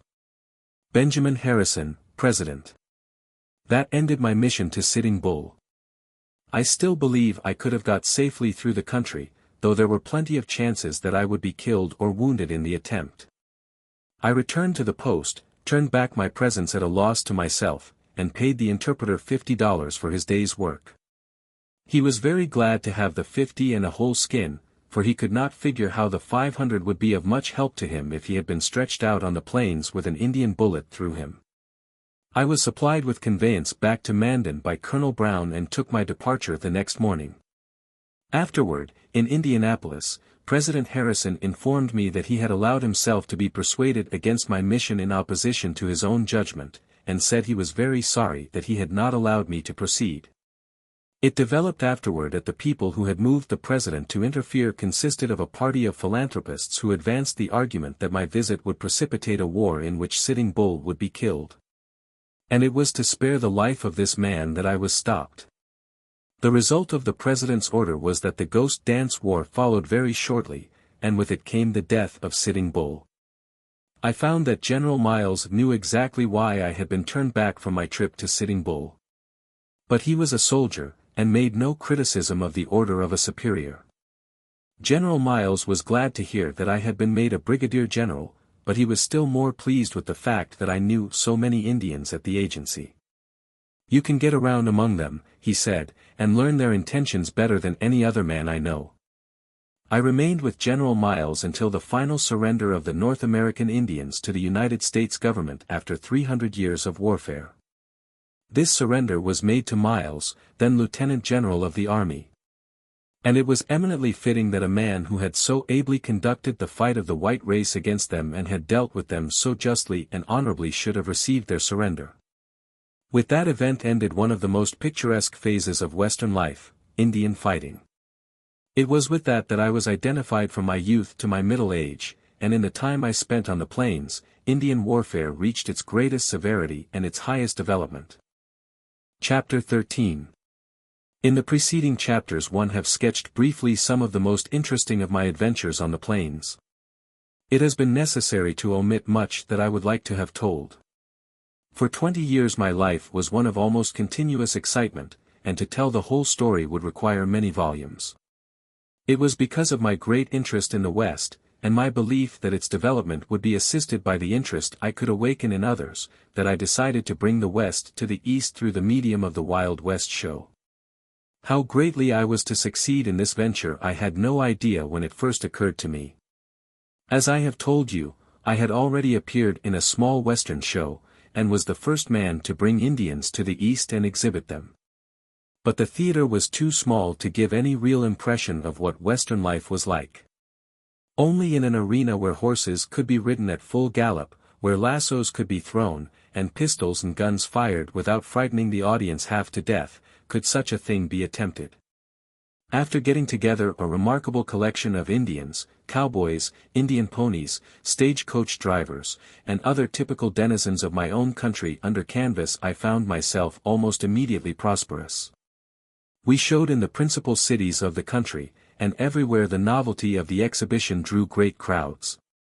As owner and principal actor in the enterprise I met the leading citizens of the United States socially, and never lost an opportunity to talk up the Western country, which I believed to have a wonderful future. I worked hard on the program of the entertainment, taking care to make it realistic in every detail. The wigwam village, the Indian war dance, the chant of the Great Spirit as it was sung on the plains, the rise and fall of the famous tribes, were all pictured accurately. It was not an easy thing to do. Sometimes I had to send men on journeys of more than 100 miles to get the right kind of war bonnets, or to make correct copies of the teepees peculiar to a particular tribe. It was my effort, in depicting the West, to depict it as it was. I was much gratified in after years to find that scientists who had carefully studied the Indians, their traditions and habits, gave me credit for making very valuable contributions to the sum of human knowledge of the American native. The first presentation of my show was given in May, 1883, at Omaha, which I had then chosen as my home. From there we made our first summer tour, visiting practically every important city in the country. For my grand entrance I made a spectacle which comprised the most picturesque features of Western life. Sioux, Arapahoes, Brules, and Cheyennes in war paint and feathers led the van, shrieking their war whoops and waving the weapons with which they were armed in a manner to inspire both terror and admiration in the tenderfoot audience. Next came cowboys and soldiers, all clad exactly as they were when engaged in their campaigns against the Indians. And lumbering along in the rear are the old stagecoaches which carried the settlers to the West in the days before the railroad made the journey easy and pleasant. I am sure the people enjoyed this spectacle, for they flocked in crowds to see it. I know I enjoyed it. There was never a day when, looking back over the red and white men in my cavalcade, I did not know the thrill of the trail, and feel a little sorry that my Western adventures would thereafter have to be lived in spectacles. Without desiring to dim the glory of any individual I can truthfully state that the expression, Rough Riders, which afterward became so famous, was my own coinage. As I rode out at the front of my parade I would bow to the audience, circled about on the circus benches, and shout at the top of my voice. Ladies and gentlemen, permit me to introduce you to the Rough Riders of the world. For 3 years we toured the United States with great success. One day an Englishman, whose name I never learned, came to see me after the show.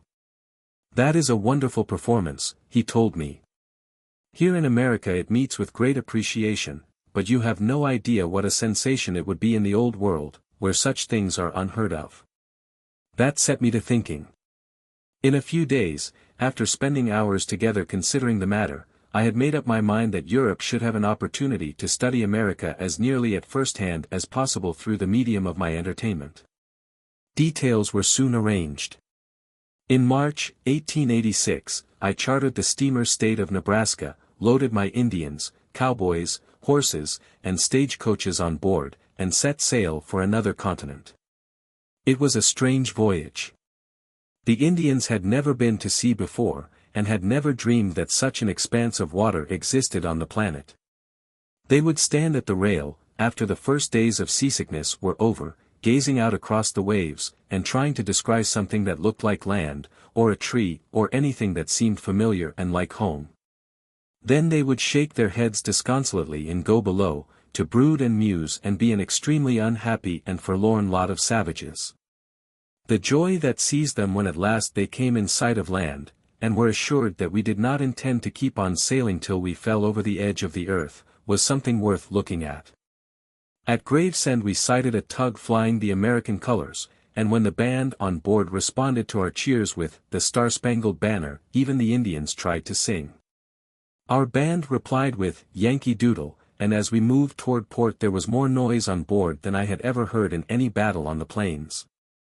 When the landing was made the members of the party were sent in special coaches to London. Crowds stared at us from every station. The guards on the train were a little afraid of the solemn and surly-looking Indians, but they were a friendly and jovial crowd. And when they had recovered from their own fright at the strange surroundings they were soon on good terms with the Britishers. Major John M. Burke, who was my lifetime associate in the show business, had made all arrangements for housing the big troupe. We went to work at our leisure with our preparations to astonish the British public, and succeeded beyond our wildest dreams. The big London amphitheatre, 1/3 of a mile in circumference, was just the place for such an exhibition. The artist's brush was employed on lavish scale to reproduce the scenery of the western plains. I was busy for many days with preparations, and when our spectacle was finally given it was received with such a burst of enthusiasm as I had never witnessed anywhere. The show began, after the grand entry, with the hour of dawn on the plains. Wild animals were scattered about. Within their tents were the Indians sleeping. As the dawn deepened the Indians came out of their tents and went through one of their solemn and impressive war dances. While this was going on the British audience held its breath. You could have heard a whisper in almost any part of the arena. Then in came a courier to announce the neighborhood of a hostile tribe. Instantly there was a wild scramble for mounts and weapons. The enemy rushed in, and for 10 minutes there was a sham battle which filled the place with noise and confusion. This battle was copied as exactly as it could be copied from one of the scrimmages in which I had taken part in my first days as a scout. Then we gave them a buffalo hunt, in which I had a hand, and did a little fancy shooting. As a finish there was a wild western cyclone, and a whole Indian village was blown out of existence for the delectation of the English audience. The initial performance was given before the Prince and Princess of Wales, afterward King Edward and his Queen, and their suite. At the close of the program the Prince and Princess, at their own request, were introduced to all the leading members of the company, including many of the Indians. When the cowgirls of the show were presented to the princess they stepped forward and offered their hands, which were taken and well shaken in true democratic fashion. Red Shirt, the most important chief in the outfit, was highly pleased when he learned that a princess was to visit him in his camp. He had the Indian gift of oratory, and he replied to her greeting with a long and eloquent speech, in which his gestures, if not his words, expressed plainly the honor he felt in receiving so distinguished a lady. The fact that he referred to Alexandria as a squaw did not seem to mar her enjoyment. That the prince was really pleased with the exhibition was shown by the fact that he made an immediate report of it to his mother. Shortly thereafter I received a command from Queen Victoria to appear before her. This troubled me a good deal, not that I was not more than eager to obey this flattering command, but that I was totally at a loss how to take my show to any of the great residences occupied by Her Majesty. Finally, after many cautious inquiries, I discovered that she would be willing to visit the show if a special box was prepared for her. This we did to the best of our ability. The box was placed upon a dais covered with crimson velvet and handsomely decorated. When the Queen arrived I met her at the door of the box, with my sombrero in my hand and welcomed her to the Wild West of America. One of the first acts in the performance was to carry the flag to the front. This was done by a soldier. Walking around the arena, he offered the stars and stripes as an emblem of the friendship of America to all the world. On this occasion he carried the flag directly to the royal box, and dipped it 3 times before the Queen. Absolute silence fell over the great throng. Then the Queen rose and saluted the flag with a bow, her suite following her example. There was a wild cheer from everyone in the show, Indians included, and soon all the audience was on its feet, cheering and waving flags and handkerchiefs. This gave us a fine start and we never put on a better performance. When it was all over Her Majesty sent for me, and paid me many compliments as well as to my country and the West. I found her a most gracious and charming woman, with none of the haughtiness which I had supposed was inseparable from a person of such exalted rank. My subsequent experiences with royalty convinced me that there is more real democracy among the rulers of the countries of Europe than you will find among the petty officials of a village. It was interesting to watch Old Red Shirt when he was presented to the Queen. He clearly felt that this was a ceremony between one ruler and another, and the dignity with which he went through the introduction was wonderful to behold. One would have thought to watch him that most of his life was spent in introductions to kings and queens, and that he was really a little bored with the effort required to go through with them. A second command from the Queen resulted in an exhibition before a number of her royal guests, including the kings of Saxony, Denmark, and Greece, the Queen of the Belgians, and the Crown Prince of Austria. The Deadwood coach, one of the features of the show, was of particular interest to my royal guests. This was a coach with a history. It was built in Concord, New Hampshire, and sent by water to San Francisco to run over a route infested with road agents. A number of times it was held up and robbed. Finally, both driver and passengers were killed and the coach abandoned on the trail. It remained for a long time a derelict, but was afterward brought into San Francisco by an old stage driver and placed on the overland trail. As it worked its way east over the overland route its old luck held steadily. Again were driver and passengers massacred, again it was abandoned. At last, when it was hoodooed all over the West and no independent driver or company would have anything to do with it, I discovered it, bought it, and used it for my show. One of the incidents of my program, as all who have seen it will remember, was an Indian attack on this coach. The royal visitors wanted a real taste of Western life, insisted on it, in fact, and the kings of Denmark, Greece, Saxony, and the Crown Prince of Austria climbed to the box with me. I had secretly instructed the Indians to throw a little real energy into their pursuit of the coach, and they followed my instructions rather more completely than I expected. The coach was surrounded by a demoniac band of shooting and shouting Indians. Blank cartridges were discharged at perilously close proximity to the rulers of 4 great nations. Looking around to quiet my followers, I saw that the guests of the occasion were a trifle pale, but they were all of them game, and came out of the affair far less scared than were the absolutely terrified members of the royal suites, who sat in their boxes and wrung their hands in wild alarm.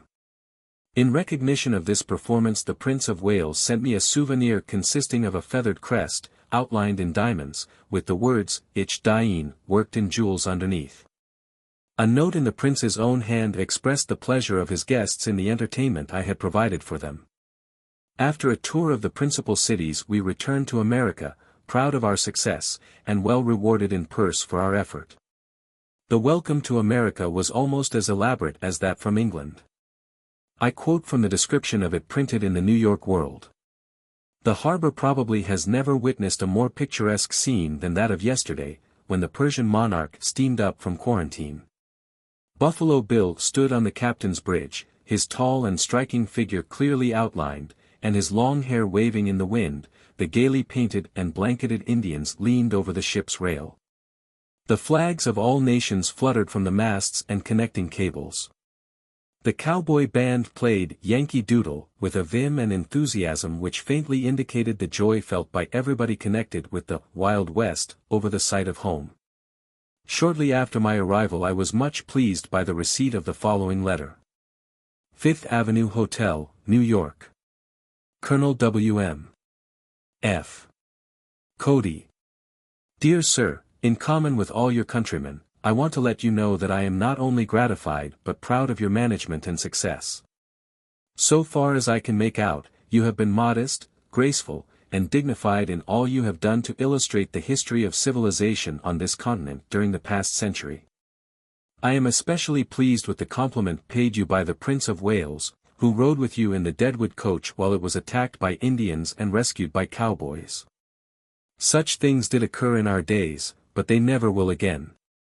As nearly as I can estimate, there were in 1865 about 9.5 million of buffaloes on the plains between the Missouri River and the Rocky Mountains. All are now gone, killed for their meat, their skins, and their bones.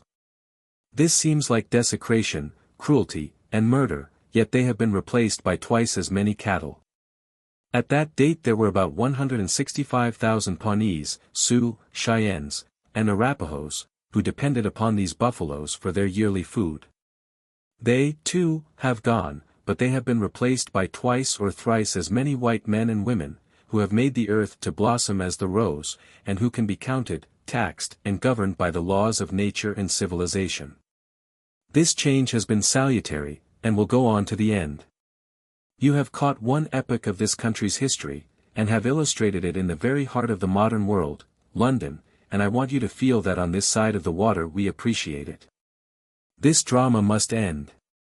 Days, years, and centuries follow fast, even the drama of civilization must have an end. All I aim to accomplish on this sheet of paper is to assure you that I fully recognize your work. The presence of the Queen, the beautiful Princess of Wales, the Prince, and the British public are marks of favor which reflect back on America, sparks of light which illuminate many a house and cabin in the land where once you guided me honestly and faithfully, in 1865 to 66, from Fort Riley to Kearney, in Kansas and Nebraska. Sincerely your friend, W. T. Sherman. Our next descent on Europe was made in the steamer Persian Monarch, which was again chartered. This time our destination was France. The Parisians received the show with as much favor as had the Londoners. Everything American became the fad during our stay. Fashionable young men bought American and Mexican saddles for their rides in the Bois. Cowboy hats appeared everywhere on the street. There was a great cry for stories of the plains, and all the books that could be found that dealt with the West were translated into the French language. Relics from the plains and mountains, bows, moccasins, and Indian baskets, sold like hot cakes in the souvenir stores. While in the city I accepted an invitation from Rosa Bonheur to visit her at her superb chateau. In return I extended her the freedom of the show, and she made many studies from life of the fine animals I had brought over with me. She also painted a portrait of me on my favorite horse, a picture which I immediately sent home to my wife. Our sojourn in Rome was lively with incident. The Prince of Simonetta, who visited the show, declared that he had some wild horses in his stable which no cowboy could ride. The challenge was promptly taken up by some of the daredevils in my party. That the horses might not run amok and injure anyone, special booths were erected in the show arena, where the trial was to be made. The greatest enthusiasm was manifested by the Romans in the performance, and it was clear to me that most of them looked eagerly forward to the mortal injury of some of the members of my company. The Latin delight in sports like those of the old Roman arena had by no means died out. When the horses were loosed in the ring they sprang into the air, snorted, kicked up their heels, and plainly defied any of the cowboys to do so much as to lay a hand on them. But in less time than I can tell it the plainsmen had sent their lassos hurtling through the air, and the horses discovered that they had met their masters. The audience, always strong for the winners, forgot their disappointment in the absence of fatalities, and howled with delight as the cowboys, one after another, mounted the fractious horses and trotted them submissively about the arena. We closed this tour of Europe, which was successful to the end, with a second visit to England. I have now come to the end of my story. It is a story of the great West that was, a West that is gone forever. All my interests are still with the West, the modern West. I have a number of homes there, the one I love best being in the wonderful Big Horn Valley, which I hope one day to see one of the garden spots of the world. In concluding, I want to express the hope that the dealings of this government of ours with the Indians will always be just and fair. They were the inheritors of the land that we live in. They were not capable of developing it, or of really appreciating its possibilities, but they owned it when the white man came, and the white man took it away from them. It was natural that they should resist. It was natural that they employed the only means of warfare known to them against those whom they regarded as usurpers. It was our business, as scouts, to be continually on the warpath against them when they committed depredations. But no scout ever hated the Indians in general. There have been times when the government policy toward the Indians has been unwise and unjust. That time, I trust, has passed forever. There are still many thousand Indians in the country, most of them engaged in agricultural pursuits. Indian blood has added a certain rugged strength to the characters of many of our Western citizens. At least 2 United States senators are part Indian, and proud of it. The Indian makes a good citizen, a good farmer, a good soldier. He is a real American, and all those of us who have come to share with him the great land that was his heritage should do their share toward seeing that he is dealt with justly and fairly. And that his rights and liberties are never infringed by the scheming politician or the short-sighted administration of law. The end.